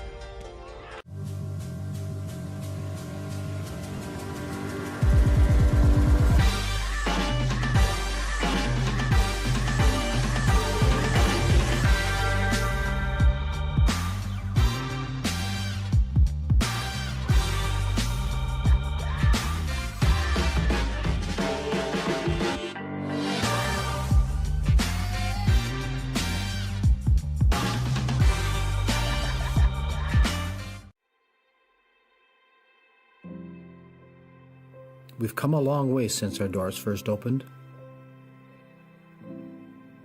Though our beginnings were modest, our vision was bold. With each passing decade, we grew. Times changed, and we adapted. We evolved, and we delivered. Market-driven programs that get our grads jobs.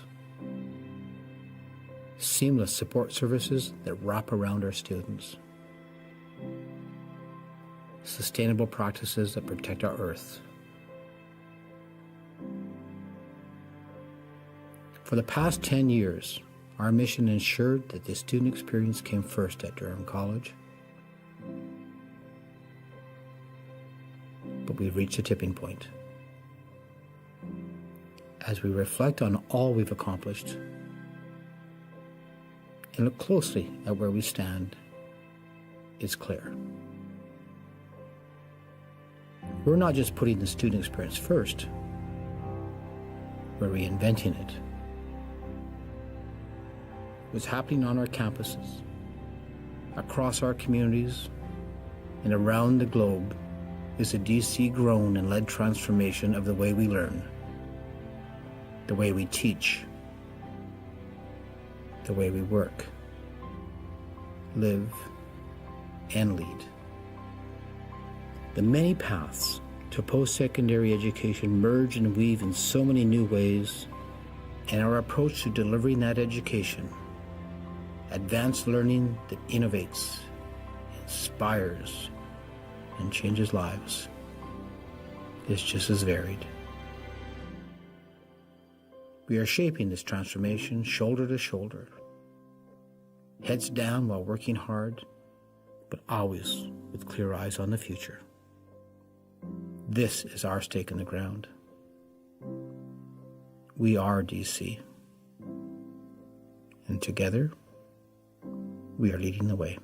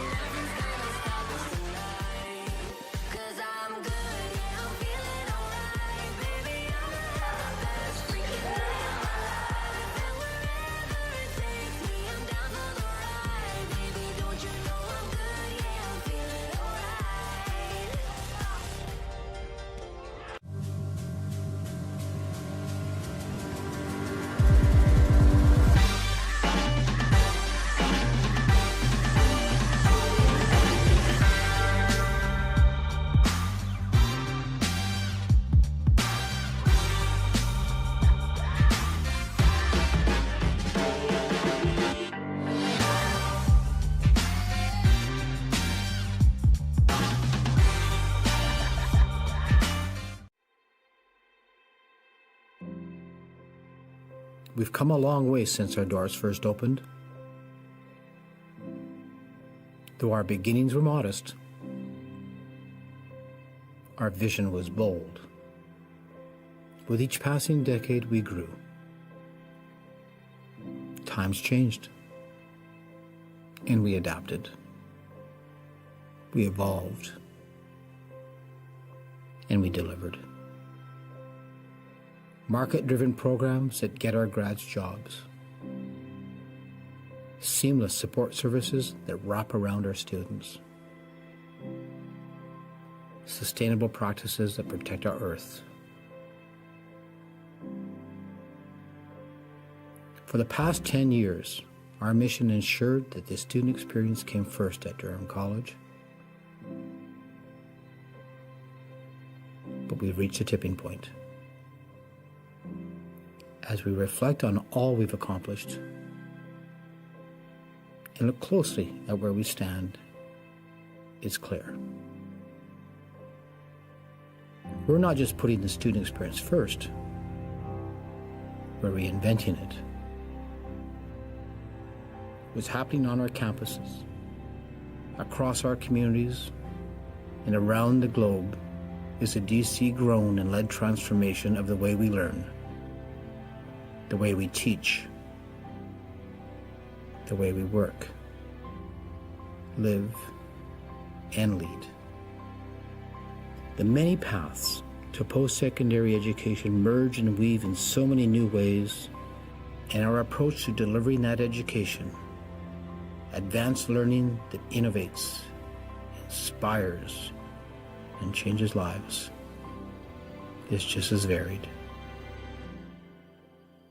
We are shaping this transformation shoulder to shoulder, heads down while working hard, but always with clear eyes on the future.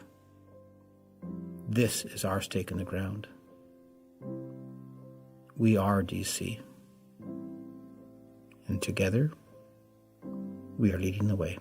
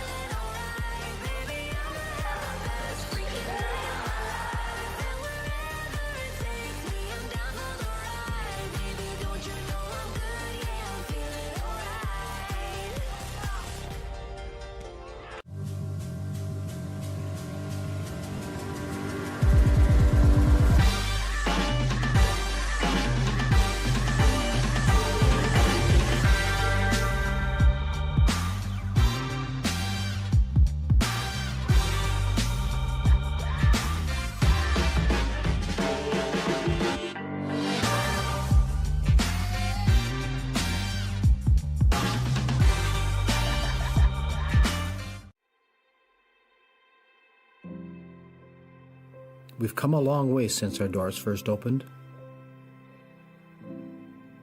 Though our beginnings were modest, our vision was bold. With each passing decade, we grew. Times changed, and we adapted. We evolved, and we delivered. Market-driven programs that get our grads jobs.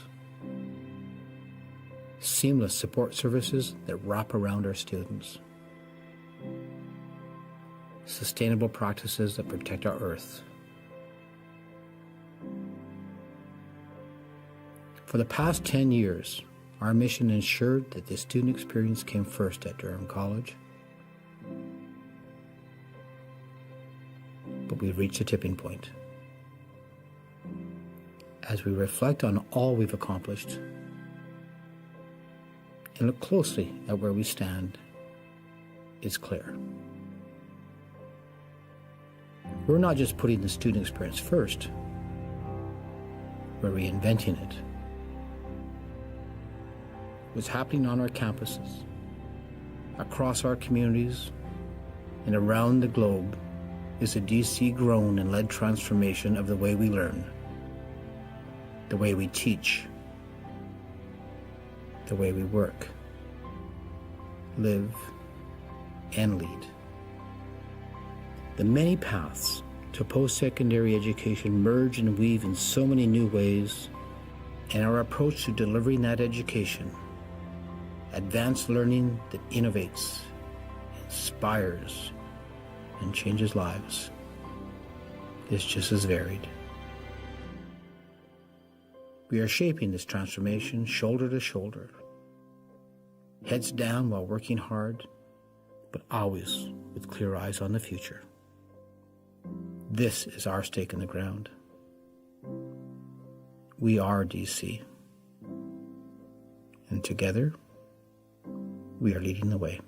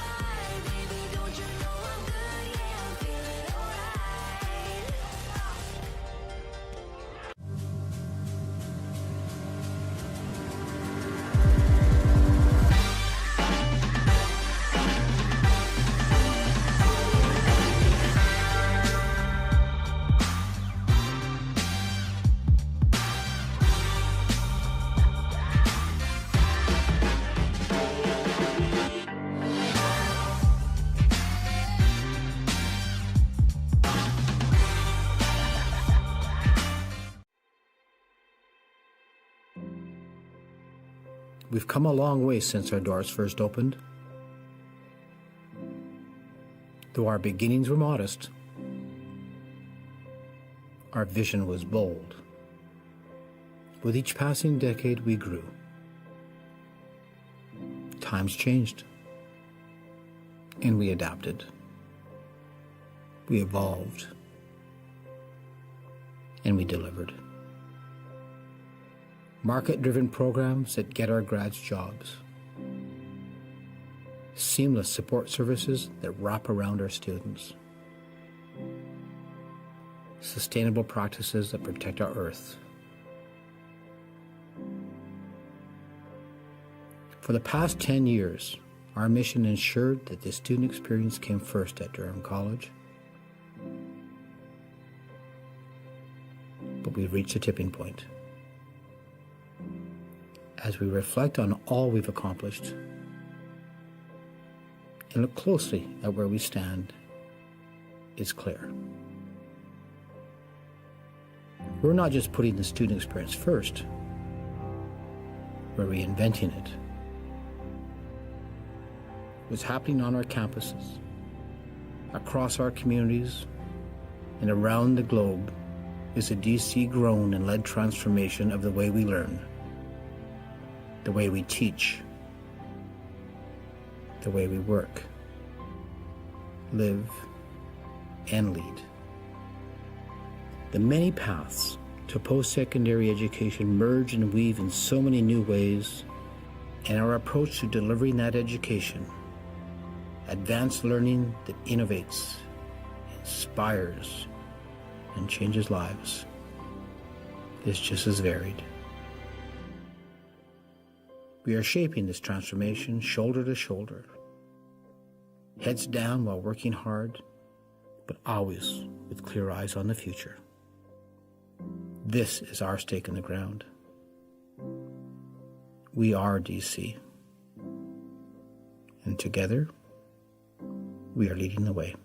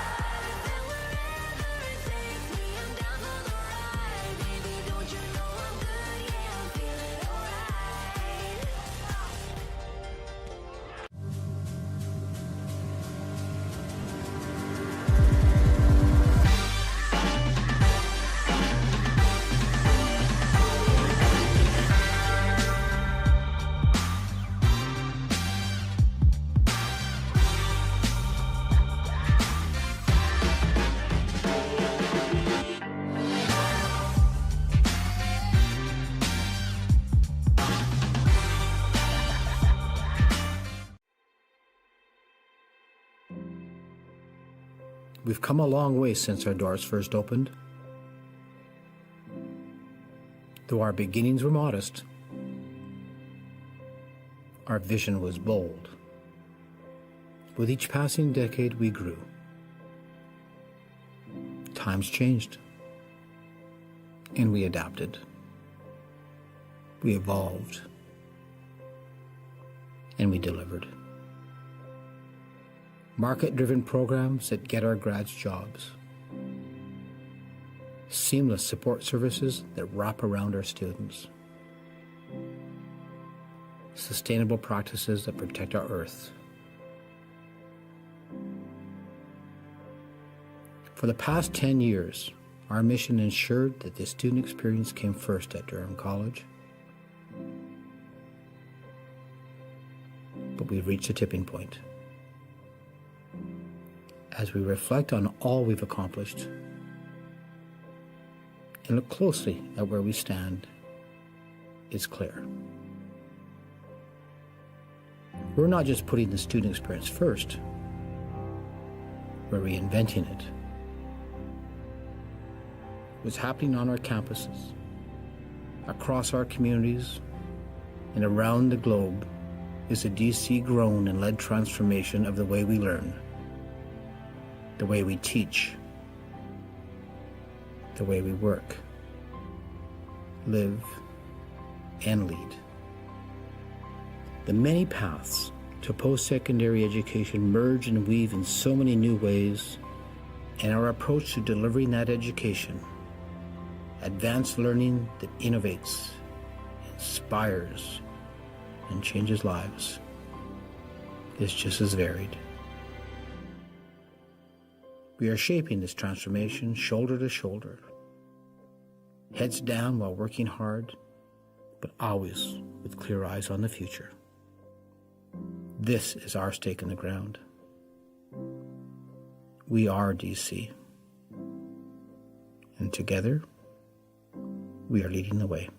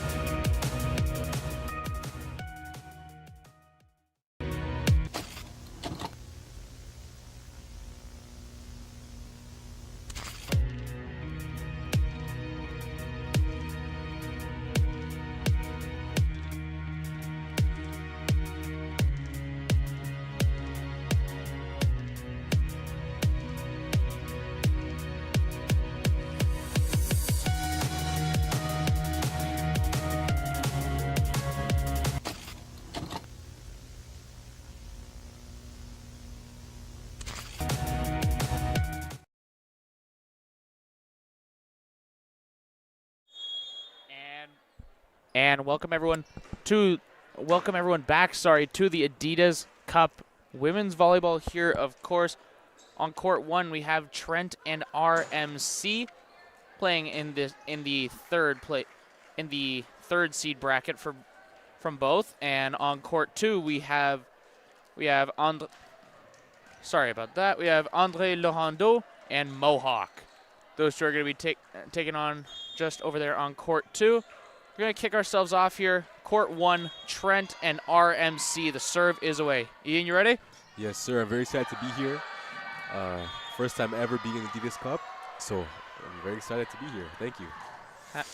Happy for you to be here. And that opening point there, great response from RMC. They're going to walk away with that opening point. They did have a very close match with the Mountaineers, so it's very impressive for them to get the first point. So they've been climbing through here. They had a little bit of a rough start to the tournament. You know, you're playing against St. Clair and Durham, two of the top teams in OCAA, and then you go up against Mohawk. You win it. Now you got some momentum going into this, and these two teams have played each other before. They played each other earlier in the season in OUA competition, and it was Trent who won both of those games. That's their 2 wins on the season. They're 2-8. That's very interesting. I mean, I guess you're right about the momentum, but still, I mean, I don't know. These guys are already 2-0. It looks very interesting. I'm very excited to see the turnout for this game. And continuing to serve out back, Valerie Houle. Gonna get this one away, and a free ball from Trent. And shot off the block, kept alive. And Trent just gonna go for another free ball. Deep court, and they need to play it up. They're gonna get it there. We're just trading free balls over here. Shot from Trent, finally an attack. The Paladins are really holding it in there. And they're gonna call a double touch on that volley that was way out to the side. And that's gonna be Trent's first point here. Of course, on the other side, as mentioned, we have Mohawk and Andre Laurando. Both those teams have had their struggles so far in the tournament, 0-3. And we're going to be seeing how that shapes out throughout this game. Of course, right now it is 3-2 in favor of Mohawk. And Trent gets that point. Wow. Going to tie that one up there. A little bit of a miscommunication from RMC. Of course, both these teams 1-2, winning their previous game. Trent beating Andre Laurando and RMC beating Mohawk, just like you mentioned earlier. And great shot off that side. Off the bat, the Paladins look like a whole new team. And that one just out of reach. What do you think Trent is thinking about? I mean, like you said, they already met each other and Trent just took them out 2-0. So now for the third time meeting, you think it'll be 3-0 or it'll be 2-1? I don't know. Of course, exhibition match, you're going to be playing a little bit differently. Trent, you can look over at their bench right now. You can see their normal 6 that they have aren't necessarily in the game at the moment. Mm-hmm. So it's a whole bunch of new faces here. So looking to get some experience in an exhibition game. You know, you're not ruining a red shirt season, for example. It's nothing that you really have to worry about. You're worried about getting your experience, getting your time in OUA level competition. Yeah, very true, very true.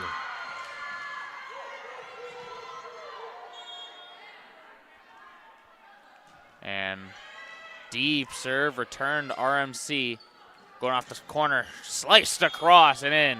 What a hit. Going coast to coast there. And RMC tying this one back up at 4. And that score mirrored on the other side. Rally going on. And Andre Laurando going to save that one. And that point keeps going. Keep you guys updated, of course. Kicks it. Trent finally gets a shot off. And RMC not able to really bring that one back together.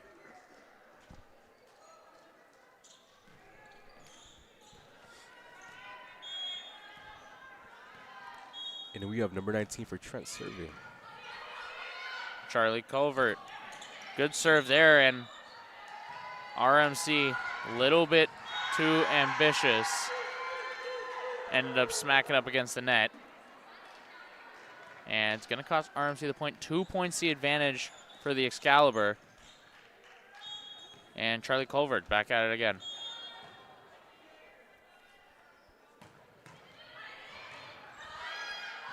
Little joust there. Won by RMC, but Trent gets back at it. A little bit of contact on their own side there. Eventually rolls over. Set left side hitter fires off the block and out. A very good block.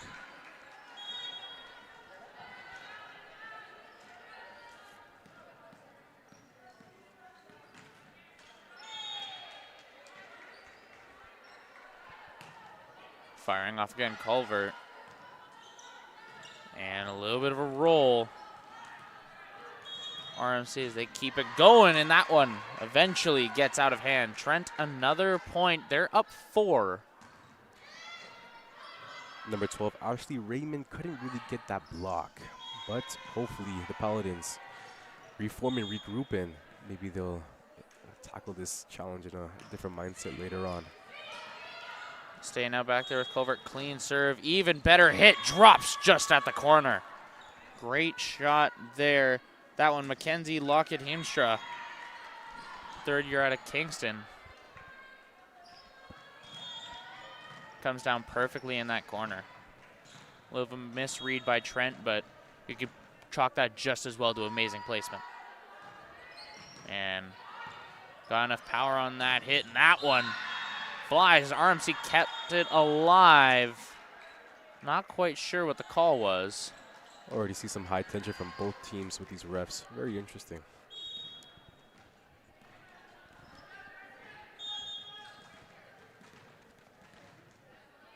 That was another net violation there that gave Trent the point. And into the top of the tape.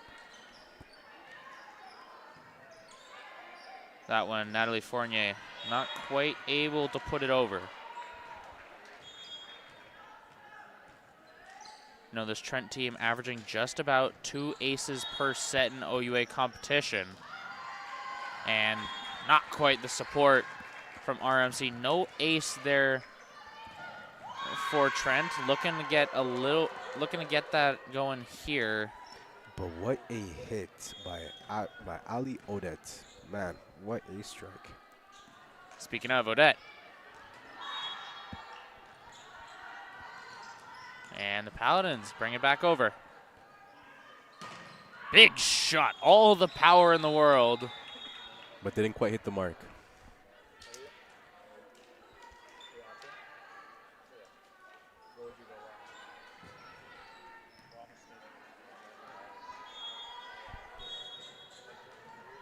Mackenzie Lockett-Heemstra. A little bit of a floater to the backcourt, returned by Trent. Lots of power. Maybe tried for a little bit of a roll instead. And comes up short.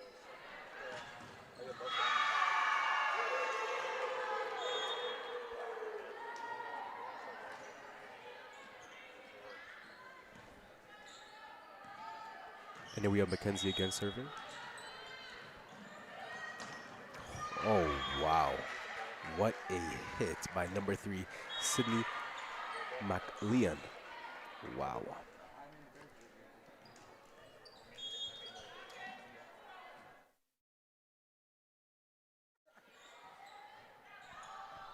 Apologies, Sydney McLean.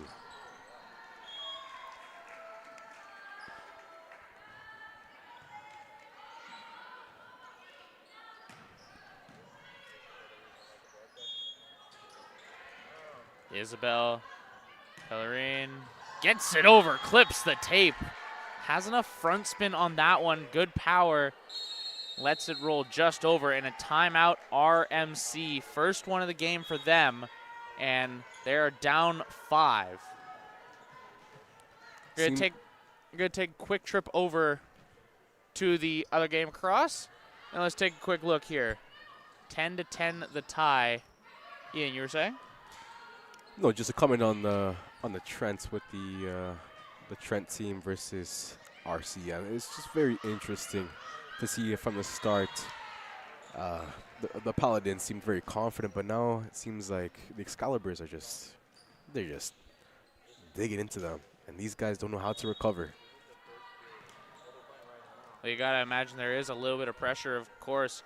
Both coming off wins. You're looking to maybe set the tone going into next week when they both get back to OUA competition. And for that, great spike there. That one, number 6, Mary Lee Hamel Simar. And both teams getting themselves set. We're going to head back over to court 1, and let's get back to this Trent and RMC game. Good return, sent over. Quick set, fires back court.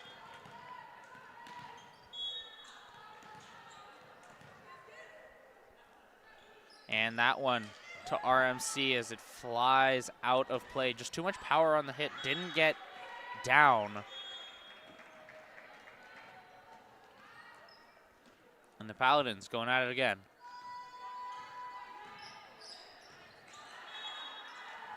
Set shot. Good first touch, needs to keep it alive. And they do. Back set off the right side, the block all there. Number 7, Eve Smith. You can see Trent are just hitting the ball with just straight power. What do you think the game plan is here? More precision or more strength? Well, you don't always need the precision if you can hit it, for lack of a better word, really damn hard. Coming up off the shot, that's the counter offer of really giving her. Yeah, that was number 8, Valerie Hull. Seems like the Paladins have really formed a tactic here and blocking these powerful hits, and it seems to be backfiring on Trent. Well, I mean, it's the downside, right? You're going for these powerful hits. You got to have a risk of them coming back to bite you, and sometimes it's about the precision. Drops right before that back line. Great spot. And looks like the Adidas Cup trophy has officially seen the light of day. I'd be holding that with a little more care. Come on, respect the trophy, eh? And just in. Drops right on time on that back line. It seems that timeout really gave the Paladins a fresh mindset into challenging the Excaliburs. Very interesting. Absolutely. Got to speak with the RMC coaches over the break. And, of course, I'll be honest, there wasn't as much talk about the game to come, more so about how the college and uni landscapes kind of thing with all the U sports and all that. But regardless, they had a good mindset. They're not too worried about it. Like, in the end, this is an exhibition tournament. Yeah. Is what it comes down to. You're using this to experiment with new things, new strategies, and, give a good showing. Yeah. Yes, that's very true, and giving people their opportunity to shine. Seeing that's what Trent is doing right now, and they've still put up a few points. Looking at the Paladins, most of these of the members of the team are from their first year, so be very good experience compared to the Excaliburs, where majority of them are second year and third year. Very interesting. Put up and miss communication as everyone seemed to back away.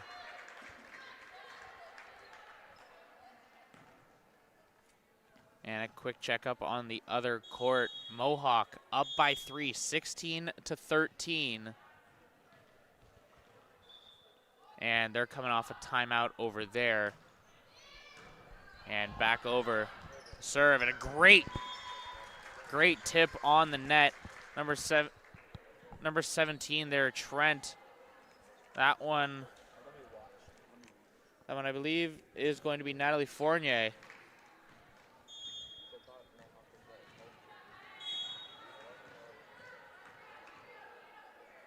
Sydney McClellan.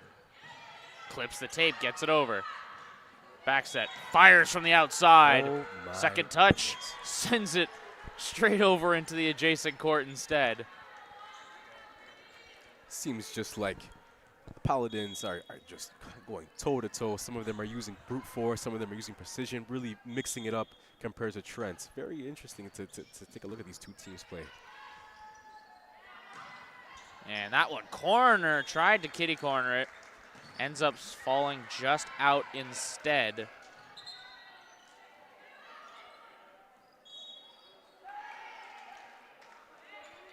course, the next game for this Trent squad is going to be taking on U of T. And for RMC, their next game, they're heading all the way out to Lakehead. It's going to be a long ride, but they'll get there. Very.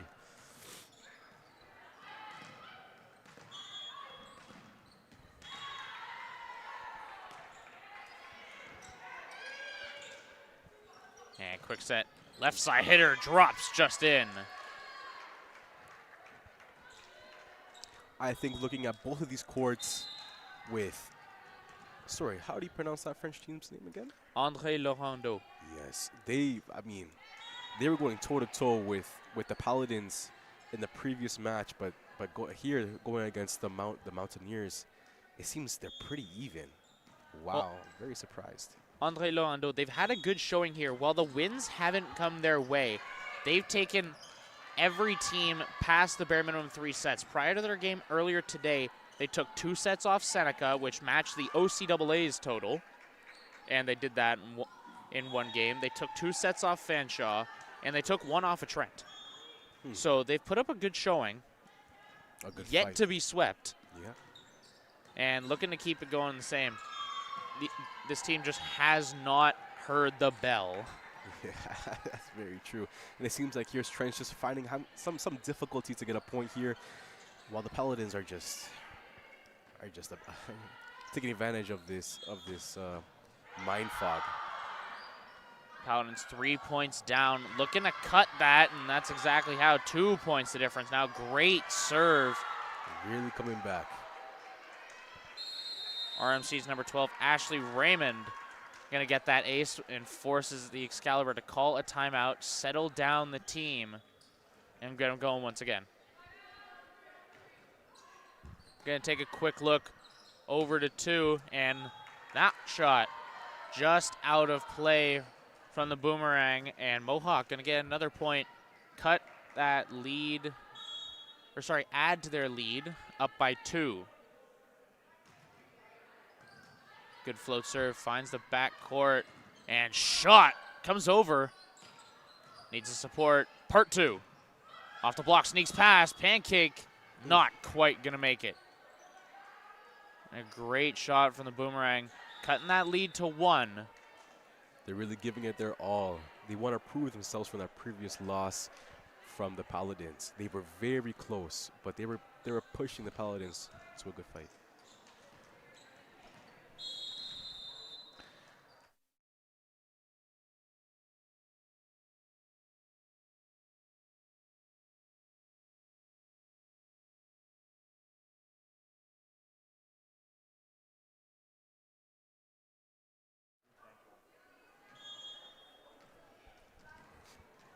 And serving from Mohawk here is going to be number 17. That's Destiny Raymer.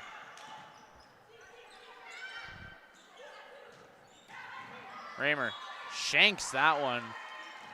Unfortunate. And we're going to kick ourselves back over to court 1, where we keep on following this Trent and RMC game. Couple substitutions here from Trent.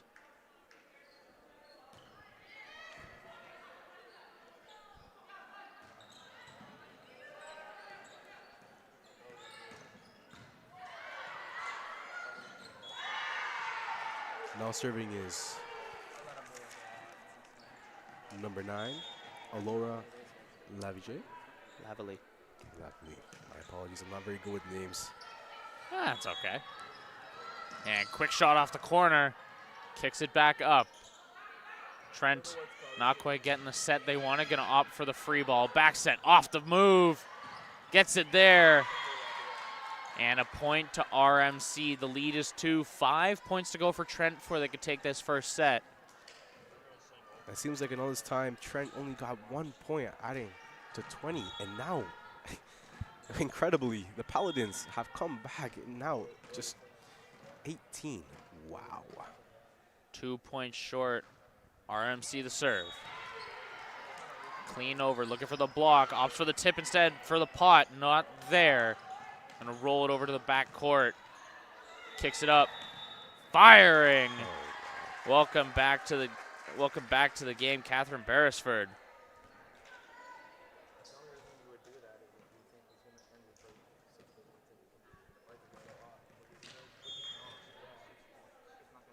Natalie Fournier, the serve. Put up by RMC. Gonna offer a little tip to slip by the block. Beresford again. 2 attacks, 2 points, and the lead gets extended once again. And a timeout to RMC. And looks like the other court coming off a timeout as well. We're gonna take a quick look over as that one's tied 21 apiece as both teams start making their way back out.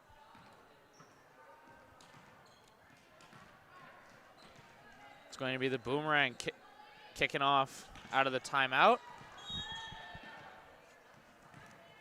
Out to serve Zoé Larrivée. Mohawk off the side. Good block, keeps it alive. Second chance opportunity put up as well. And didn't quite get the touch they needed. Holy power coming out of the Mountaineers there. That one, Avery McConkey, number 15. She really gave it her all with both strikes. Very impressive. Not once did she cross her mind to maybe lessen it up, but no. Drive it home and get that kill. Little roll shot.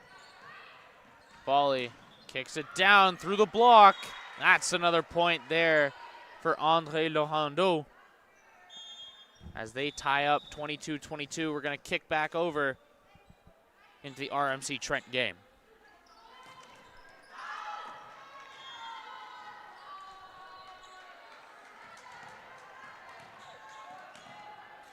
The score 22-19. Holy cow, this is a nail biter. This is only the first set, but still lots of potential from both teams, especially the Paladins with a great comeback. Set up by Trent coming out of the backcourt. Overshot. 22-20. 22-23 on court 2 in favor of the Mountaineers.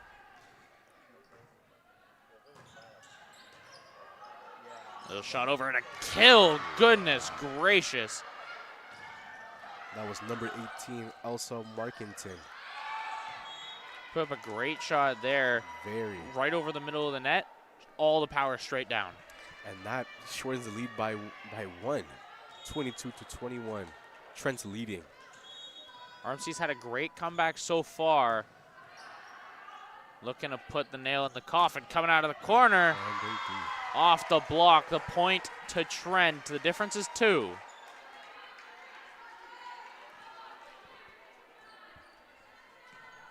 We're going to take a look over here. Court 2. Set point.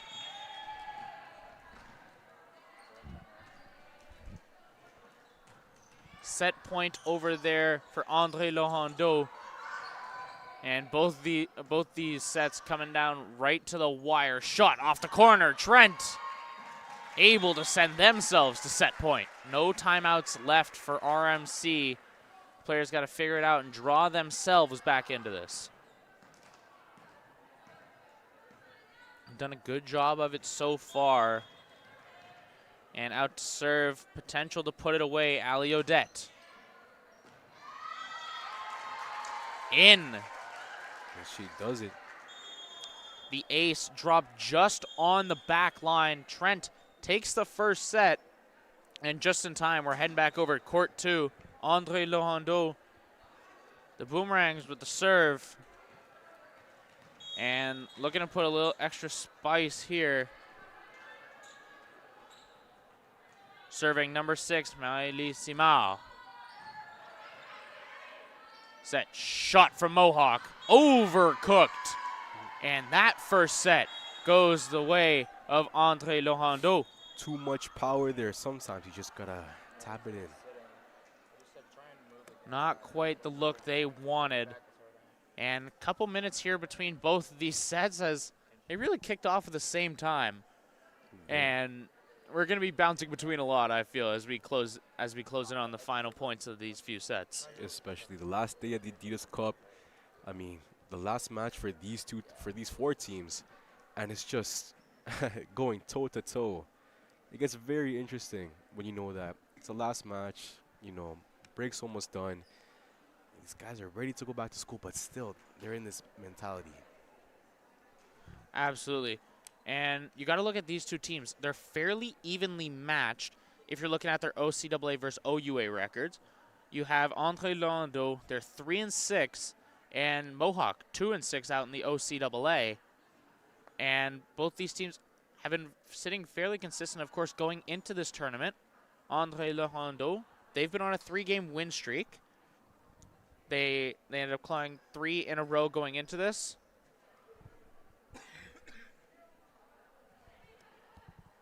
And able to hopefully keep this momentum. They've been having a really, really good showing here at the Adidas Cup, and they're going to be looking to keep that one rolling.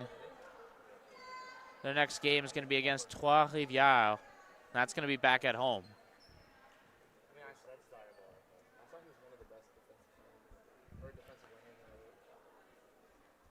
Trois-Rivières 2-8. Compared to Laurando at 3-5, excuse me.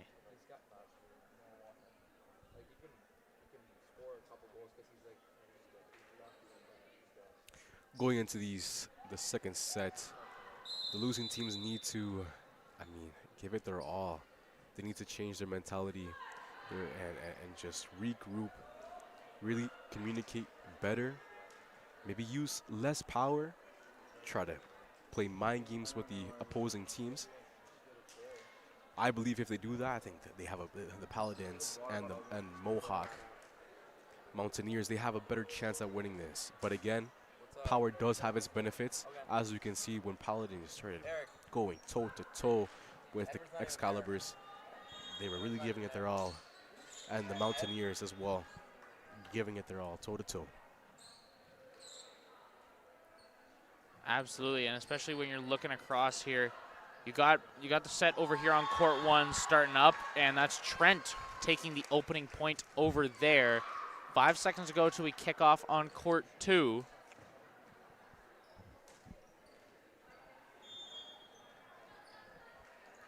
And we're going to give a highlight over here for the start of this match. And we'll send it across as we go. And we're going to see it kicking off. It's going to be, I believe, André Laurando is going to get the start. Officials just figuring out everyone's lineups.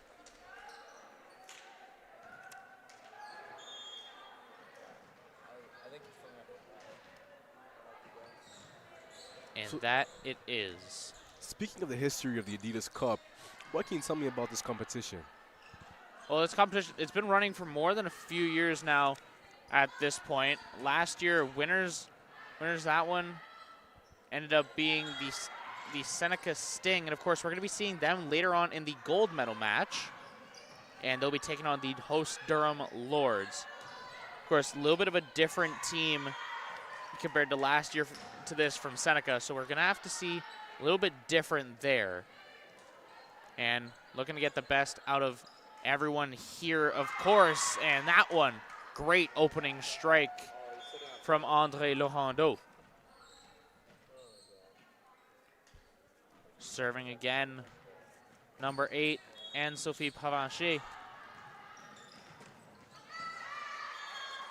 Fires, clears the net, no issue. Set to the left side, sneaks through the block. And shot, Provencher keeps it up. And finally clearing the net. And tries to put in the pot. No good from Mohawk. That one, Hamel Simao. And eventually, of course, you're looking at Andre Laurent-Doe. Finally getting that 2-point lead. Of course, they won that last set. So looking to keep your momentum as much as you can.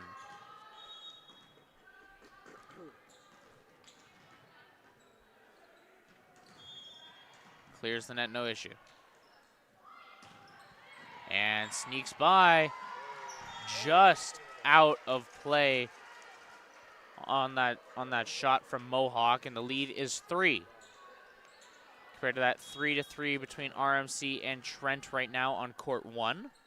Just a little quick update as we come back. And a service ace. And a fast timeout here from Mohawk. Seems like they definitely need to regroup.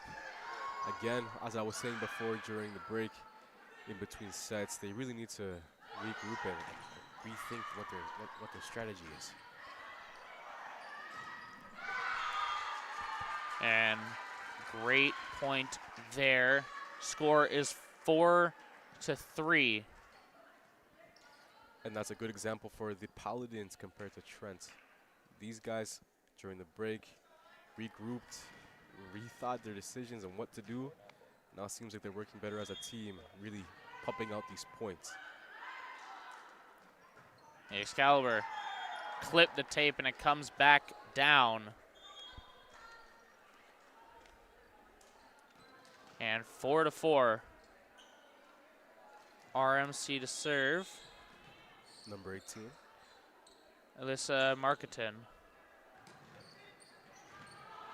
A little bit of a collision between the Trent players. They're going to work it out no less. The block overdone there. Got a little bit too much contact off of it.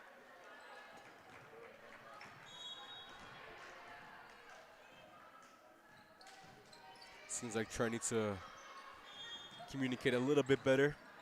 They have lots of potential to lead the second set. Keep this up. And rally continues. Shot out to the far side. No good on that shot from McKenna Gillick. Seems like she couldn't really get her hand on it, eh? So it wasn't quite able to get over the top of that one. They struggled a little bit. And we're going to continue on RMC. Ashley Raymond.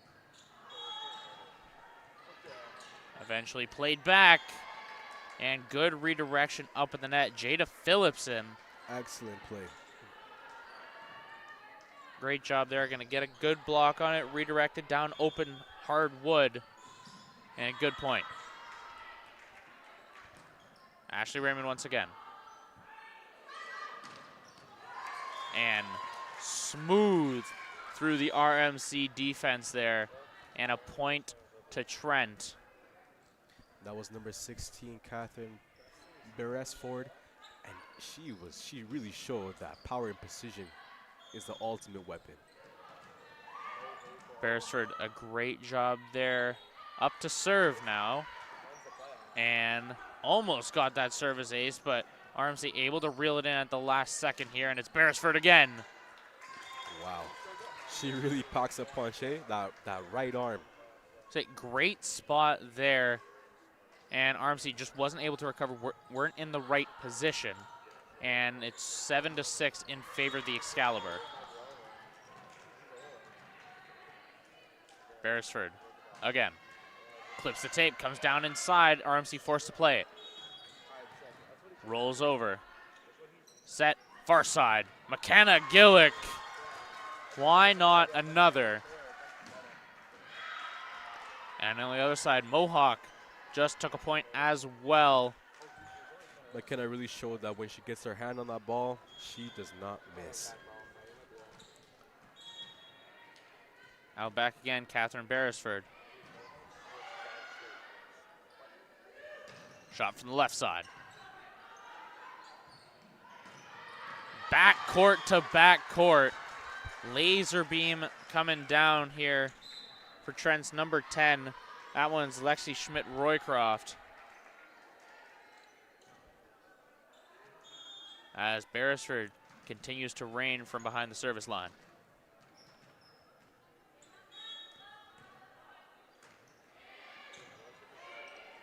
And play at the net, the joust, one out by Trent. Back set, off a step, set to left side this time, trying to confuse the Excalibur, not able to get away with it. Another back set, another one of those angle shots. They try and get the roll. And McKenna Gillick, good spot again. They put up another.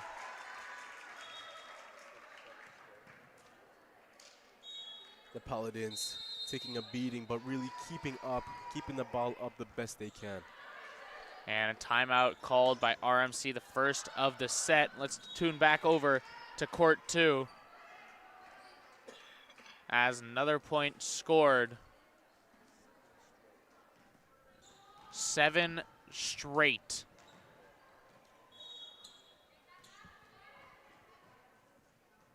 From Mohawk to cut the lead and steal it. Mohawk putting the pedal to the metal. The block, good from the Boomerang. And jousted at the net, one out by Mohawk. But just as well as it's a win, sails out of bounds and the lead cut to 1.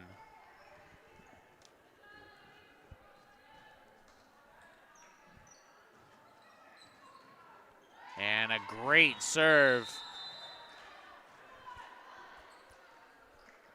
coming out of this Quebec squad. And the ace, Marie-Lise Simard. Marie-Lise Simard. Court 2 tied 7-7 compared to court 1, with Trent's leading by 4. Mohawk able to put it back over. Looking for the kill. Finds hard wood. And that one there, Aurélie Vanier, has had a good tournament so far. And looking to keep up that stat lines, it's going to be Marie-Lise Simard once again. 10-7 the score on court 1. Excalibur the lead by 3. Good serve, back set for Mohawk. Shot out of play. And the lead has exchanged hands once again. 2 points the difference. As Hamel Simard steps back behind the service line, looking to go at it again.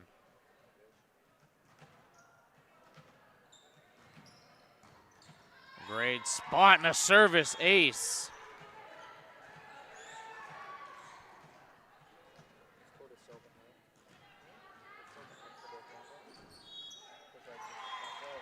Doing a fantastic job of working their way back into the lead here, up by 3. And that one just overcooked. Maybe if it was a foot shorter, probably would have gotten away with it, as Mohawks are going to have their time in the sunlight now. Avery McConkey behind the line. Just a little floater. And that one comes back down. Great block from Mohawk. The Mountaineers are coming back. The lead, with just 1 point, 10-9. McConkey, once again.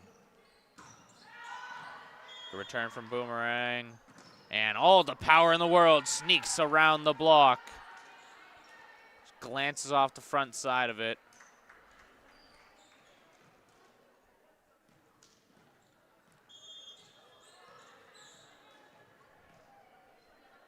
And serving is going to be number 7, Jane Leclerc.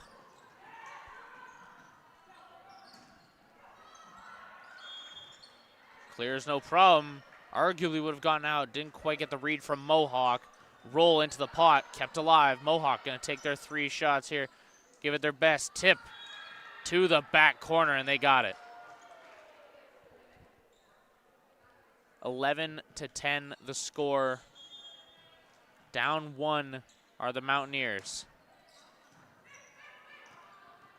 Serving number 2, Jaden Rattray.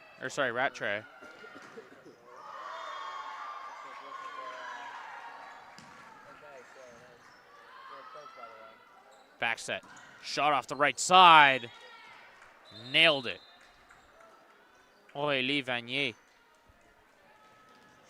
The Mountaineers are trying their best to block, to really get a good angle on these balls, but it just seems like the Boomerangs are just putting too much power behind these balls.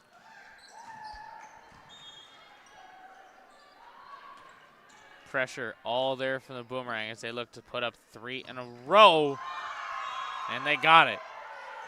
Laser beam out of the left side.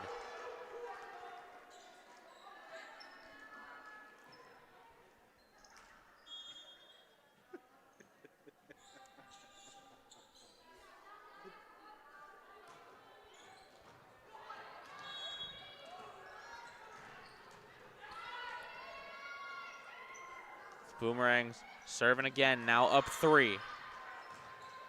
Great shot to the back court. Kept alive Mohawk, going to be forced to free ball. Little tip, sneaks past the block. Immediately returned off the block. Mohawk keeps it going, but not quite able to secure it. As Boomerang take another. And Aurélie Vanier stays behind the service line, going for another. Up 4 is André Lohandeau.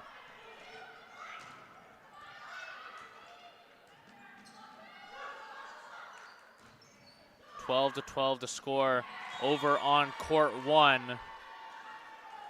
And a service ace on court 2 to extend the lead to 5. The lead made its way to RMC 13-12.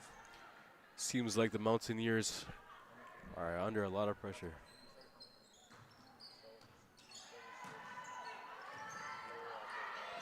The lead is now 5. Really discombobulated. Make it 6. Oh. As Boomerang's starting to pick up momentum here. If you're Mohawk, you don't want to burn that second timeout till we're a lot further down the line, so they're probably going to be forced to take a beating here. Need to get themselves back in check. And RMC, after back-to-back points there, gonna bury that one in nylon. Still up by 1. And that one, great spot from the Mountaineers. Finally gonna take a point back. And the lead is 5.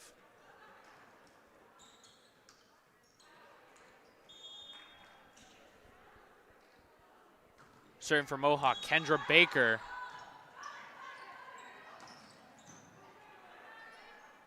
Baker. Puts that one up. Back set shot. Opting for a little roll, maybe a little less power on that one, a little bit more precision. And a little volley out of the backcourt. Boomerang trying to shape up here. Going for it. And why not another one? As they're starting to run away with this set. Had an opportunity to talk with the André Lohandeau coach at the start of the tournament, just after their first game against Seneca, and had a good insight on these teams. Said and the André Lohandeau team very quick to react to new situations and change their game plan. You know, keep it basic, expand as you go, to kind of sort of exactly what they're throwing at you. And they've done a good job here. Of course, they won that first set, looking comfortable in the second, looking for a little bit of bonus here. Exactly that. Exactly what that coach told you is what they're implementing on the field right now. I mean, crazy. 17-13. They just sweeping this set 2. Really showing that the difference was made during that break in between sets 1 and 2. And good serve there from Mohawk, Olivia Rosewell. And that one goes out of play. Not quite sure what the official call is. They're going to give it back to Mohawk, and a point there. Olivia Rosewell once again.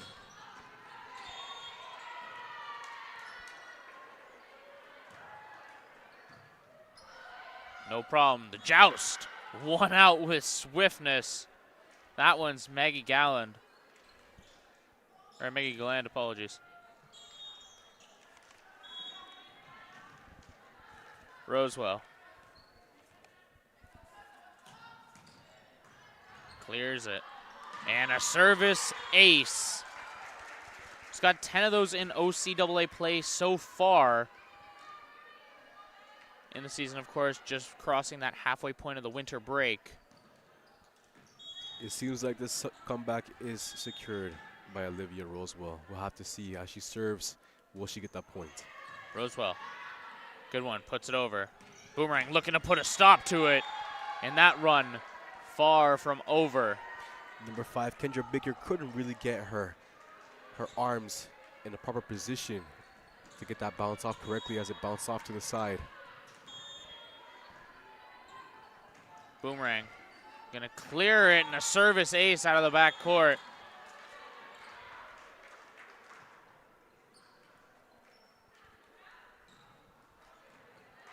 Boomerang's I believe up by 3. that's number 15, Zoe Larrivée. Firing again. And back-to-back aces for Larrivée.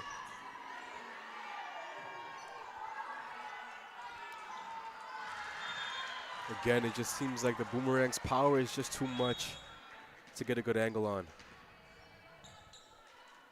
Larrivée clears the net. And back-to-back-to-back service aces now. Incredible. And that second timeout being taken by Mohawk. Down by 5, 4 points to go for André Laurando as we kick back over to the first court here. As we're taking a closer look, this one closes the distance there, but Trent extends their lead to 2. And it's 19-17. Just taking little glances here and there when we were talking about the Boomerangs versus the Mountaineers at the Paladins and the Excaliburs. The Paladins are really giving the Excaliburs a run for their money. I'm very surprised. But it seems like the Paladins are just letting it slip away as the Excaliburs lead by 3. Let's say that one a great service ace placed just down on the back line. Timeout called by RMC. That's their second there as we're going to kick back over court 2 as they get back into the action. 4 points to go for André Laurando. Chance to get their first win here of the tournament and carry some momentum back over home in Quebec. Shot off the left side, off the block. That one, apologies, right side hitter, number 13, Maggie Galland.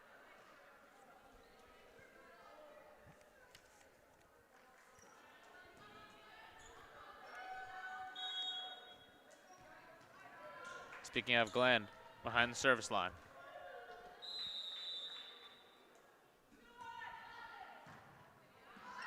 Good serve there. And not quite the set that the Boomerangs would have wanted there.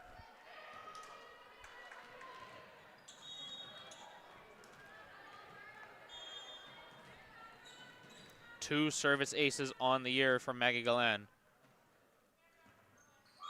And that one buried in the net.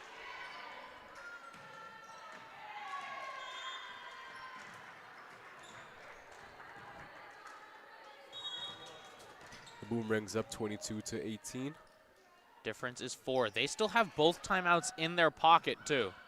So if all goes wrong, they have lots of opportunity for some coaching, but that one falls just out of play. Difference is 3. Mohawk looking to get back into the driver's seat here, and Megan Battersby going to be the one to direct that.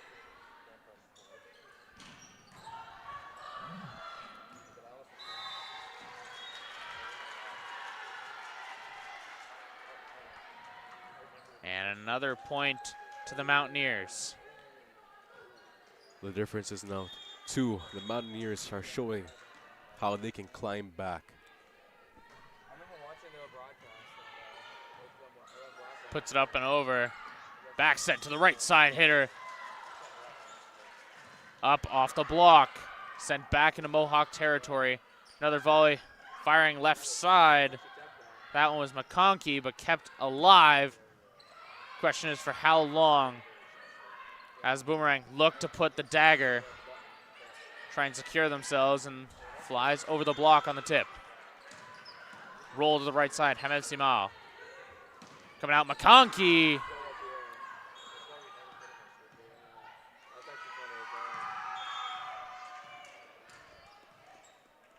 And not quite sure what the call was. I don't believe it hit any of the Boomerang players, so they're going to call 4 touches on that one.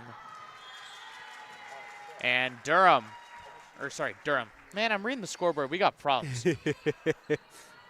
Andre Lohondo going to take a lead of 3 and a great block. Mohawk.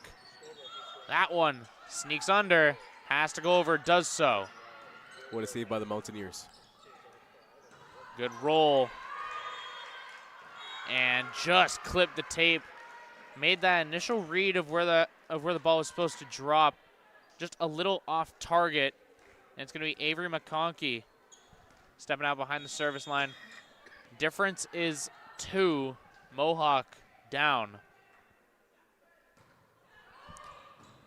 McConkey almost got a service ace there.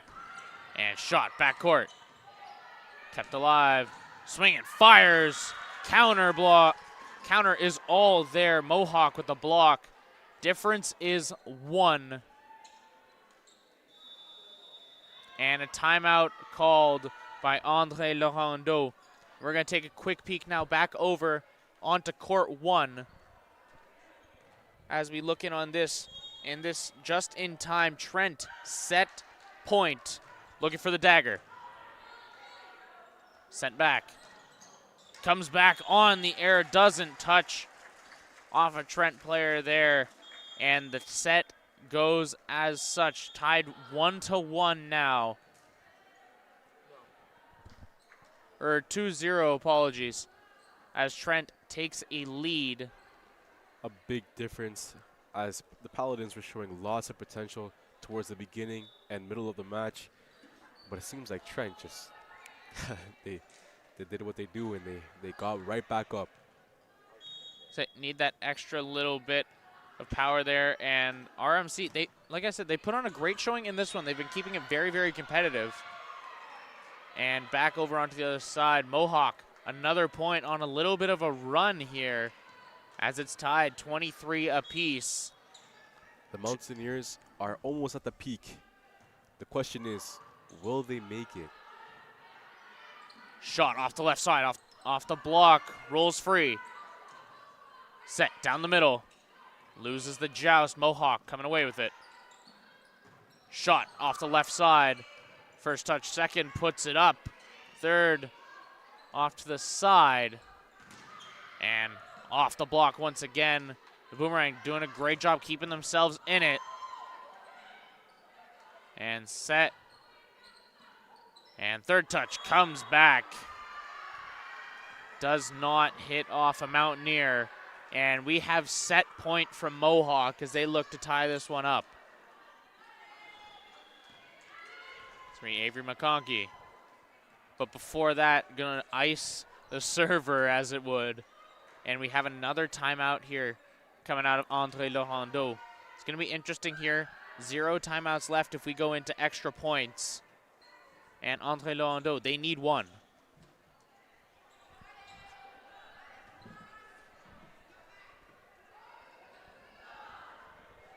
Of course, still out behind Avery McConkey.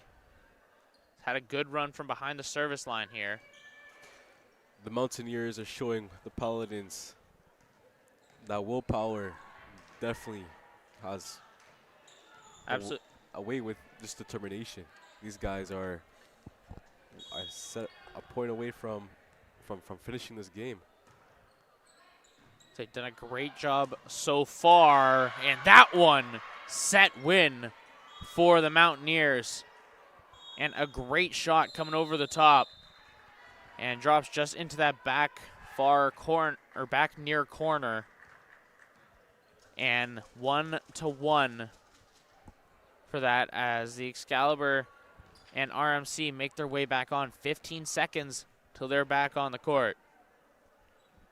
And Trent, an opportunity to walk away even on the tournament here at 2-2. And of course, those early wins in the season against RMC maybe starting to rear their heads once again, maybe getting in the head of these Paladins players, but Trent is looking to put in the dagger. It seems like the Paladins, they have their mind made up at the beginning, then the middle, but then they just lose it towards the end. And off the tape and down. A little bit of a misplay there, Charlie Culvert. As RMC, their turn now to take the serve, and it's Valerie Houle.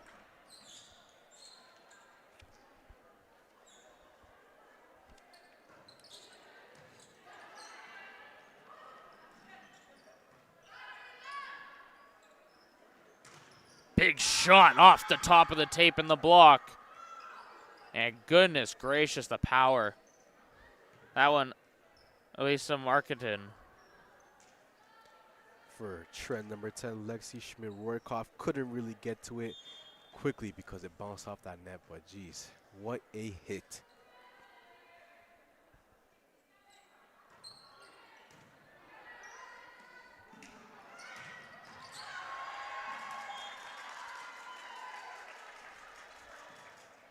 And what a strike from number 16, Catherine Beresford. Beresford done a great job in this tournament here. And Trent looking to keep going. Set shot off the far side. And a rough one there, McKenna Gillick. A little bit of a defensive error there. The Paladins up by 2, 3-1. But the question is, are the Paladins going to keep it? It seems these previous sets, the Paladins have shown that they do have what it takes to take the lead and to challenge the Excaliburs. But are they going to maintain it? That's the trouble that they've been having.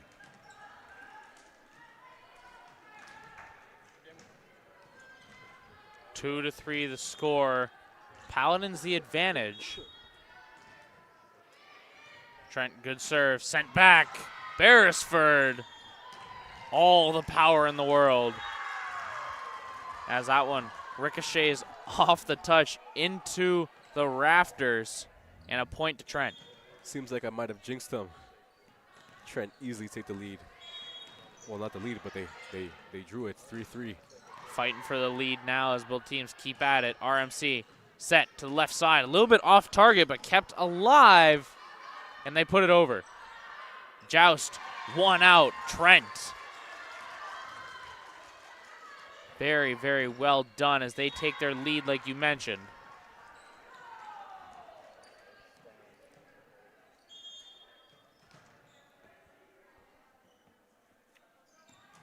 Serving Sienna Spence. And another one going their way. Spence, great job so far. Trent take the lead by 2, 5-3.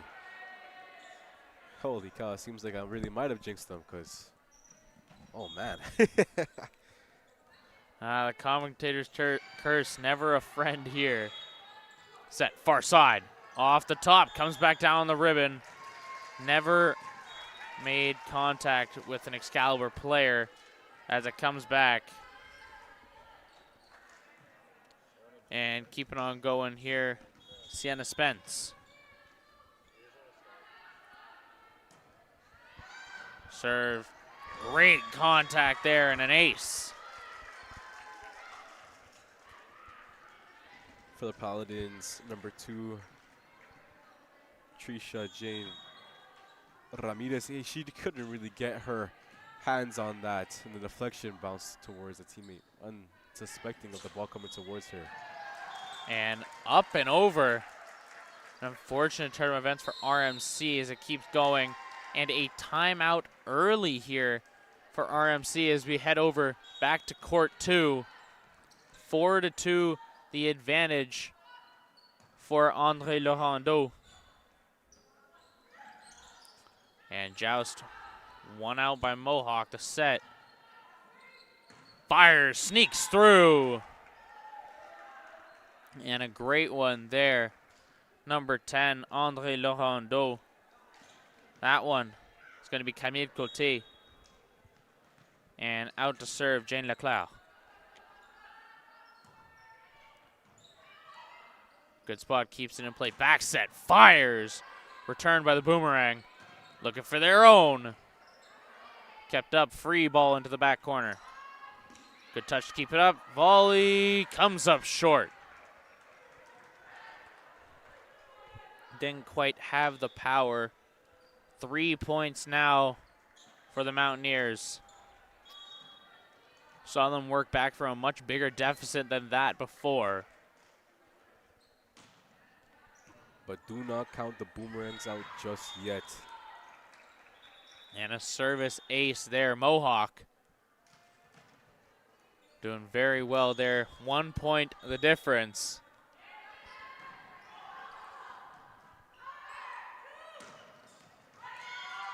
And off the top of the tape, comes down. Little touch, puts it over. And Mountaineers the counter. Shot, Coté has a point.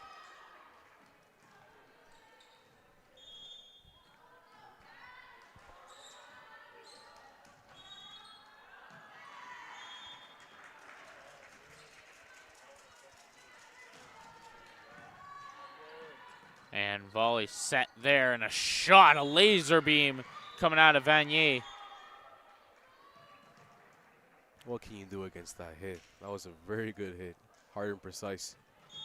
Overcooked slightly, though, as Mohawk look to get at it again. It's Kendra Baker.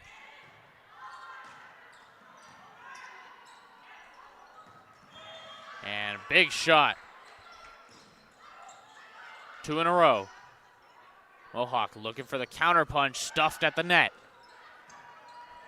Laval just give him a little reset, and into the pot it goes. And this Boomerang squad starting to heat up now. Zoé Larrivée. 3 shots in a row. And Mohawk starting to pay for that one. Serving Aurélie Vanier.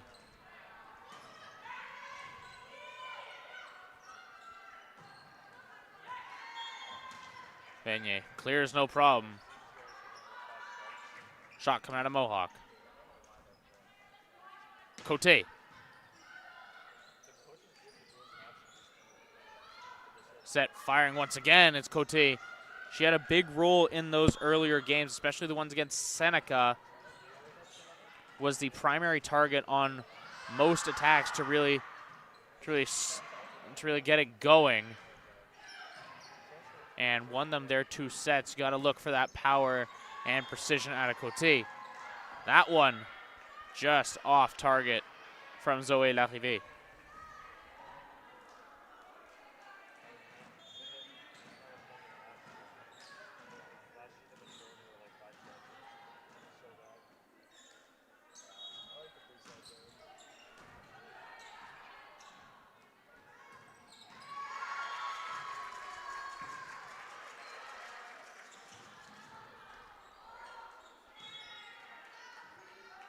Seems like the Mountaineers can't handle how hard, again, that the Boomerangs are hitting. Seriously putting an oomph.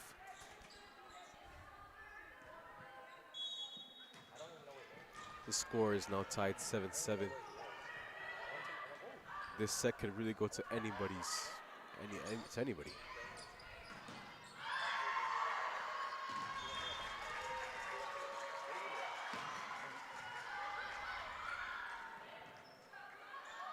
Kept up here, 7-7. Shot down the middle. A little bit of a roll, sneaks past the block. Coming out, firing out of the corner. Doesn't come down in time.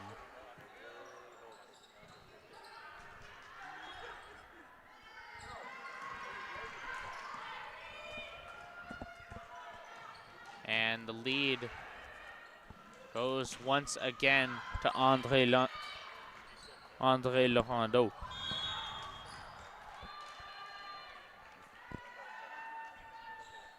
One point the advantage.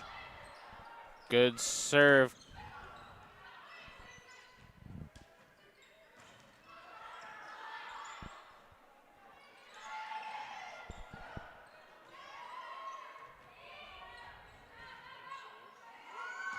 And a shot finds pay dirt.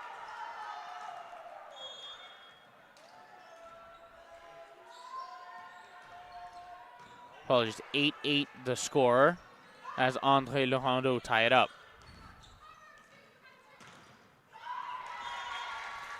The Boomerangs are really coming back. What's going on? We're having a great time with the scoreboard right now. 8-8, 8-8, okay. Cote puts that one in the net, and the advantage back for Mohawk. On the other side, the Trent RMC game. Trent a 4-point advantage, 12-8. And the serve coming out for Mohawk. Sent back. Set, another shot. Was there a touch? There was. And the point goes for André Laurando.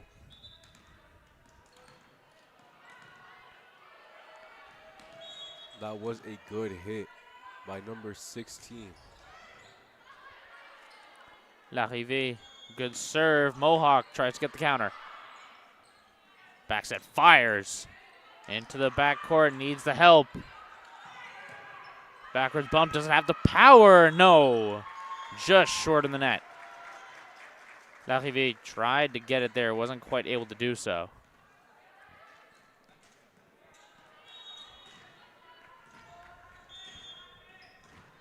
Mohawk to serve. Clears the net, going to the corner. Would have made a decent argument for that going out. Better to be safe than sorry. And set shot. A little bit of a set there. And firing again from the Mountaineers. And stuffed. Stuffed on the play, but a little bit of strategy there. Charlotte Desrosiers ricochets off the block and out of play. Point to the Boomerang as they tie this one up. For the Boomerang, number 16, Charlotte, she's really showing that she has that crazy arm. Wow. Seeing her spike that ball and hit it, very impressive. And another point here for the Boomerang. And Sophie Provencher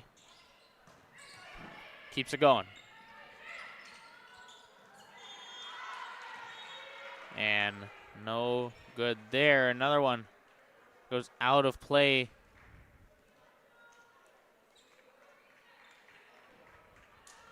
When she jumps to hit that ball, you really know she's hitting it with all she got.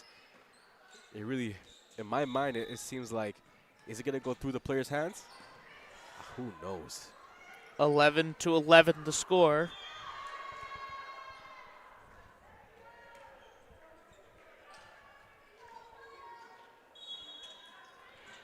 It's Mohawk, quick substitution.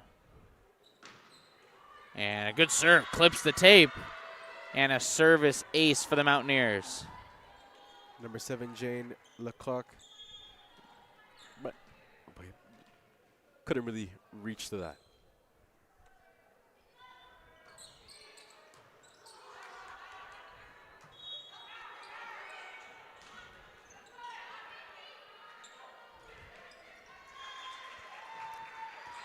And overcooked that time.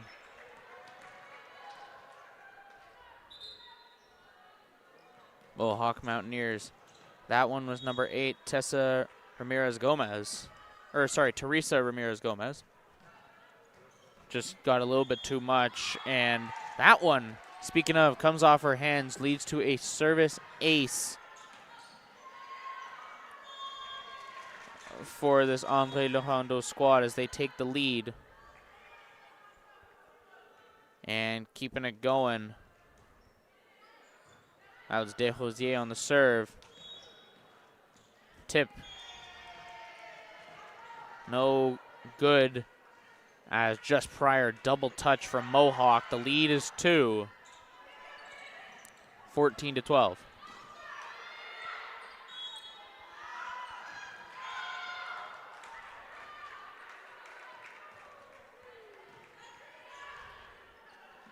That shot out of Mohawk blocked by the Boomerang.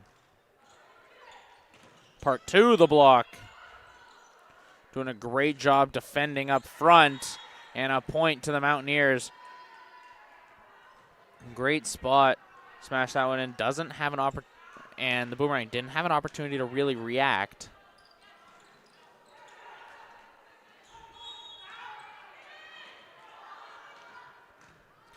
It seems like it all comes down to sharpness from both teams.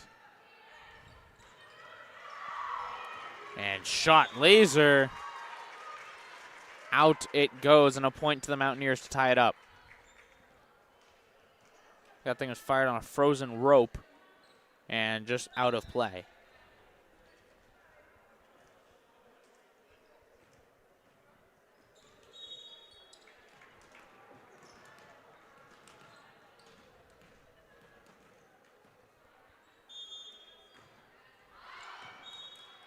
And that one overcooked to hand the lead right back to André Lorando.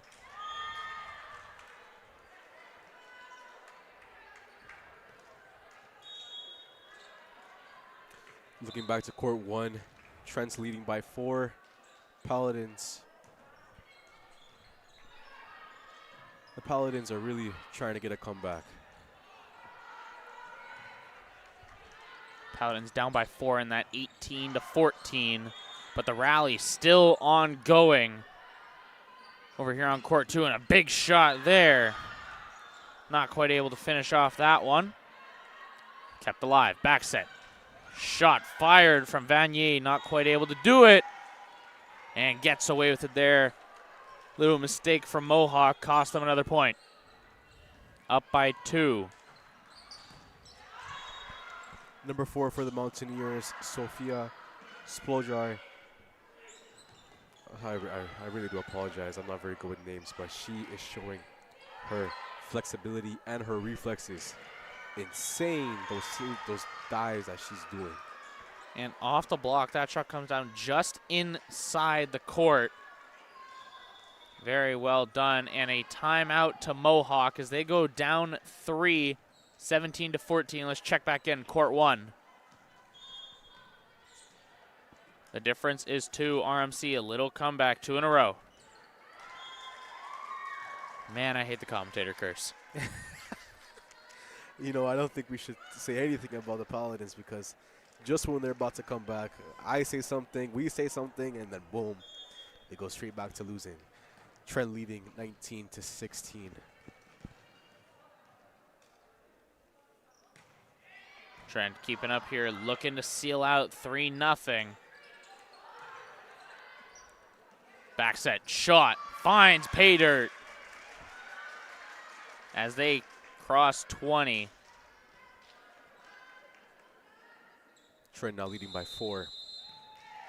Catherine Beresford was going back to serve. Gonna ice out instead. Timeout as we check back in court 2. And just playing a little ping pong here. Everyone wanting to get their timeouts in. Jane Leclerc.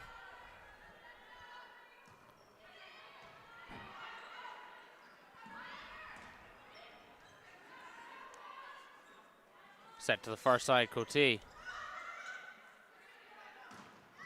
Laser beam into the back court, kept alive. Cote once again, stuffed on the block. Kept up the tip. All good there from the Boomerang. And that one, Zoe Larrivée. The Boomerangs are now leading by 4, 18-14. But as we've seen in the previous set, the Mountaineers did come back and win the second set. So we'll have to see if they pack their bags just right to climb this mountain. McLeod, good serve and just off target from Mohawk. And a misstep from Rosewell. That was a good one, eh? That was I'll give you credit for that one. I'll give you credit for that one. Leclerc up to serve again.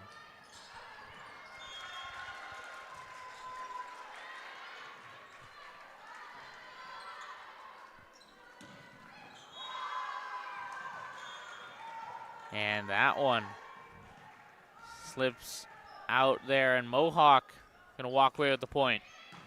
Difference is 6.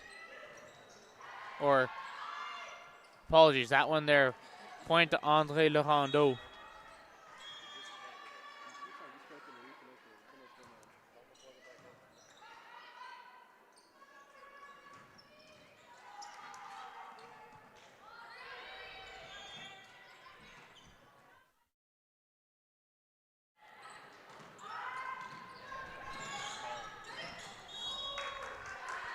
And another point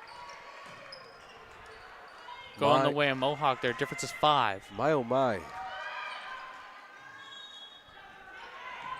Holy cow. The Boomerangs made a ridiculous comeback compared to the start of the match. Difference by 5. 20-15. Now, the Mountaineers are slowly starting to come back, adding 1 point. The Boomerangs lead by 4. 20-16. Goes up now, tip goes over, and just didn't quite have the angle, Aurélie Vanier. And when you look at that, they minimize the lead by 1 more point. Boomerangs leading by 3. Are we witnessing a comeback? It's all in the cards for Mohawk. 3 points the difference. And that one, quick point there, André Laurando. You know, just as we say it once again. Yeah, the lead is now back to 4.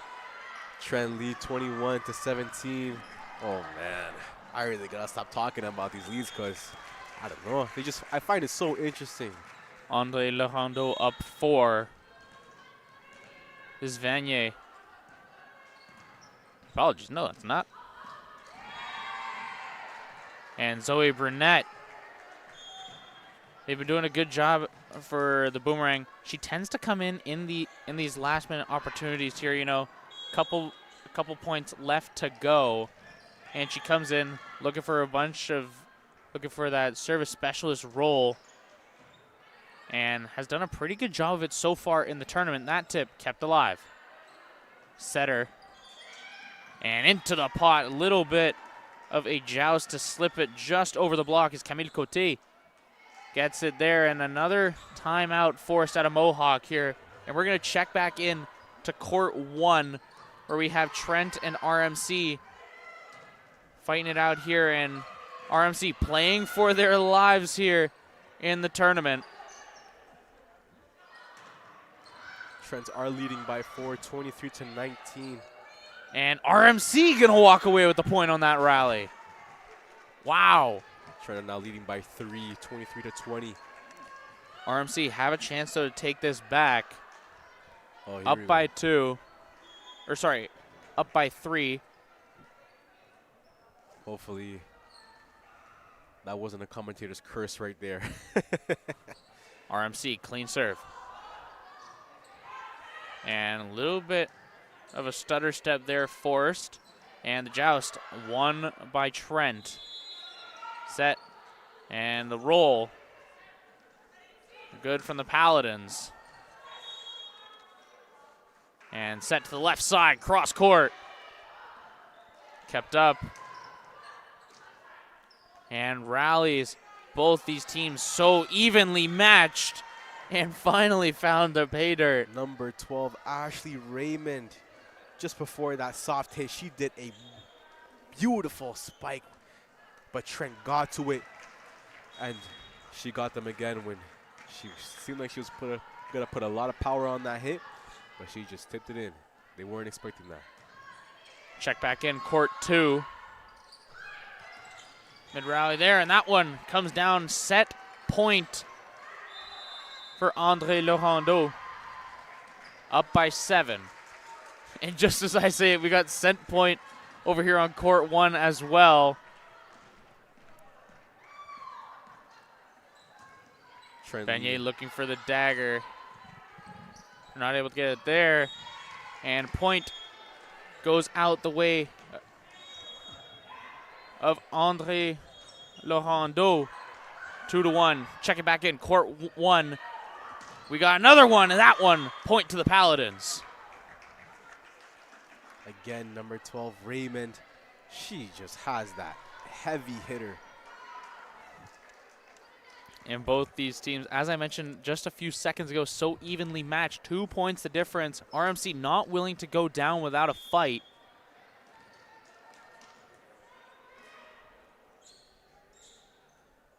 And Valerie Houle. Gonna put this one up. And great spot to finish it there. Trent walk away 3-0 the score line on that. And getting ready for the gold medal match now on court 1. The Durham Lords taking on the Seneca Sting, the number 1 and 2 in the OCAA East. And we'll be seeing that one in just a moment. Even though the Paladins didn't take that win, it was very impressive to see them play. They played very, very good, if I do say so myself, showing that they can come back, but they can't really just grab. They're just at that finish line. They're right there. They're going to touch it, and then they just kind of fumble it. It's the reality, of course. Couple already done. Or, sorry, 3 times that RMC and Trent have played. Trent walking away with all 3. And we got a minute 30 before we end up coming back over onto court 2. And they get ready for their 4th set. Of course, the lead 2-1 for André Laurando. Both these teams still looking for their first win of the tournament. If you're looking at straight up set differential, André Laurando, you're going to look at them probably as the favorite, considering they've taken 5 sets across the affairs compared to Mohawk with their 3. But Mohawk do show that they know how to come back. So they really put justice to that Mountaineer name. So they've been doing a great job climbing back out of these deficits, and they're still in this. It is 2-1. It's not like they're already at match point, 24 points to their name. And the Mountaineers have an opportunity to get back into this, force a 5th and deciding set. But regardless, we're going to see André Laurando and the Boomerang get back into this one.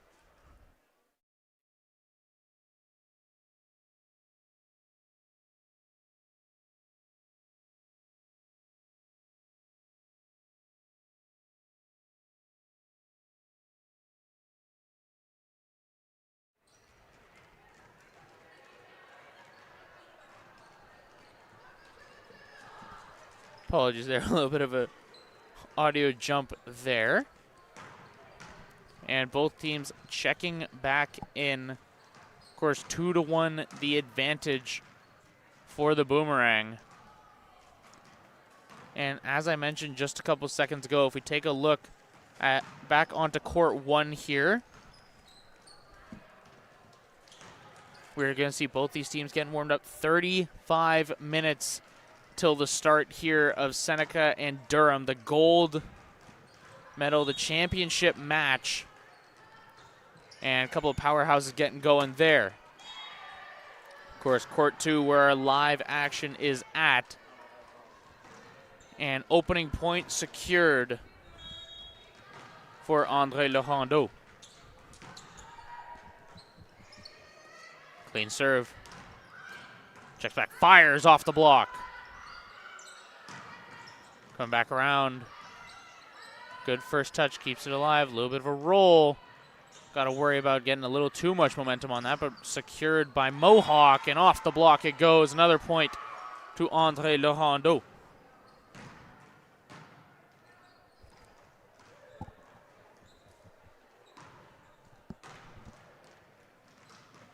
And they've been running the same rotation all season, or at least throughout this tournament, and keeping it going was Provencher. Off the block, kept up, but not quite over the net. And it'll find its way under, and Mohawk going to have their first opportunity to serve here this set.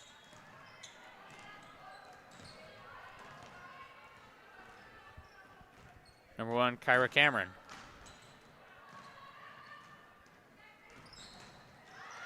Good first touch. Cameron the second. Third shot out of a cannon. Kendra Baker just overcooked it there. 2 points to lead now.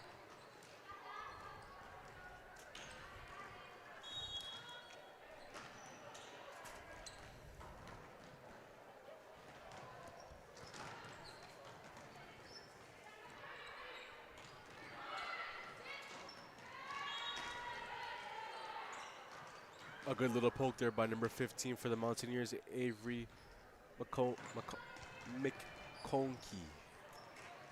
And speaking of McConkey, she's out back to serve.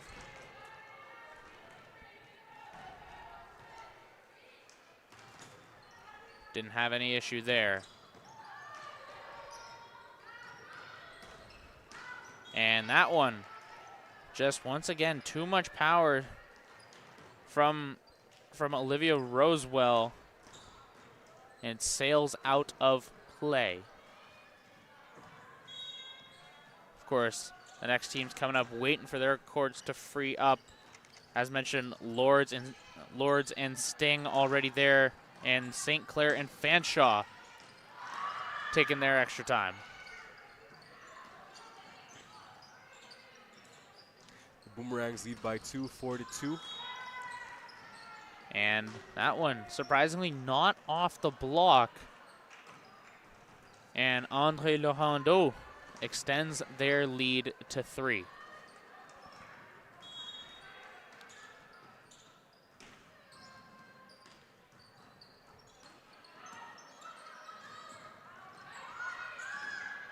And stuffed. Can't touch that one again, as it ricochets off the tape and comes right back down in front of the Mountaineers. And 6-2 the score. A very stark difference compared to the other sets. Seems like the Boomerangs are just sweeping this home, and the Mountaineers just seem defeated. They got a little more momentum here and trying to keep it going. Why not another point? And you got to wonder, Mohawk has had a habit of calling these early timeouts to stop these runs. You got to wonder if they're going to go for it again. But calling these timeouts, will it stop the Boomerangs' momentum? I don't think so. They seem to be red hot at the moment. Again, looking to carry some momentum heading on back home to Quebec. And backset shot makes it through. That one, Kendra Baker. Great spot there. Baker is averaging just over a kill per set, 1.7 points per in OCAA competition.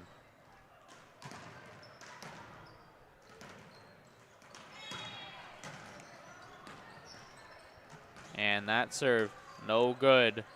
And the lead gets back to 5.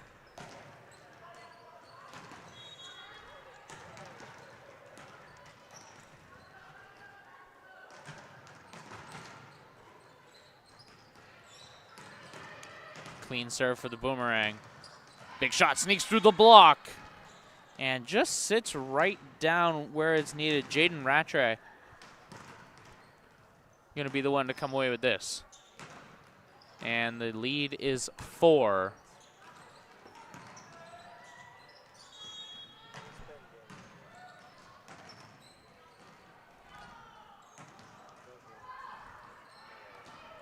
Good spot there. It keeps it. Great serve from Mohawk. And Attack well received from the Mountaineers, and this one's sent back. Boomerang off the block. Has a second chance at it, going to dump off instead. And just off the top of the block, comes back to the Mountaineers as they finally put it over. And just a little touch off the top. Don't need the power. You got some precision there. Gonna work those angles, and that brings the Boomerang back up by 5, 9-4. 2 sets to 1 the advantage. Keep in mind, they're looking to put the dagger in. Yeah, that stark difference really shows, especially on the bench. The Boomerang's bench, very lively. Everybody's up. Compared to the Mountaineers, they just seem just defeated, ready to go home. Back to Mohawk.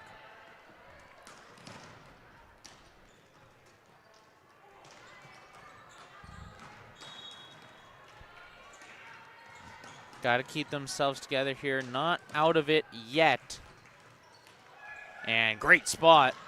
Kept alive. Andre Lohando getting another point.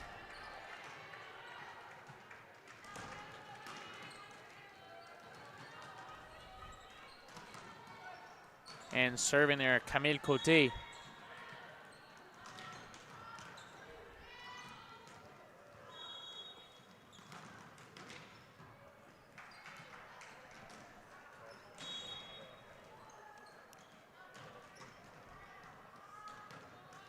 Cote gets a good spot on it, but overcooked. Mohawk didn't move on that one, kind of expecting it to go. You got to imagine if it curled down just a little more, would have been a gimme point. Instead, up to serve is Olivia Rosewell. And a service ace right there. The Boomerangs are still leading by 5, 11-6.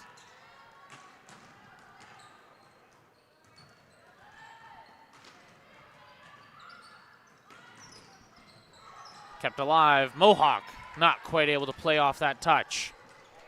And the difference is 6. The Boomerang not giving them any room to work.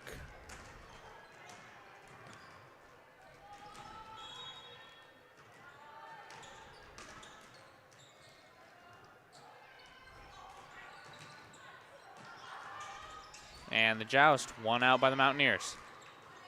Shot off the left side, comes back with force. Kyra Cameron, libero and outside hitter, leveraging that second position there, gets a hand up, sends it right back down. The difference is 5.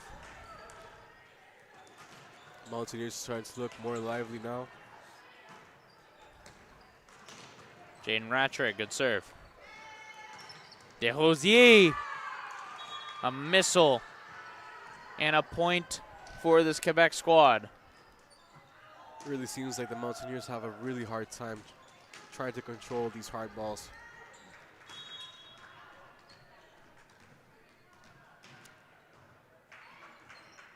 And clips the tape. That one, a proper ace there. And a timeout for Mohawk. A minute on the clock there. Take a quick look at the games to come, of course. Talked a lot here about this championship game, I know, but Durham, Seneca, 2 of the top teams, OCAA East. Last time these 2 teams played was back just about a couple months ago there. Durham played Seneca, and as I mentioned, as we mentioned at the start of the tournament, Seneca walked into this one 10th ranked nationally, 2nd in the province. Wow. And they've been on a tear. They dropped 2 sets in their very first game of the regular season, and since then it's been 3-0 sweeps. Durham was just an unfortunate part of that route. Yeah, looking at the stats here, Seneca without any losses, 100% win rate. Well, Durham just at 85%. It's very interesting. Who's going to win this? Durham have a lot of determination. These women know how to put up a fight. They don't quit. But Seneca, again, the fact still stands. The statistics are there. Who can really take this trophy home? So all there for the Sting. It's theirs to lose, but we're coming back here. And Andre Lohando firing a missile up 7. And 3, they put it over. No lifts there, so no need to worry until Mohawk gets a hand in the air and sends it back down with a little bit of hatred in their eyes there. Number 13, Maggie Galand. She really blocked that. She really blocked that. And a little bit of deception from the Boomerang. And jousted. 1 out Mohawk. Back set. Good off for a tip instead from Vanier. Step back into coverage. Set onto the side. Desrosiers rolls it deep. Mohawk fires back. Back set shot. That one's Vanier off the block. And a point to the Boomerang and Andre Lohando. Keep it going here, up 7, 15-8 the score. Seems like number 4 for the Mountaineers, Sophia's Spoljar. The last set she was doing very good. A crazy reaction time, but now it just seems like she's just lacking a little bit of energy that the team does need. And not quite able to get under it was Avery McConkey, and then in that one, another point as the lead is 8. Ian, you think Mohawk's got the counter punch there? They need it now or never. Yeah, to be honest, they did the timeout, but it seems like again their heart's not really in it. The Mountaineers really had to go for them for the first 2 sets, or should I say 3 sets. But to be honest, it seems like they're just ready to go back to Hamilton. I think for them it's been a long weekend. Ready to go back, enjoy the break a little bit more before going back to school. See, that third set may be the all-important decider. Of course, the difference 9. Looking at a bunch more here if they can't right the ship. And that one sails out. The difference is 10. 10. It's getting a little spooky here for Mohawk. Andre Lohando, a massive lead here. 7 points to go. And another serve. Kept in good hands. Off the touch, kept up. Back set. Firing into the back court. Joust 1 out. And a point once again going the way of the Boomerang. And timeout part 2, Mohawk. Seems like no matter how many times out you give Mountaineers, the Boomerangs don't lose momentum. See, they really just have been dominating this 4th set. And their foot is all the way down on the accelerator, flying through. And we did a little preview of that championship match. Of course, the bronze medal still there. Both teams 2-1 in the Adidas Cup. For St. Clair, they had a 3-0 win over RMC, a 3-1 over Mohawk. But just earlier today, we saw them take on Durham, a 3-1 loss. For Fanshawe, 3-1 over Trent, 3-2 win over Andre Lohando. And then Seneca getting back to their 3-0 ways. We saw that earlier as they beat Fanshawe in a big, bad way. St. Clair is 8-1, leading the OCAA West, while Fanshawe is sitting at 6-3 at 5th. 7th in the power rankings.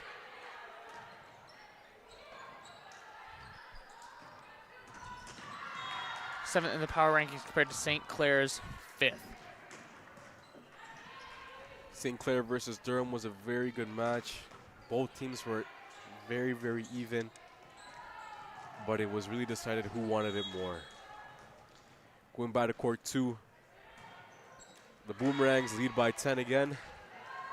Sorry, correct that, make it 11. Service error on number 15 for the Mountaineers. Avery McConkey. But you know, even though it is my first Adidas Cup and it's very exciting to be here at the Lord's Lair, I do got to say that Mountaineers did impress me quite a bit, especially their previous matches. It is pretty sad to see them lose the heart of it, but again, very impressive team. And a service ace outright. This lead seemingly insurmountable. I think it's pretty safe to say that the Boomerangs do have this in the bag. So they will be going back to Montreal with a win on their hands. Coming back with some momentum, never hurt nobody.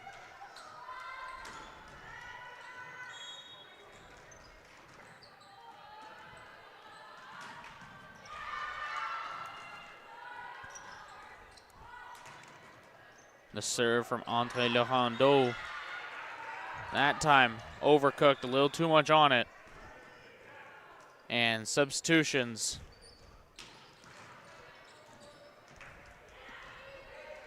As Jane Leclerc checks in.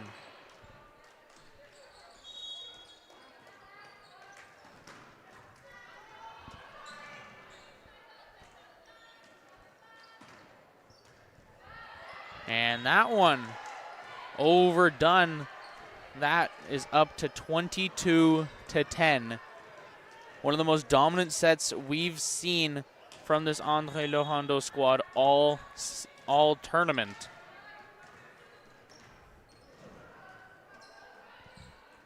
Three more points for the Boomerang to seal this victory. 22-10. Shot Cote. Sent back down instead. Unfortunate, but the lead is 11. They have more than enough cushion. That serve, once again, is Burnett checking in. Tends to do that. It's that 3-point mark that they seem to deem as the go. For the Mountaineers, number 5, Kendra Baker, has been all over the place for this tournament. She seems to be an impressive person. A bright future in a volleyball career, maybe. Speaking of impressive, Rosalie Dalcy sent up a prayer, and it came down, splits this Mohawk defense, and a point 2 away now.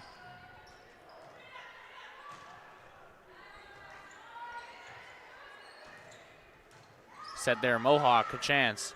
Gonna play it into the pot, and a rough go there. Burnett maybe a little bit too eager to get under that one, and didn't quite have the angle. And the difference stays at 11. Serving now is number 14 for the Mountaineers, Olivia Roswell. And roll is good. Match point on the table here for Andre Lerando, and the Boomerangs looking for their first win here in Durham.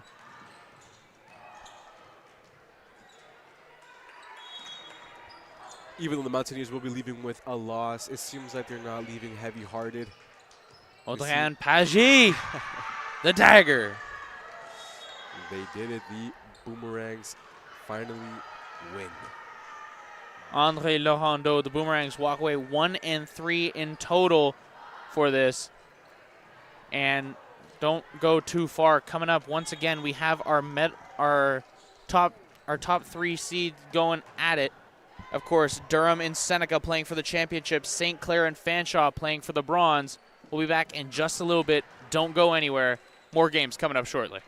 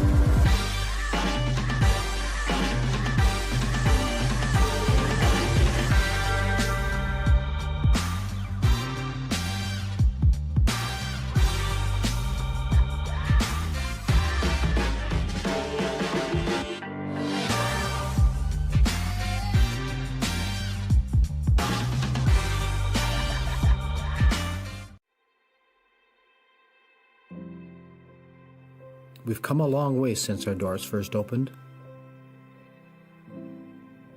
Though our beginnings were modest,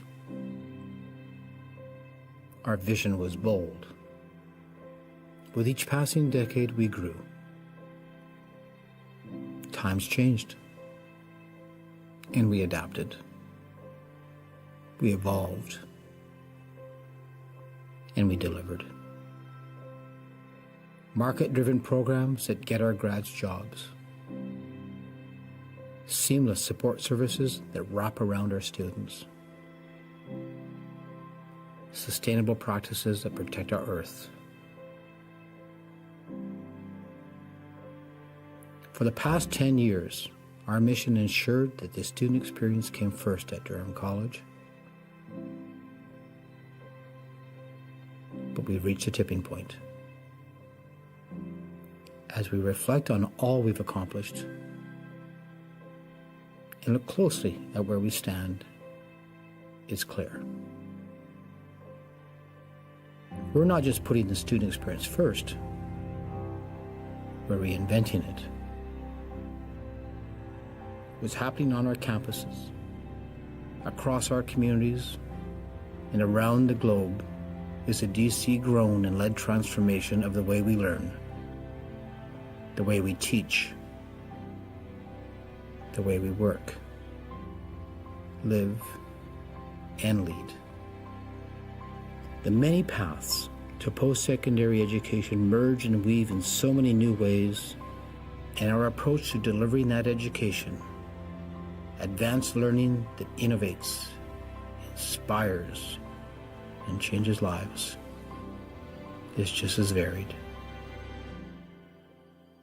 We are shaping this transformation shoulder to shoulder, heads down while working hard, but always with clear eyes on the future. This is our stake in the ground. We are DC, and together, we are leading the way.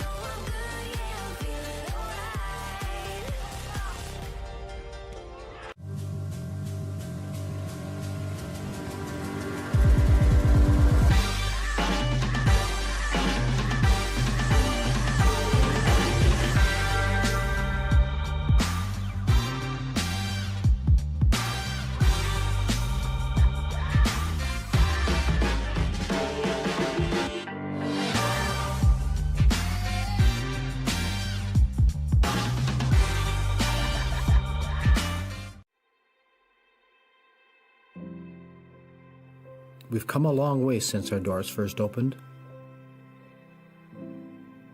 Though our beginnings were modest, our vision was bold. With each passing decade, we grew. Times changed, and we adapted. We evolved, and we delivered. Market-driven programs that get our grads jobs.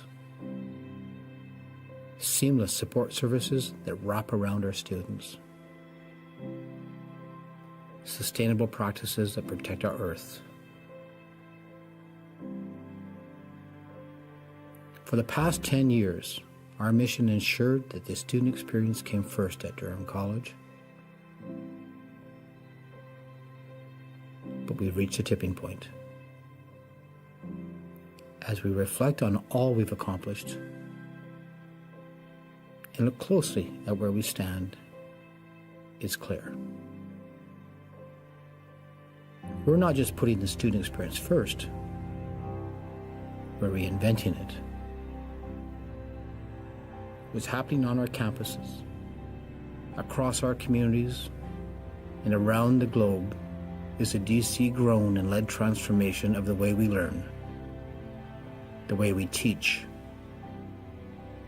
the way we work, live, and lead. The many paths to post-secondary education merge and weave in so many new ways, and our approach to delivering that education, advanced learning that innovates, inspires, and changes lives, is just as varied. We are shaping this transformation shoulder to shoulder, heads down while working hard, but always with clear eyes on the future. This is our stake in the ground. We are DC, and together, we are leading the way.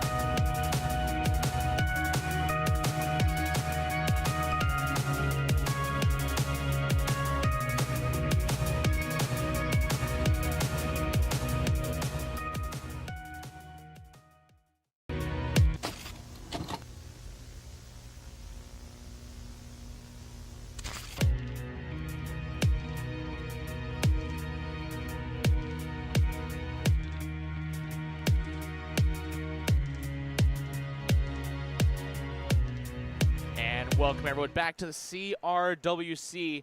The Adidas Cup is wrapping up. We have the championship game here on Court 1. Durham Lords taking on the Seneca Sting. Court 2, you're looking at the St. Clair Saints taking on the Fanshawe Falcons. Of course, Court 1, going to be seeing a lot of that one. Championship game. You're looking at top 2 in the East coming to square off here. We're about underway. Seneca starts with the serve. Here we go. 2 top East teams are underway in the Adidas Cup final. And big shot to start. Just overcooked from Chelsea Oak. And that one goes out of play. Wow, I thought it was tipped, but you are right. Point to the Sting. Emily Coughlin going to be the one to start us off here for Seneca. Had that opening serve, and good response from Durham. Coughlin has 16 service aces throughout OCAA play. Of course, she's had more than a few in this tournament. Looking for another. And a little bit, I'd argue, almost a ball handling error there. Yeah, that's just a mistake. Say, Damon, you spent more time down on the stats booth than I have.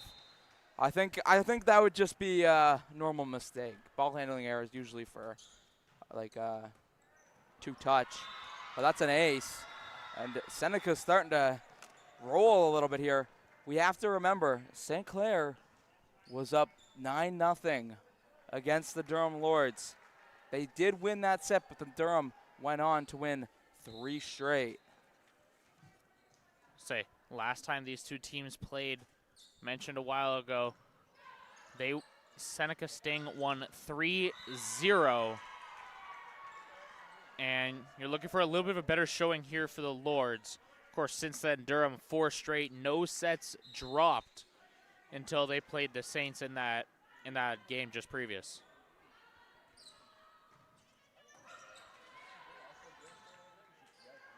Oak, top of the net, kept alive. Not quite. Point to the Sting. And Seneca off to a hot start here. Yeah, this is impressive. Lords need to reel themselves in here. These two teams, of course, typical rivals. You know, you're close in proximity to one another, and you're playing each other more often than not, as the sports seem to mirror no matter where they go. And Michaela Patras overshoots that one. She's another star player for this Seneca Sting squad. Very, very good from that left side. Durham get on the board, though. That's important that the lead isn't too big. Seneca dealt with them last time in the OCAA, so. Brooke Young. Seneca forced to play a little out of position, but get the point no less. Alicia Lush not quite able to reach for that one. Yeah, it works perfectly for them, even though, like you said, they're a little out of position. Didn't matter as they got by the Durham Lords. Speaking of Michaela Patras. Great serve. And that one, Lords almost looked tentative there to try and play it. Yeah, Tony Clark trying to get them into this one. It's 7-1. Durham struggling again to start a game against the top side. You can't continue to do this. 7-1. Make it 7-2. That one just about as close as you can get. Yeah, that's really important. I know the camera probably won't be able to pick it up. In the front row of the crowd here of this one, you got, I believe, most of, if not the entire men's volleyball team for Durham here to support. Of course, home game, you're going to get that, and that one out. And Durham's going to keep it going here. It's going to be Chelsea Oak once again. Oak has a very relaxed serve compared to most here. Just kind of walks into it and lobs it, but the precision is where it matters most. It worked well there. Chavoyska, big shot, and gone. Durham started 7-1, now 7-4, showing the same fight they showed last time out against the Saints.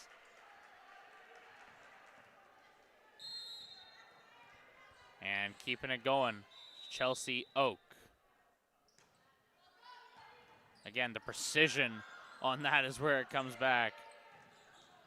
Put over Lush, the touch. Back, fires McFarland. And she's been a huge piece for this Durham squad. You know, you're looking at over 2.5 kills a set, average of 3.4 points per set to her name. She's a huge aspect. Yeah, she's always impressive. 7-5, now it's 8-5 as a great kill comes for the Sting.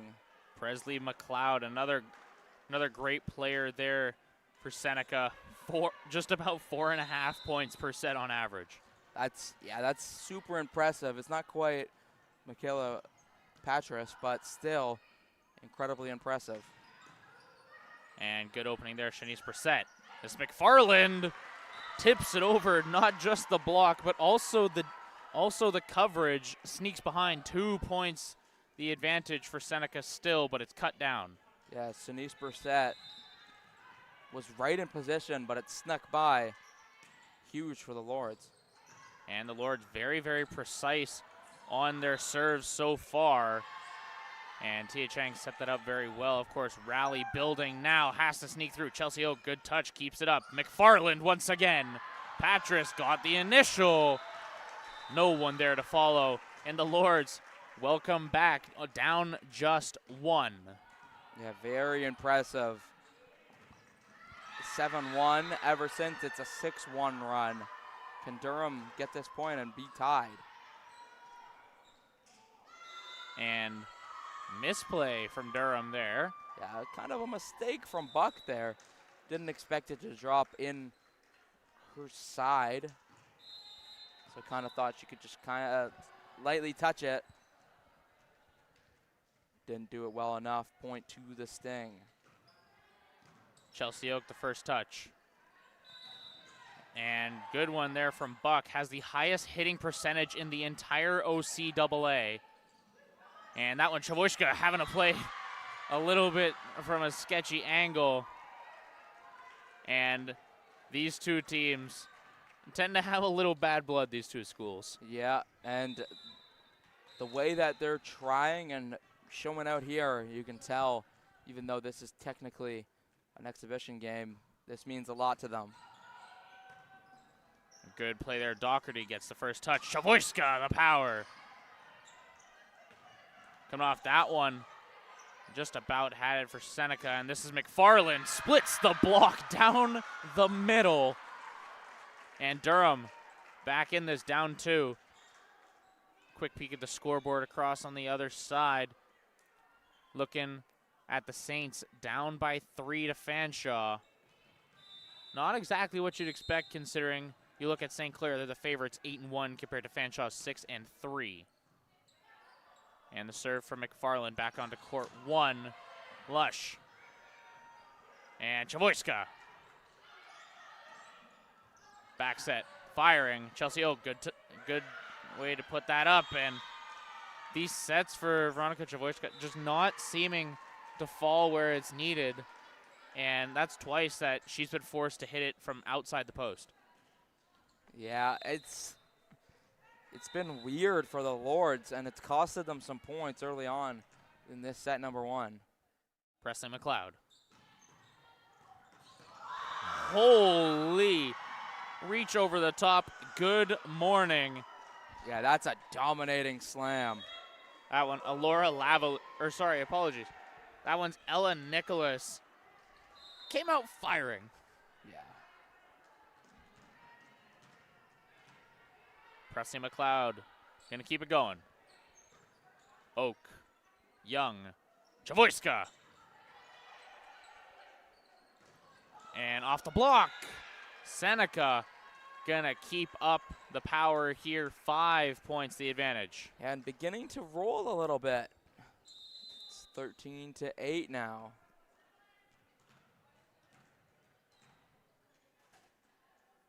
Serve coming. Dealt with well by the Doc. And it's sent out. A little bit too strong from McFarland. Point to Seneca, and then a timeout for the Lords. We're going to take a quick peek now. Court 2. And just as they're coming off a timeout themselves, didn't quite see who it was called by.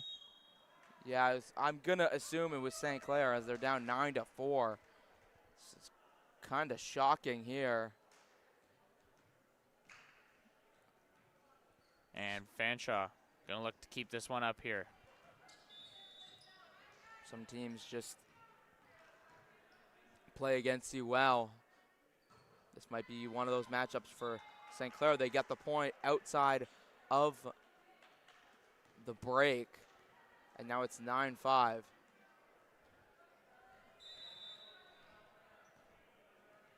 Serving is St. Clair. This is the bronze medal match. And it's sent up and doesn't go through. 9-6 now. St. Clair trying to build a comeback here in set number 1.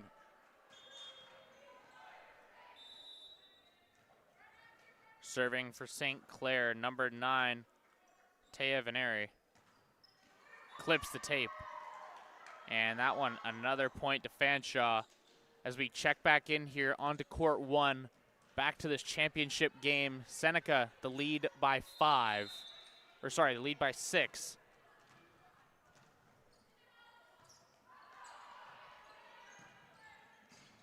Brooke Young sets up. Chavoyska puts it down. Off the top of the block. Support too far away. And Durham up to serve now. Speaking of, Veronica Chavoyska back at it again.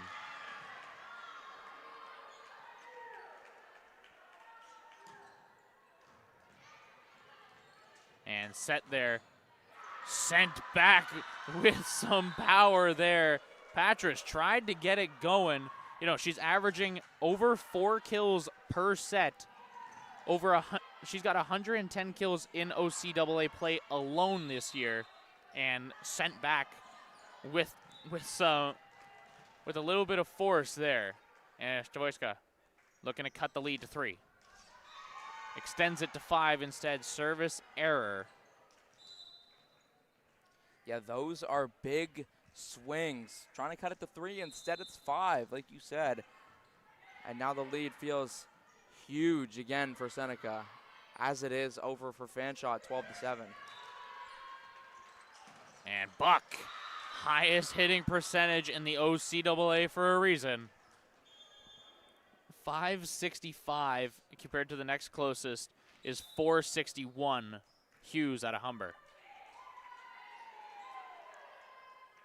4 points now. And welcome Peyton Jones.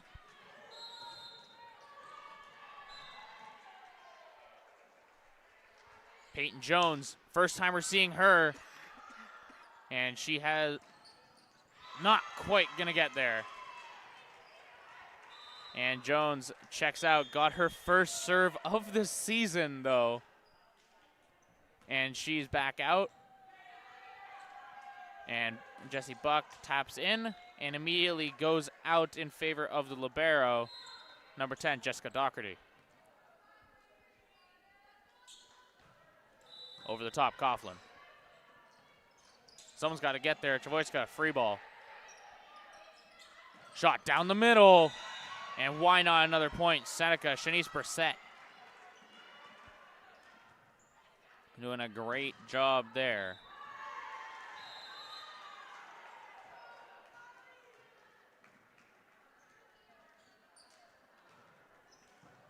Chavoyska the first touch. Brooke Young sets up Chelsea. Oh, gets stuffed. Wow. 18-11 now. That's just the crazy stuff. Seneca maybe starting to run away with this one. 7 points the advantage.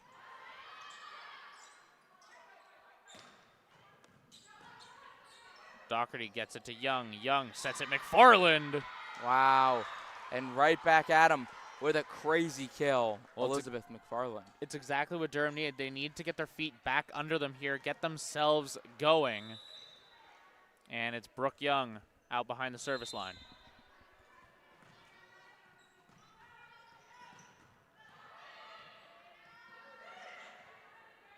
Young clears the net. Set Coughlin. And Chavoyska had all the power in the world, didn't have the accuracy on that time, unfortunately. Yeah. It's got to be better, though, from the Lords. That's a good spot to hit the ball. And not happy with herself is Chavoyska, but still got to be better. It's the reason why you're down 7 to Seneca. You're a team that can compete with them. In the OCAA, the leader in service aces per set, Michaela Patras, feels like she's leading in half of these categories. She's averaging 1 per set. And stuffed on the block, but a good spot to put it if you're Elizabeth McFarland. And that ends up in a point for the Durham Lords. And checking in early here, Chelsea Oak steps out. And in goes number 7 for Durham, Maxine Felsberg. Tends to come in that serving specialist role. She's got 9 aces on the year. That's 9 on 15 total serves. Just for context. Yeah, that is incredible. And she'll get to serve again as they're cutting into this lead.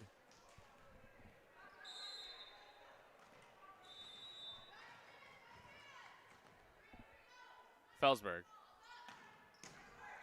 Good spot. Patras has to hit the deck for it, and a good block for McFarland. Combined with Tia Chang there, and it's a free ball. The set goes low. And that's another one there. Just a rough spot for Chavoyska. Not able to get to a whole bunch of these sets today.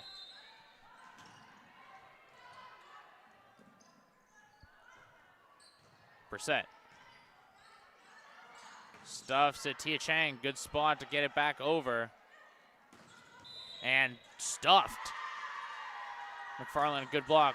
And Patras just overcooked that one. Yeah, she'll definitely be disappointed with that hit. Set up well, but just hit it well wide. Patras knows how well she can do. A lot better than that. Serving is Tia Chang.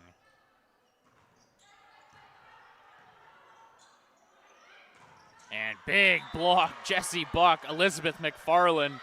2 big players here for Durham coming together, making that wall and sealing it shut. 4 points the difference now. Seneca the lead. And Tia Chang. Second serve here. And an ace. That one, a misread by the back court. And just an outright ace. There wasn't an attempt at a play at it. It just dropped. No, yeah, it just fell right on the ground. And going to be more aware is Seneca after that. And big shot. Sneaks past Maxine Felsberg. And that lead is 4.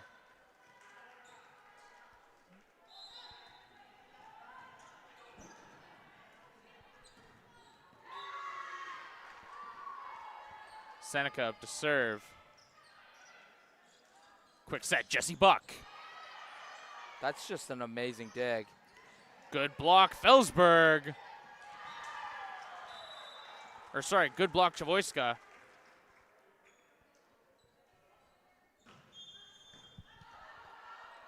And another point for Durham. The lead stays at 3.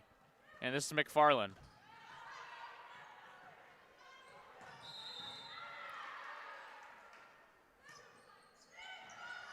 Serve straight to Patras. Blocked by Jessie Buck.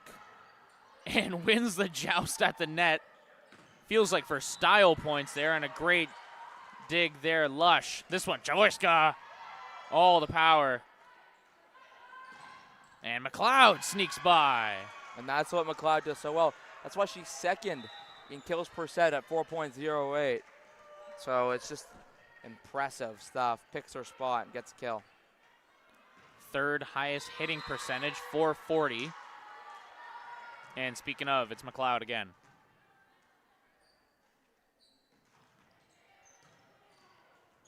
Young sets up Buck.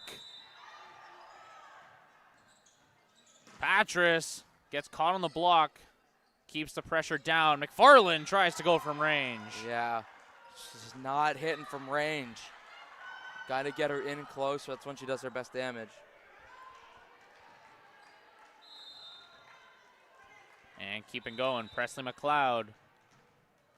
2 points to go for the Sting. First touch, Maxine Felsberg, and that one's Jessie Buck. Finds unoccupied hardwood, and it's just going to drop it right there. That back corner, open target.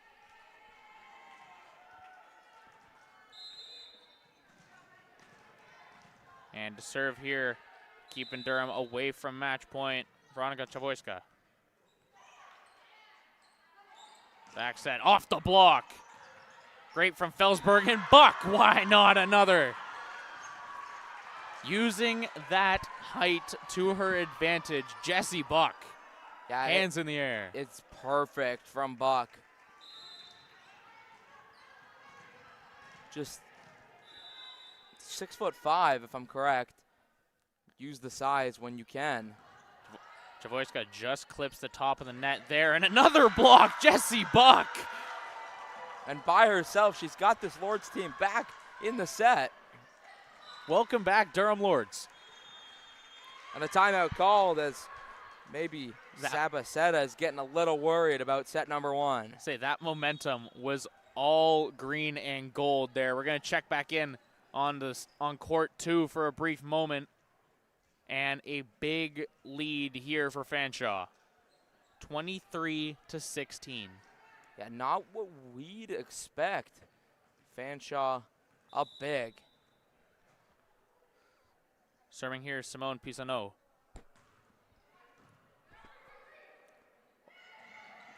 Or apologies, that was Kiana Huggins.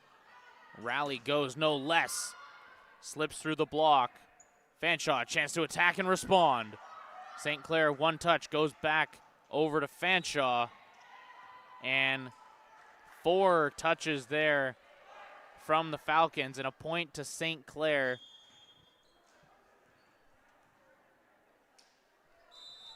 Timeout said and done here. Gonna finish off this last one here. Another one, Kiana Huggins. It's an ace. Wow. Cuts that lead to 5 and going back to court 1. Championship game, 2 points to go for Seneca, but Durham, 4 in a row now? Yeah, who knows? This is an important point. Patra sneaks through. And that's what makes her one of the best players in the OCAA. Plays like that. Say, mentioned her loss, has an outstanding season behind her. And to serve potentially the dagger. They're looking at number 9 here from Seneca, Ella Nicholas. And just overdone there. Yeah, and now Buck can try and keep the Lords in this set 1. Yeah, she's been all there to drag this Lords team back into it, looking to do it from behind the service line. Stepping back up. Patra stuffed by Tia Chang. It's part 2, Tia Chang combined with Brooke Young. And off to the side, Buck reaches around too early. Chavoyska probably had a better angle at it, and she knew it immediately. I think Chavoyska was going to get that, and let's not act like Buck didn't know. And there's a timeout called on the other side. I believe that's from Fanshawe, as the lead is only 4 now. So lead is 4. Set point for Fanshawe. 1 to go.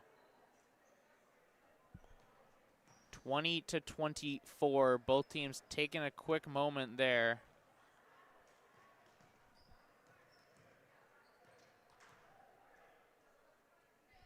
Looks like we didn't start our 1-minute timer. Hope someone's got a stopwatch.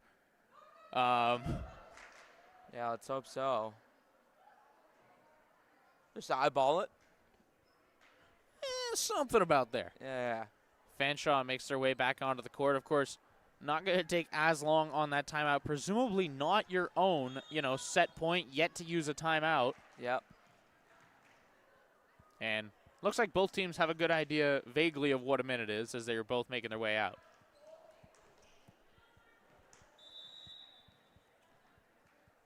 So here we go, set point. Can't afford any mistakes if you're St. Clair. Shot off the hit there. Good spot. St. Clair finally going to get this one over. Set from the far side. And the finishing blow there, Fanshawe. That one, Grace McLean going to bury that one away. 2.9 points per set, tied for lead on that Falcons team. And they're going to switch sides here. Minute and a half till Durham is going to get back at it.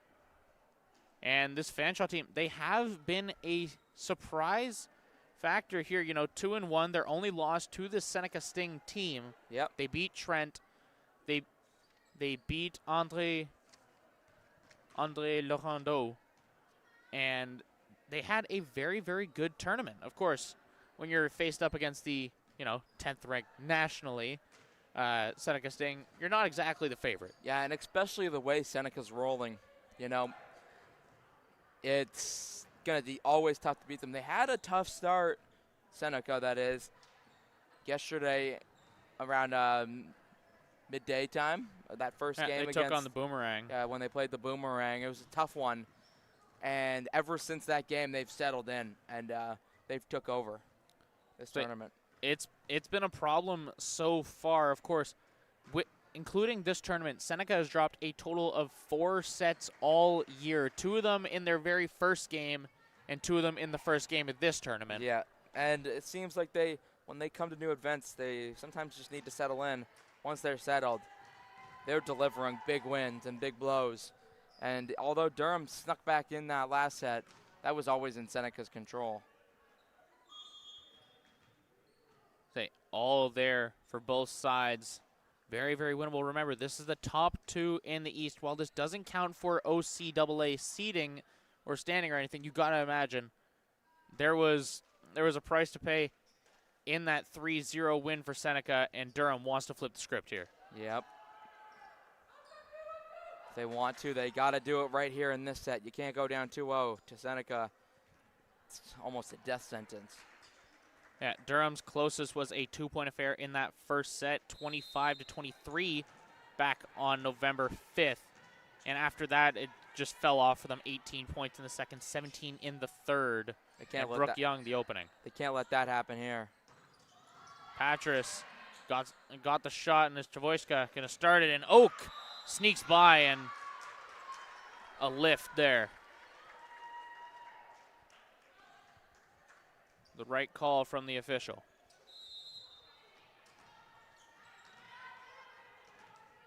Brooke Young, part 2.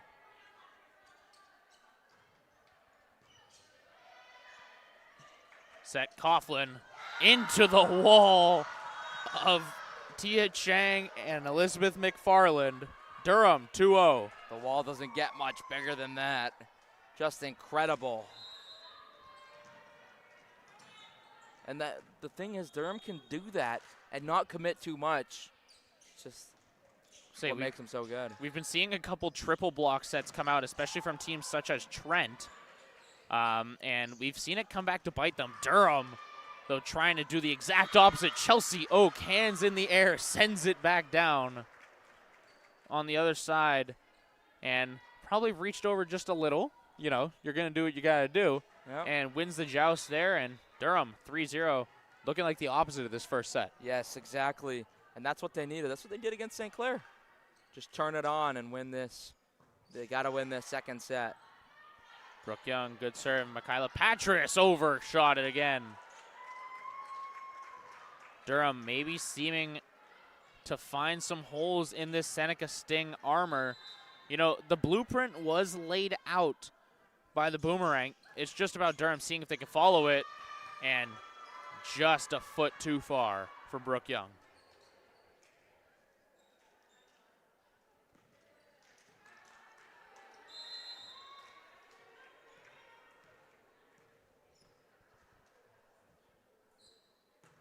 Coughlin.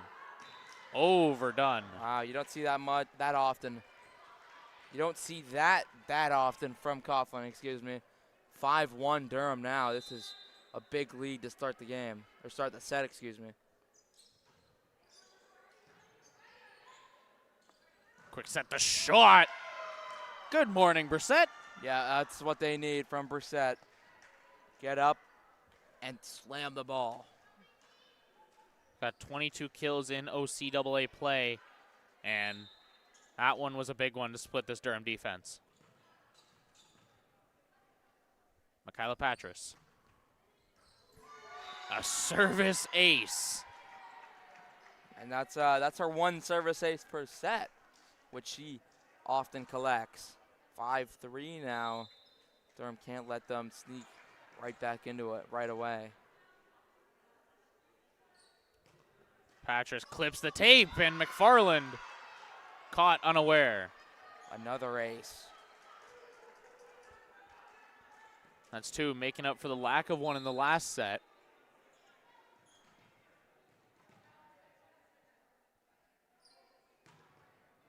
And received by Durham. Chavoyska cuts across the Seneca defense here, and a good block, but catches Jessica Doherty there. Maybe I want to say sleeping at the wheel, but that's wrong. Yeah, it's just so hard to get there and make a play that you can't really blame the Doc that much. So that goes out. And it's 6-5. But now Seneca's right back in it. And those last couple plays are the exact Seneca team that has made them undefeated. Tia Chang, good serve. The response from Seneca. Little tip into the pot. Chavoyska puts it up. Someone has to get it there. Tia Chang, the one to do so. Back set fires. Brooke Young gets the touch. Tia Chang the set. Elizabeth McFarland the kill. Holy power. Yeah, and that's why we said she needs to get closer to the net. That's what happens. You get her over top in scenarios where there's not a lot of blockers right in front of her. It's going to lead to big kills.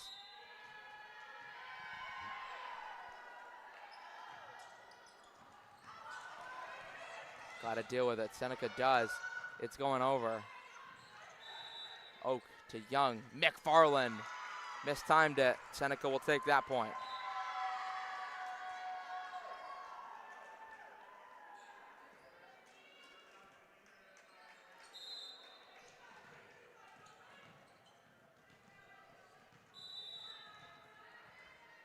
Serve goes up, and they let it go.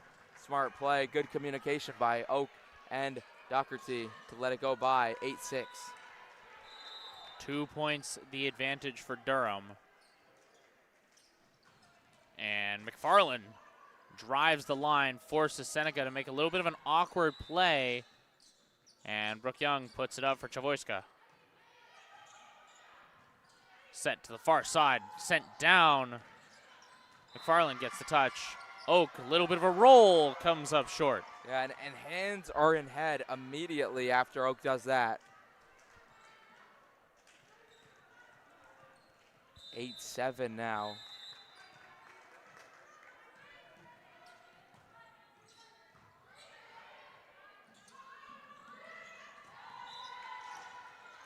You got to remember the Seneca squad didn't lose a game last year until the playoffs came around, and undefeated again in the regular season here so far. Good by the Lords. Free ball kept alive by Durham. Laser beam put up. Good touch by Chelsea Oak. And Oak fighting for it all the way to the end. Keeps it alive as it falls into Seneca territory. Controlled again. Shot. Wow, what a rally. Durham needs to get it moving. And why not Jesse Buck? What a rally. I don't know how Doherty kept that in play. And then also turning it into a Lord's point. It's enough to keep the momentum of just working so hard. You keep the ball in play. How about winning your team a point? Fantastic play here so far, both sides. It's Travoiska, the serve for Durham. And the set jousted out.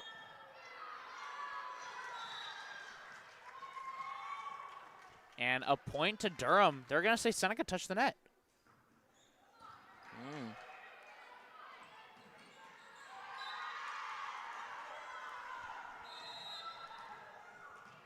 5-5 on the other court now. Fanshawe and St. Clair. And Travoiska, good serve to start us off here. Off the block. Lush pancakes to get it there. 2-3. Is it over? It is. Lush can't do it twice. It's incredibly difficult to do once, let alone twice. 10-8 now.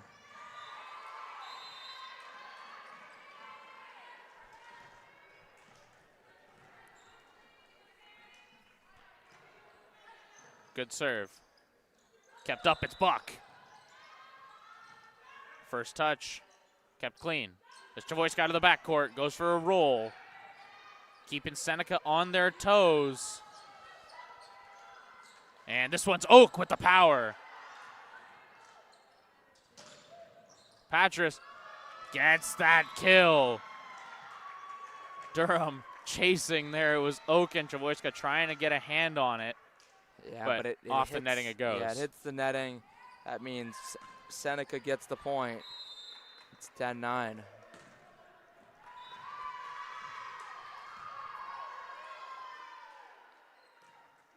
Clean serve from the Sting.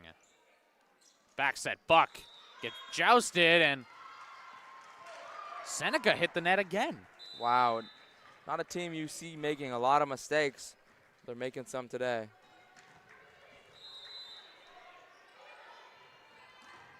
This is Jesse Buck behind the service line. And a great serve there, but sets up the touch. Tia Chang plays her own block and tried to come up on the roll from Oak, and it's no good. Doherty checking in for Buck.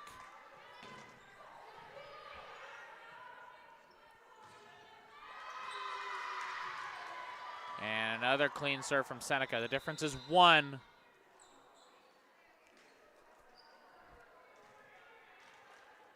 And we're going to reset here. And Ellen Nicholas. We sit at 11-10 between these two teams. Second touch, good. Travoiska.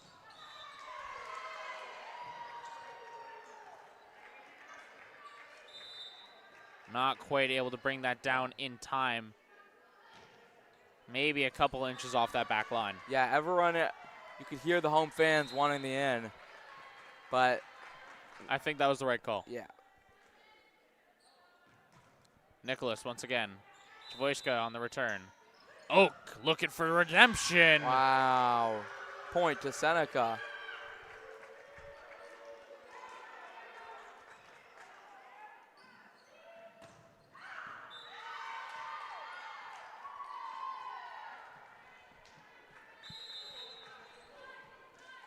Going again, Ellen Nicholas.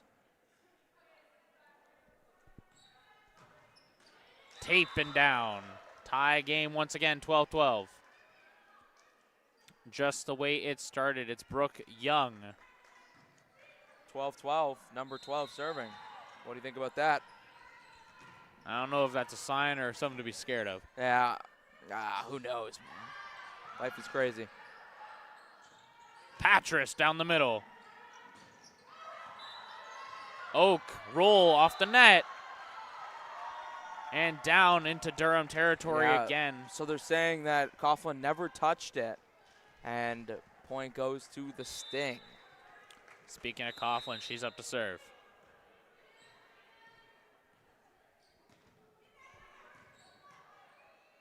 And out. Excellent read. Yeah, because Oak could get that. Oak could hit that. Well, she had to duck to get out of the way. Exactly. So it's a good read, and it's also good communication. We might not be able to hear it up here, but you know Tony Clark and the other players on the bench, on the court, they're calling out that it's going out of bounds as well. In goes Maxine Felsberg. And a great service ace there. That's a weird one. Maybe could have kept it in if she dove into like the wall, but you really don't want to do that in an exhibition game. I don't feel like getting a concussion in an exhibition. Yeah, it's weird because it is a gold medal game against a rival, but it is an exhibition game after all. You still got to play like the rest of the season's on the line. Exactly, because it is, and you're expected to make nationals. You're expected to do great things. You can't risk it to go for a ball in an exhibition game. So it was a weird one.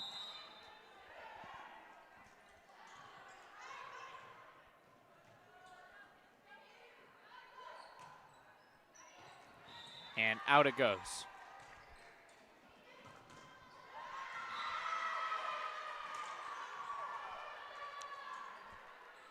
Out back now for Durham.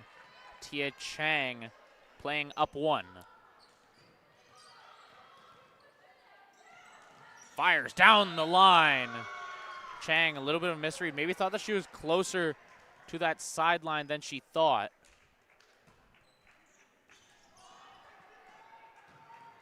And sneaks by her shoulder.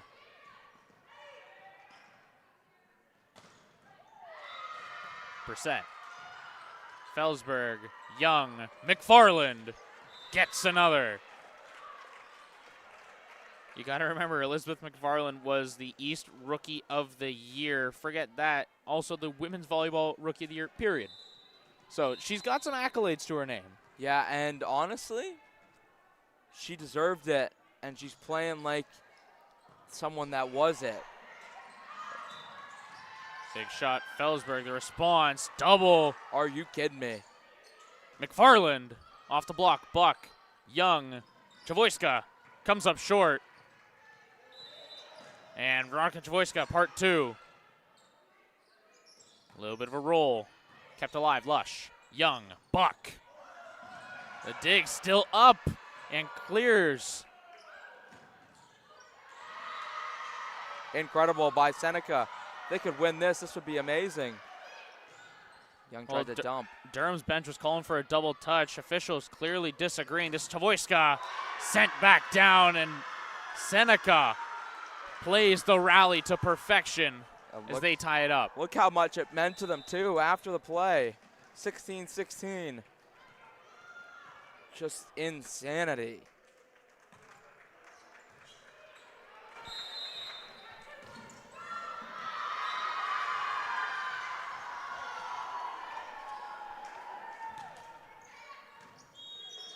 Good serve there. This is McFarland looking for redemption. And not much to do. Court 2, it's 15-12 for Fanshawe. So looking to take care of St. Clair in short order here. Yeah, this is, if that continues, that's a storyline that is progressing right now. Absolutely. Tune it back, court 1. Seneca firing in just on the back line. It's a perfect hit. It doesn't get any better than that. Just right to the red line. Almost makes you not want to even go for it, even if you have a slight chance at it. It'd be sketchy to say the least.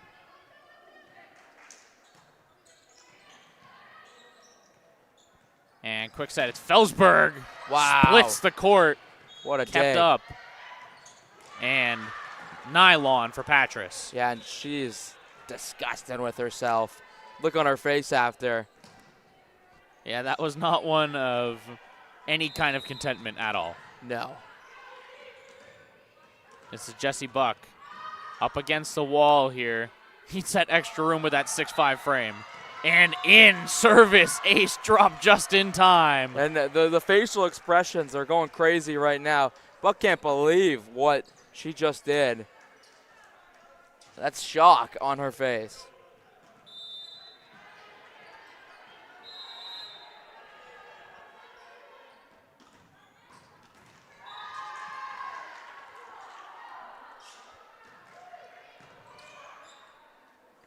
Sets there. Shot off Durham. The wall of blockers getting caught out there. Didn't quite seal it. And it slips out of play.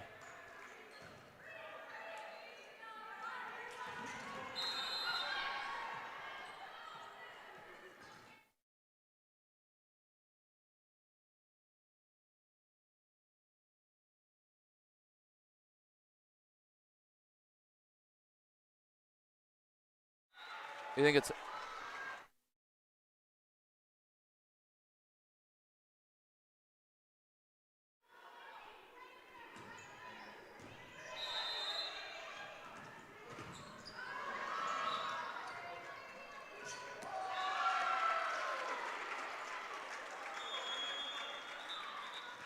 and a Durham. timeout called by the Sting. We're going to check back in here onto court 2 and take a quick look. 17-14, the advantage for Fanshawe. And the joust won out by the Saints.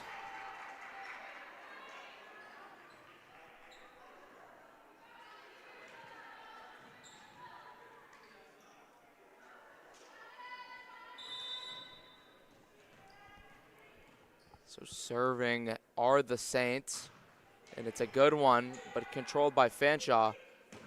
Hit up, dealt with across. St. Clair did well. St. Clair have it back after a big hit. Block kept alive by Fanshawe, and they get the kill. Point goes to the Falcons. As the Lords and Sting game is back on, so we'll go back there. Getting ready for Brooke Young to serve.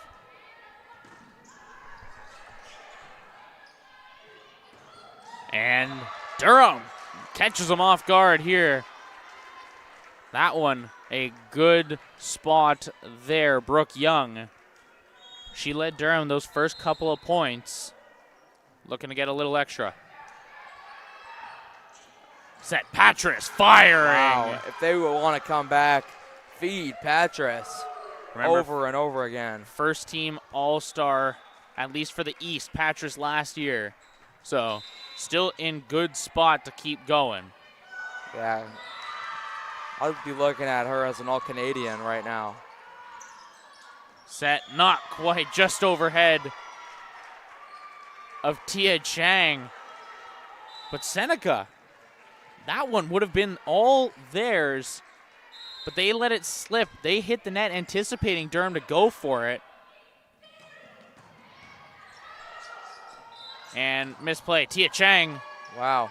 Blocked, but rolls over into Seneca. And it's put down with force. Yeah, that is amazing. By Patterson. A timeout call by Tony Clark. I needed one as the Sting go on a 3-0 run out of the break. And checking back in, court 2. And just in time for a shot from Fanshawe. Part 2 splits through the Saints. And trying to get a little bit extra. Gets down, back set. Firing from the back court. All the pressure on the Saints right now, trying to keep themselves alive as Fanshawe, the attack relentless, and a free ball finally giving them some room to breathe. The Saints fire, cross court, and out. And that is what's killing the Saints. Every time you look over, they're just making a mistake, and Fanshawe is taking advantage of it. That was Kiana Huggins, just fires wide of the court there. You know, she's averaging 3.5 kills a set, 4 points per. And that one just gets away from her. Yeah, and we talked about St. Clair's rough game against Durham. Gotta wonder, maybe did that carry over? Yeah, and this Durham Lords Seneca Sting game is back on, so we'll head back over right now. Coughlin. Coughlin. Felsberg. That one over to the dock, and instead it's McFarland. The roll goes deep, but stayed in play. Patras gets there. Chavoyska set from Felsberg. Shot McFarland part 2. And Patras Kept up. Chavoyska, free ball, Maxine Felsberg. Seneca starting to clump together here real close, but quick to get back into position. Still kept up. This rally seeming to last forever, and not what you need there. Yeah, that's a mistake by Michaela Patras, which is not something we've said often. Yeah, Michaela Patras has done a great job of keeping herself in check, but that time gets away from her. It's happened a couple times this set, and not quite there. Felsberg couldn't handle it, and it's 22-23.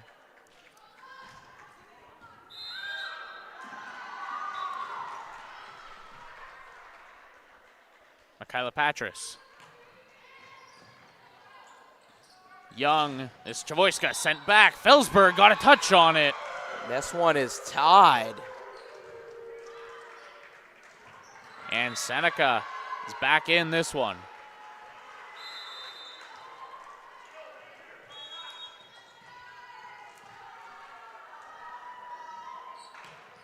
Lob there, What a received serve. Doherty, and set point.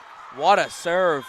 You could see the action on that, and I believe Tony Clark has just called another timeout as it is set point. Durham maybe got a little lost there.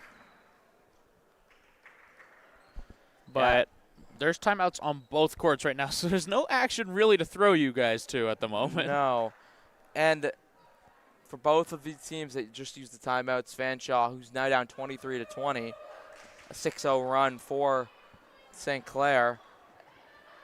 And then also the Durham Lords. This is a use it or lose it timeout. You might as well use the timeout, talk to your players, get them ready.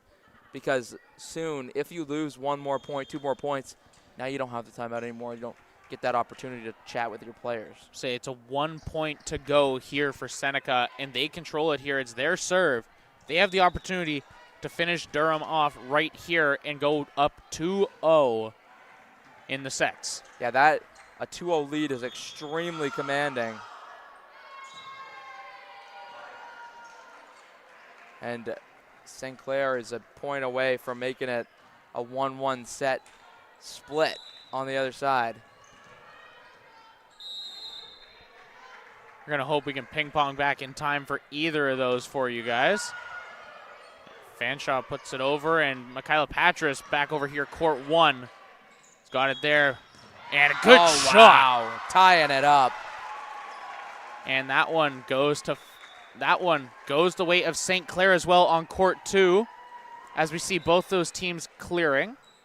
Yep. We're going to be switching up sides once again. Tia Chang.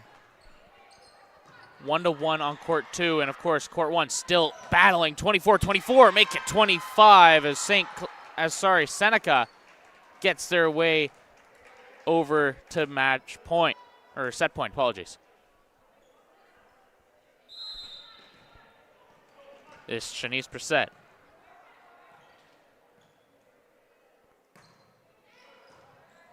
Straight to Doherty.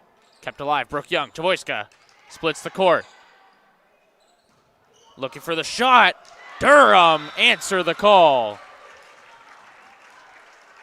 25-25. Of course, Seneca the only team left with the timeout in this game. Yep. Doesn't look like it's going to be one they use. Maybe they use it if Durham takes the lead. McFarland behind the line. Kept alive. Set. Tip is there into the pot. And Seneca back on top. Seneca, they're just trading points right now, and it's favoring Seneca. All they need is one break, and they'll win the set.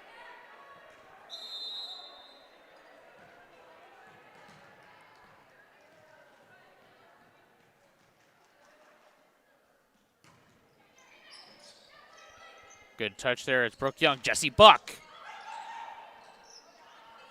Feed the side. It's McFarland. Young. Chavoyska.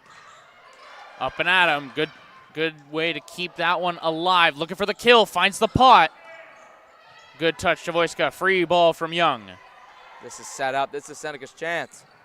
And overdone. Just a little bit too much behind that for Ella Nicholas. And it's 26-26. This set never ending. And I feel like that was one of their best chances to close out that set right there, right then. Question is, can Durham come back from it? Can they take their first lead set where they're not constantly playing from behind? And Voiska, good serve, but Seneca even better on the attack. Wow, it's perfect. It's perfect, and it's 27-26. Seneca have another set point. And not who you want to see back there. It's Presley McLeod. She's got 4 service aces outside of the top 3 on her team. But still no one that you want to mess with. And shot from the backcourt, McFarland just takes a deep roll. Blocked. Patras stuffed by Brooke Young and Jessie Buck. 27-27 now. And now it's Buck back there to serve for the Lords. Jessie Buck back to the wall.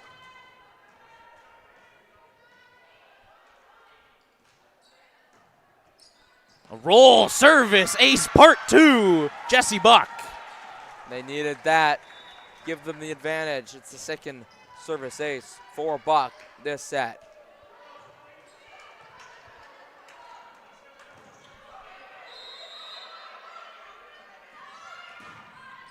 Buck, not your normal candidate. 7 aces on the season. And that one clips. Do we get a Lords set in the house here? 1-1. And the Durham Lords tie this at 1-1. Louis is hyped. We'll head over to court number 2 for third set between Fanshawe and St. Clair.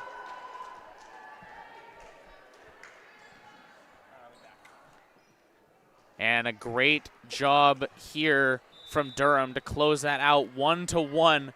That one took its sweet time. Yeah, that was a good set between those two. Entertaining. And Fanshawe still playing well. Has to keep it alive. And another one from Fanshawe. The momentum back with them. 3-0 up right now.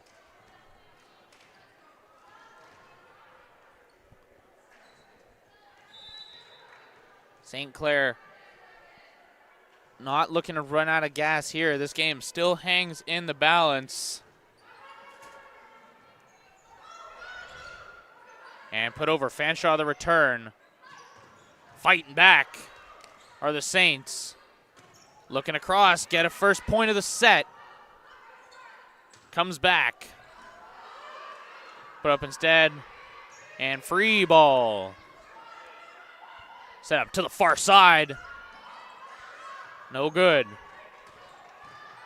And this rally seeming to be never ending until the wall is thrown up.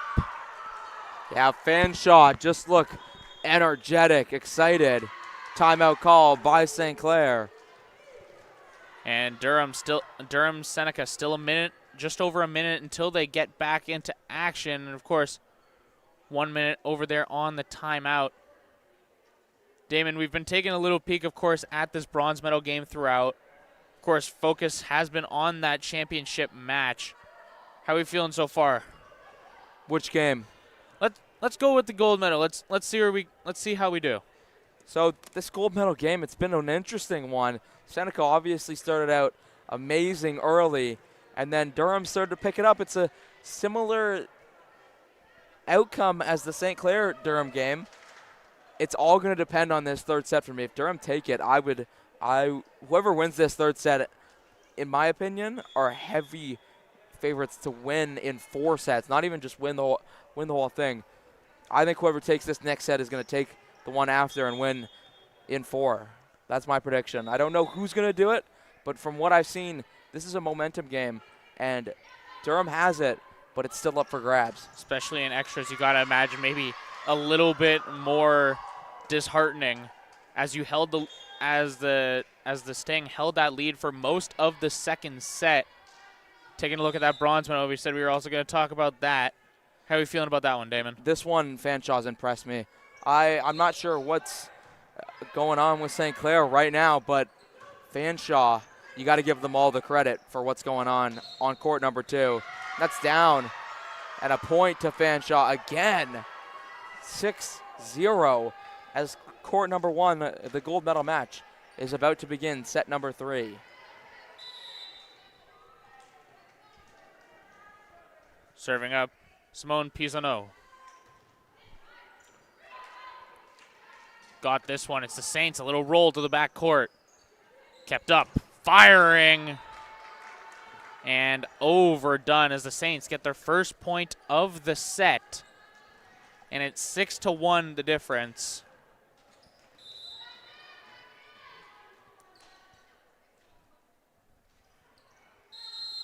Saints keeping on rolling. Need to get a couple points here to get themselves back into it. Into the net. They'll take that. And we're going to check back in onto the court 1, where we see Durham and Seneca going at it.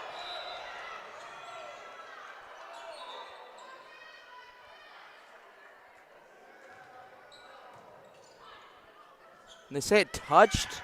They're going to say it went wide of it. Really? What? They're just going to call for a redo. Yeah, that's not. And Durham was about to get the point as well. That's unlucky.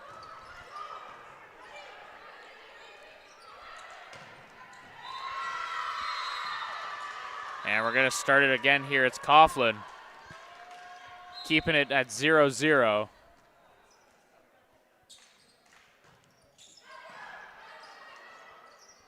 Young, McFarland off the block. Patras, good morning. And that's what Patras can do. Just ignite her squad. 1-0 Seneca. You know, averaging almost 10 attacks per set. Great dig. And Durham's flopping over each other, but they got it over in the end. Back set fires. Wide open hardwood. And obviously we're not in the huddle with Durham, but I'd like Doherty to be a little further back, be able to receive that a little bit better. Don't think the push is that dangerous where you have to try and protect that. That's an ace. 3-0. Durham need to get their feet back under them here. Yeah, you can't can't afford it. It's got to be quick, too.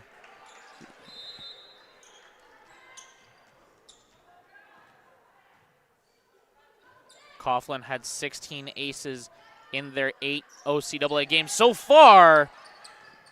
Durham lucky on that one. Kept up. McFarland bumped to set up someone. They just need to get it over. They can't. And they haven't been able to get it over. That's the problem. 4-0. And it's a similar start to set number 1 where Seneca is dominating. Well, Durham seeming to have some communication issues at the moment. Travoiska, Young, and then to Maxine Felsberg. Patras into the corner. Wow, what a hit. 5-0 Seneca. Just about the perfect placement. Even if the Lords started chasing, I don't think they would have got there. No, there's just no getting there unless you're already planted there, which in that case you're way out of position to start with. Yeah. And keeping on going. Coughlin just got 5 in a row. Make it 6. That 5th one, the one before the ace, it's one where if you don't block it, it's just a point, you know? Yeah, and that's what it ended up being. And Coughlin was going at it again. 3rd on Seneca for aces so far. And that one's into the net. Coughlin immediately said that she didn't make contact with her hand there. That was all her forearm. Yeah, and she got you a 6-0 lead. You can't be too unhappy with her. And Fanshaw's running St. Clair over on court number 2 right now. It's 11-3. Set fires Brissett. Returned by Young. Lush. McFarland off the block of Brissett, and Durham has got themselves into this one. Still a 4-point difference.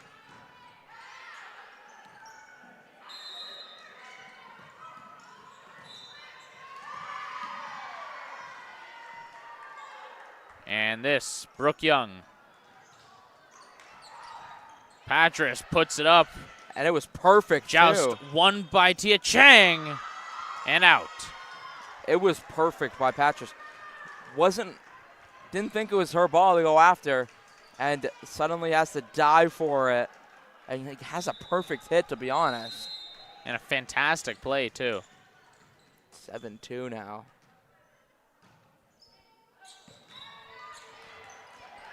Good play there, Doherty. Sets up Chang. Into the pot goes McFarland.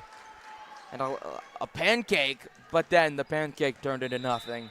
Point for the Lords. And this is Maxine Felsberg now behind the line.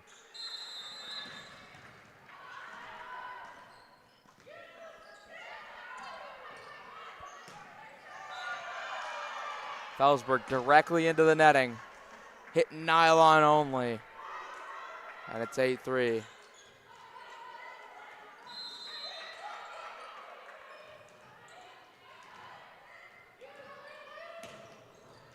Shanice Brissett clears it. Felsberg. Young.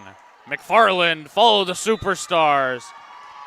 And not quite going to get there. Just about 3-4 inches outside. Yep. Just a bit outside, and it's costing Durham on multiple occasions just not getting your spots perfect. What a serve. Ace.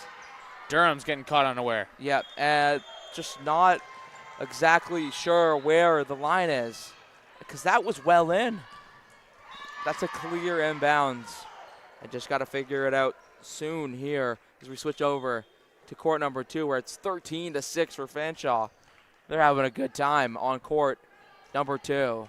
Say 7 points the difference there. They need, they being the Saints, they need to get something going here, because you can't afford to be down 7, especially when you're in a situation where you're playing for that third place spot. No, you need to figure it out, and quickly too. And shot rolls perfect. You know what? That's a shot that gets you back in.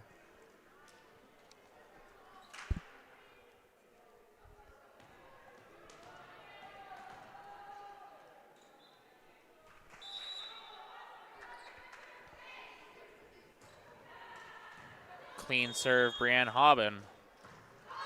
And overdone there by Fanshawe.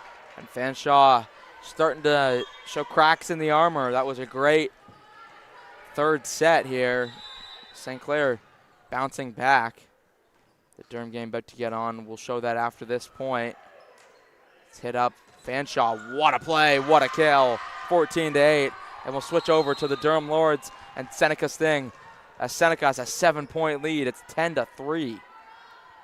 I was saying it, Durham needs to get their feet under them yesterday. And good one there from Travoiska. Just keep it short. Back. Good block by Tia Chang. Get rid of that momentum. This is Felsberg out of the backcourt. Off the block. Why not two? Patras not quite tall enough to get there. When you look at tall enough as well, you got to look. These Durham Lords players next to the Seneca Sting, there is a noticeable average height difference. You know, most of the Sting roster, you're looking somewhere between 5'11 and 5'6. And that height.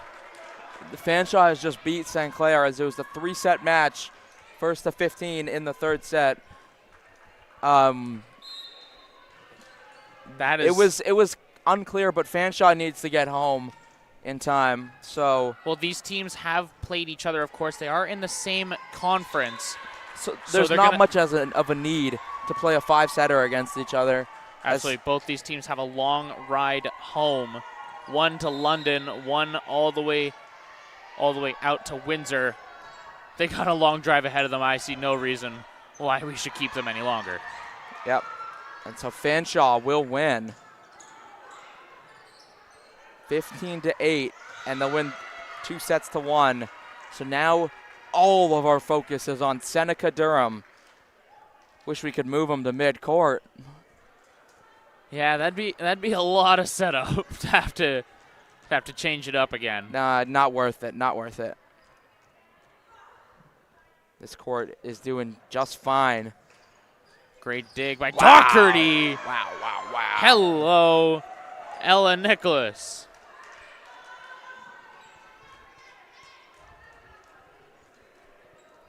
Just popping up there, one of the tallest people on this Sting roster, and slams it back down.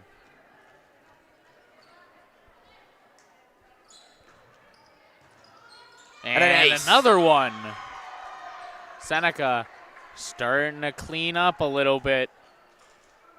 Yeah, this is the Seneca that is undefeated, not the one of last set, struggling, making mistakes. They become an unstoppable force when they're playing at their best. Durham needs to find a way to match this intensity. Felsberg took a step back, and because that misdirected that one, sent it over to the far side.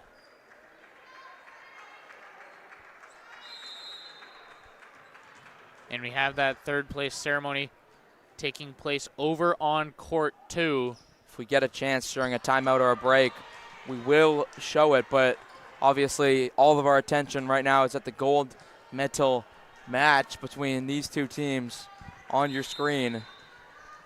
A service error gives Durham their 7th point of the set. Good setup. Patras to McFarland off the block. This is Felsberg, or sorry, that is Travoiska. Tries to get it there. Roll over to Felsberg this time. It's Young, tips it, kept alive. Buck tips it just in time so that way it can get to Felsberg, McFarland, and over by Lush.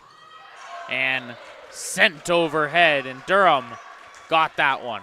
Yeah, that's huge for Durham, that point. You can't go down 8 points just over halfway through a set.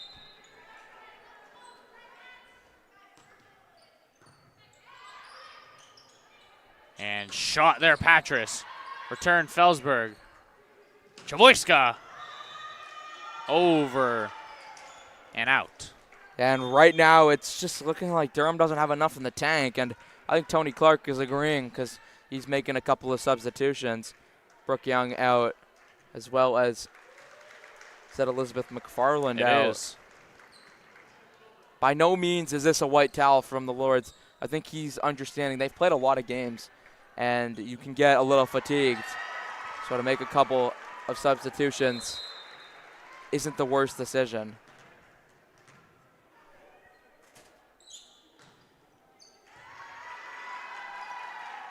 That's a hit by Boone. Doesn't get over. Boone again. Dealt with easily. Now a kill. Incredible by Seneca. 16-8. And they are flying in this third set. Looking to take it 2-1.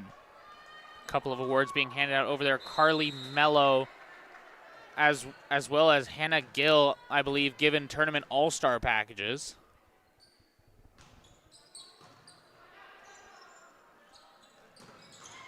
Impressive that you can see that through the screen. Got to be good for something. As And Lindsey Boone. That's what she's amazing at, getting points for the Durham Lords.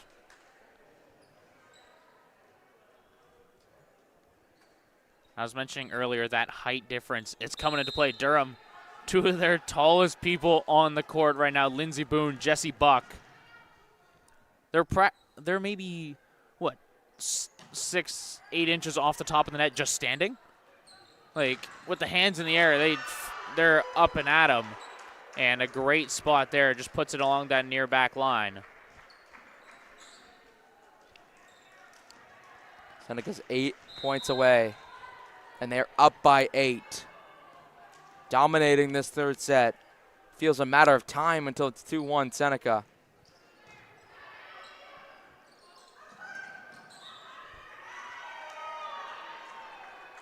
And not a well-hit ball.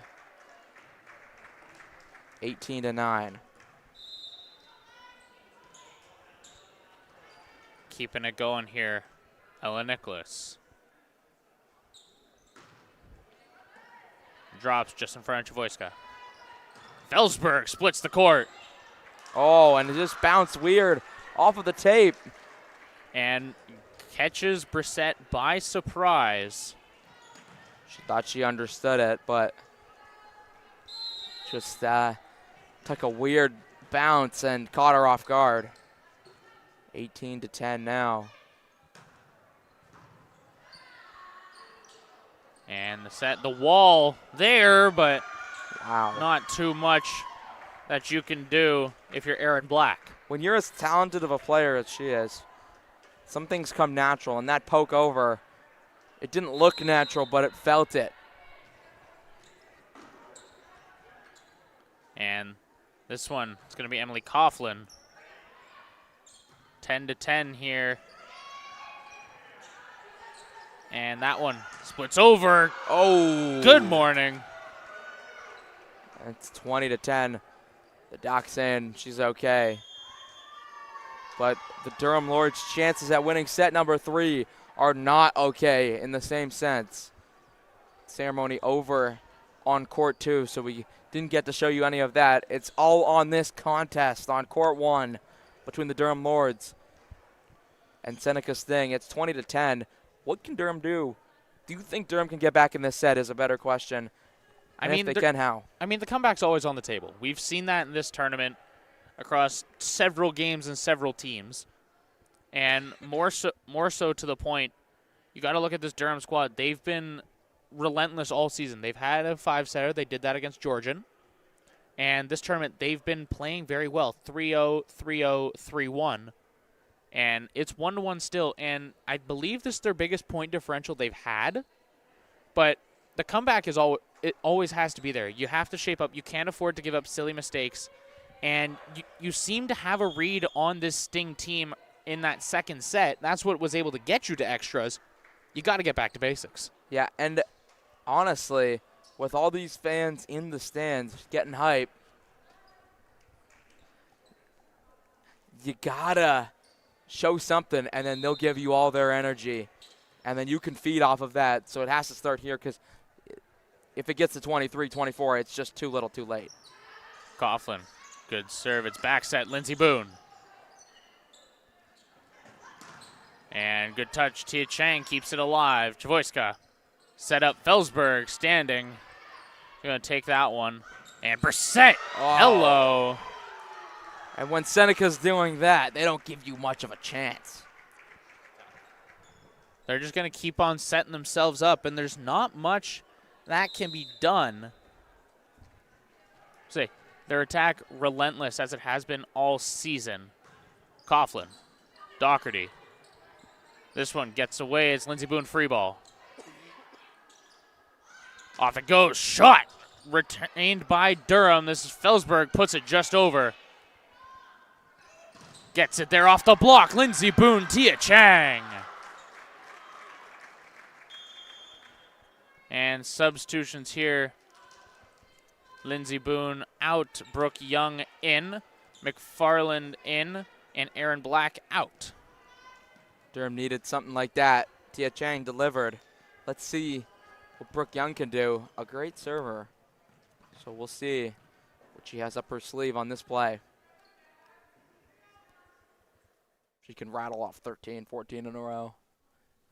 You'd be pushing your luck, I think, there, but maybe just I'm sure Durham will be happy, even if they could just make it 5. If they can get a few points here, you know, best case scenario, you're realistically getting 5. Yeah. You're not getting too many more than that. If they can just rattle off a few, it'll be enough. Maybe get some momentum, get it going. That's not how you do it. That's the opposite of any momentum. 22-11, excuse me. Used to these two being close together. I was going to say 22-21. It's more what you'd assume the scoreline would be. This is a blowout in set number 3. But the crazy thing is, this game isn't over. I do believe, and I'll stand by the fact that whoever wins this third set will win, as that's a crazy kill. and in 4. If I had to give my guess, I would say Seneca's going to take set 4. The momentum is just so massive right now. Durham feel dead in the water, but if any team can pull it out, it's a team that just beat St. Clair 3-1 after looking dead in the water. You know, they've knocked off one person at the top of the standings in the Saints. You got to wonder, can they do 2 in a row? And you know what? Even if you don't win this, if you can get this to 17, 18, give yourself a little confidence, because the last thing you want is at 25-12, and it just makes you feel like this is over. If you can get a couple here, give yourself a little momentum. Just like that. Tia Chang. Yeah, you don't need to win this set anymore because that's just an unrealistic expectation. You just need to make it look prettier, so when you look up, you go, okay, we got a chance. Seen crazier runs before. Can they pull it off here? Felsberg. It's a good serve. Back set, Brissett blocked. Tia Chang not quite able to have the support. And this Seneca team is just delivering time and time again. And it's 24-13 now. Shanice Brissett.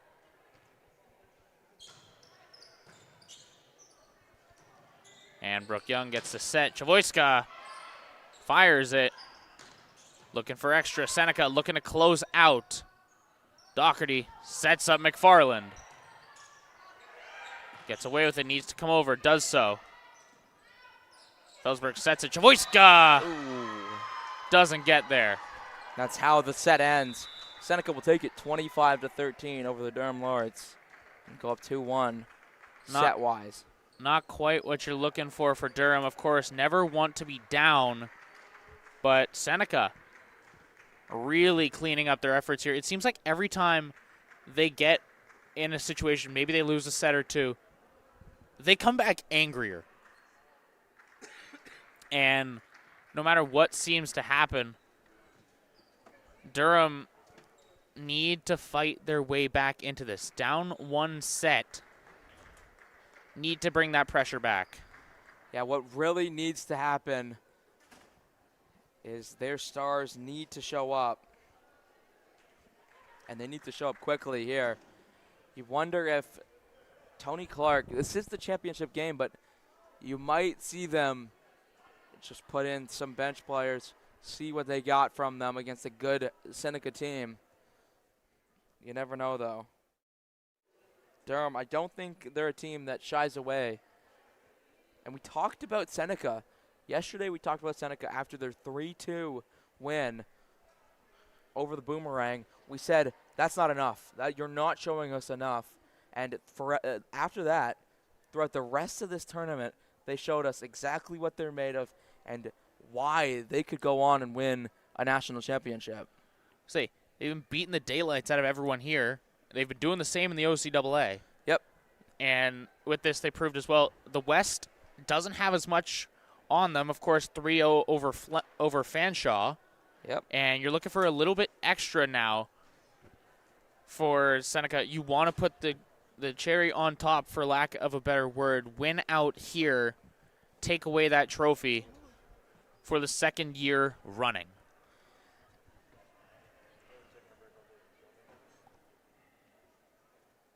Honestly, I wonder what Durham has in the tank. Seneca, one of the best teams in the country, just beat the brakes off of you in set 3. This is where you see what you got from your players. If I was Tony Clark, I'd put my best 6 out. I know you have liberos. I'd put my best 6 out, and I'd see what they have mentally. Let's see what you got in some of these players. Will they show up? And I believe if you put your best players out here, they will show up. And even if they don't win, they're going to make this extremely competitive. I think this is a chance for Tony Clark to show his players what he does show them time and time again, is that he believes in them. And I think that's what he just did. He's bringing McFarland, Brooke Young, Chelsea Oak, some of the best out. Well, I was looking over in that huddle. It was a combination of Coach Tony Clark as well as Jessica Doherty really getting through there, getting some words to the team. You got to imagine Doherty probably one of those team leaders in that scenario. Yep. Maybe one of those mental leaders kind of thing, doing your best to really make sure that presence is felt in the locker room as well as on the floor. You can't afford to be without a leader. Yeah, and we were up here with Nick, who talked to Tony Clark after the game against St. Clair, and he was telling us how Tony Clark was telling him most of coaching a team this good is getting them in the right mindset. Once they're in the right mindset and you've gone through practice is where you teach them. A game is not where you yell at them and teach them, because they already know how to do the things. You got to get them in the right mindset so that everything you taught them in practice, now they can do if they have the right mindset. I believe he's got them in the right mindset. Let's see how they fare against Seneca in set number 4. Triple blocks now. We're changing the formation here for Durham. And hard commit. Patras, she's tired of it. Yeah, and it's just so tough when a player that good is feeling it, and Patras is feeling it. Serving here, Coughlin. Done a great job so far. And McFarland runs the line. Slides out right at the end. And honestly, those 2 points go to Seneca, but those are 2 points that weren't bad for the Lords. Tony Clark didn't seem too upset. Putting up a good fight here. And that's not what you want. Those are the type of plays that can't happen if you're the Lords, because, well, 1, that serve was ridiculous, but 2, you've got to attack it. You've made that mistake a couple of times now. Well, it cost them in that last set. Seneca got off to an early lead, and if you're Durham, you're happy. You're happy about that miss. You need the point. You can't afford to have that gap grow too large before you even get a chance at it. Yeah, and that's a similar pattern to last set. Obviously, it was a different score, but a big service ace and then a service error for Coughlin. Wow. Big shot. Incredible.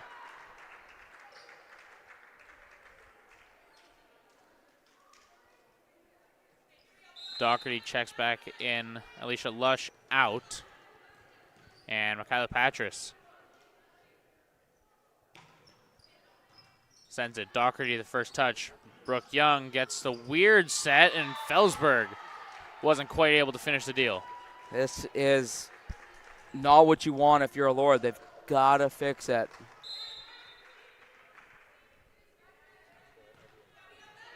Patras. Good one to Oak. Well done by Oak. Young. Felsberg overshot. And that's the right setup. It's just got to be executed a little bit better. Durham, if this wasn't the final set, you'd be thinking about the process, but you need some results right now. Going again. And this is Felsberg. Back set firing, splits Durham again. 7-1 now. Seneca is on a tear. Yeah, they are playing wonderfully right now. This is Patras.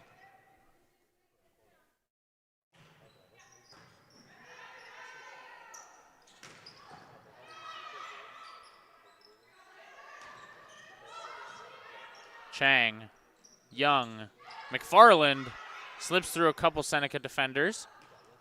And that one back corner. Seneca's got another 8-1, 7 points the difference.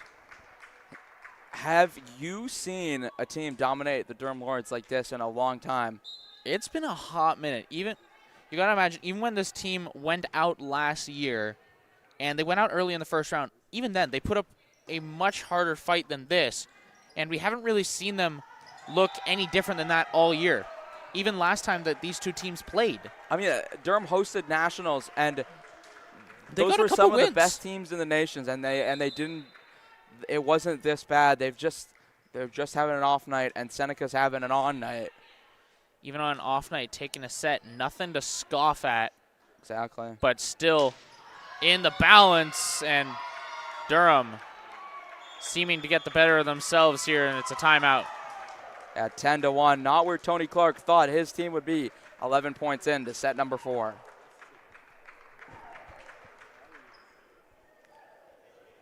Seneca is putting on a clinic. The East seems to run through Seneca, and they're trying to make sure that everyone remembers that. Yep, they are.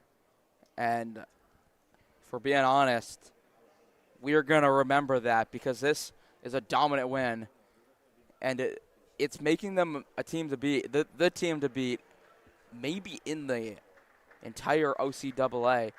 I know St. Clair beat Humber, and Humber is still Humber, but Durham beat St. Clair, and it was in pretty good fashion as well. And then Seneca is beating the brakes off of the Lords right now. Well, Durham is still taking a set. I'm pretty sure a home crowd here would be happy to see Durham, get themselves back in this. Yep. If they can afford to get back into this set, even if it's within a point or two, that's enough when you're within striking distance. Exactly. You just need to string a couple points together here. Seneca still need 15. It's not over yet, but if Durham don't get going soon, it's starting to feel over. 9-point difference is no small task. And an ace right out of the timeout. And I'm not that knowledgeable on volleyball to understand the sliding, but Tia Chain slides right in front of that and then ducks out of the way. I wonder if that messes with Doherty at all, or if that's planned. Well, I'm going to assume it's planned. That's realistically Doherty calling her off and trying to get a better touch on it herself. Thought that she had the angle. Arms probably weren't quite square. Just tipped it out there, and that one, misplay from McFarland. It's 12-1. Patras has been back here 6 points straight. Oak. Patras. Coughlin firing.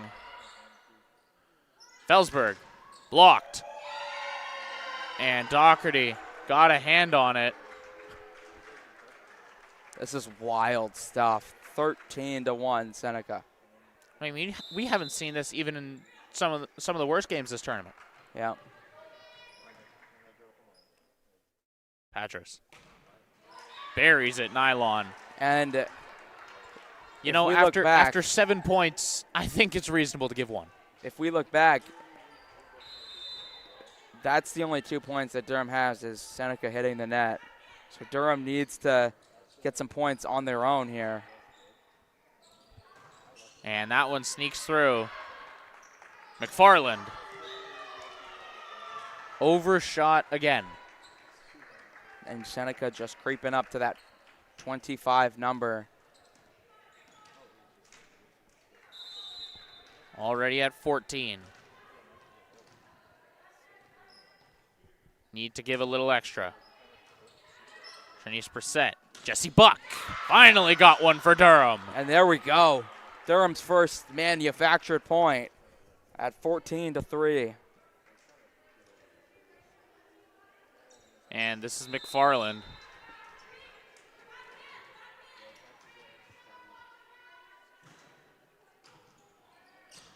Puts it up. Jesse Buck, good on the block. Lush fires it. Felsberg. And that one was set for Patras out the middle of nowhere. And another miscommunication for Durham. This is not pretty from the Lords. They haven't been able to get their own momentum going, and it's really stalling out right now. Set up here, Oak on the roll. Looking, Felsberg. Seneca keeping it alive, though. Doherty puts it up. Opting for the set. Dump it instead, and they got it. Ah, wow. It's just so smart. It's using the brain, not just the skill that they have. It's the smartness that Seneca have that are leading to a 16-3 lead over the Lords, and a couple of subs being made. Same swap as before. McFarland and Young out. In goes Aaron Black as well as Lindsey Boone.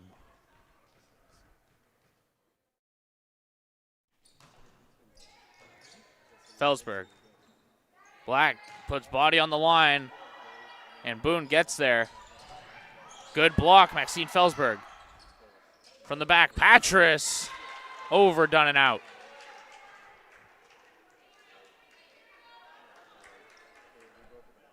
Only 1 point so far from Durham has been of their own volition here. Yeah. They need to get a couple going. Maxine Felsberg behind the line, though.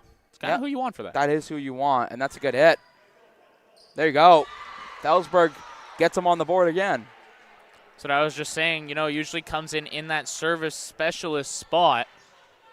At least what we've seen so far. Maybe this tournament sign that her role has grown within this Durham squad.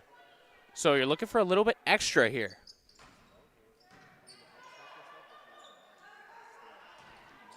And slips through Durham. 12 points the difference here. Yeah, 17-5.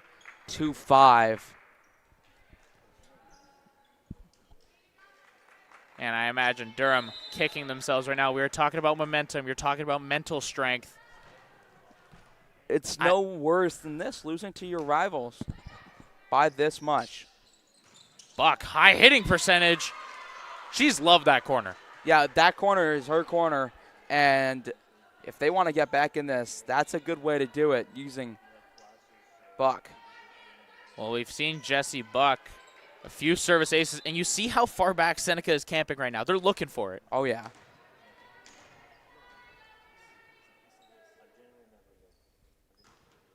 And kept it short that time.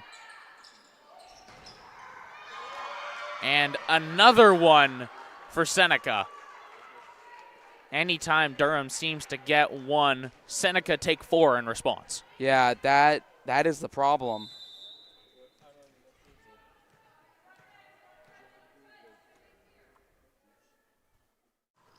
And that one, top of the tape and down.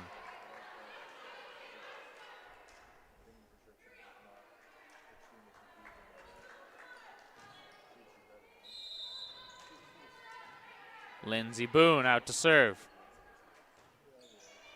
Drops that one, still in.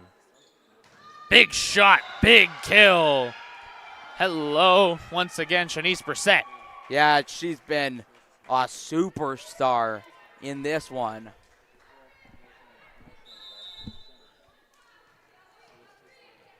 Coughlin up to serve once more. Wow. And Boone didn't quite get there in time. Lunged for it right at the end, but too little too late in terms of movement. And now Seneca are 5 away. And timeout Durham. Yeah, it might be the right idea, but it also might just be a little out of reach by now. And Seneca right now 5 points away. Durham 13 off of that. Yeah. It's not pretty. It's not looking good for Durham. Seneca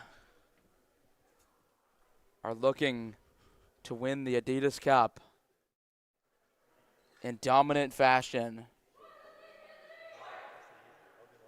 A crazy day at the Adidas Cup. Durham upsetting St. Clair. Not so much of an upset as some of the other ones we've seen, but still, in my mind, an upset. And Fanshawe then upset St. Clair. They had a rough tournament, and the Durham Lords being dominated by Seneca right now. So you just wonder, what do they have in the tank? You take a look at Seneca, you say, okay, you know what, maybe you get in a few preseason games, you do your thing, whatever. Seneca has 10 preseason games before they even got here. No wonder why they've gone on a hot streak.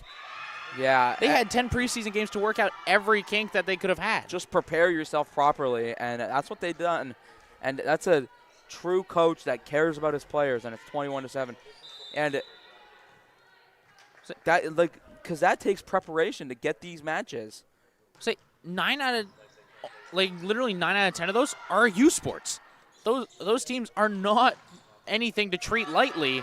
And another point for Seneca. Yeah, and those are the matches that you want because they set you up. You lose, you find out what's wrong with your team.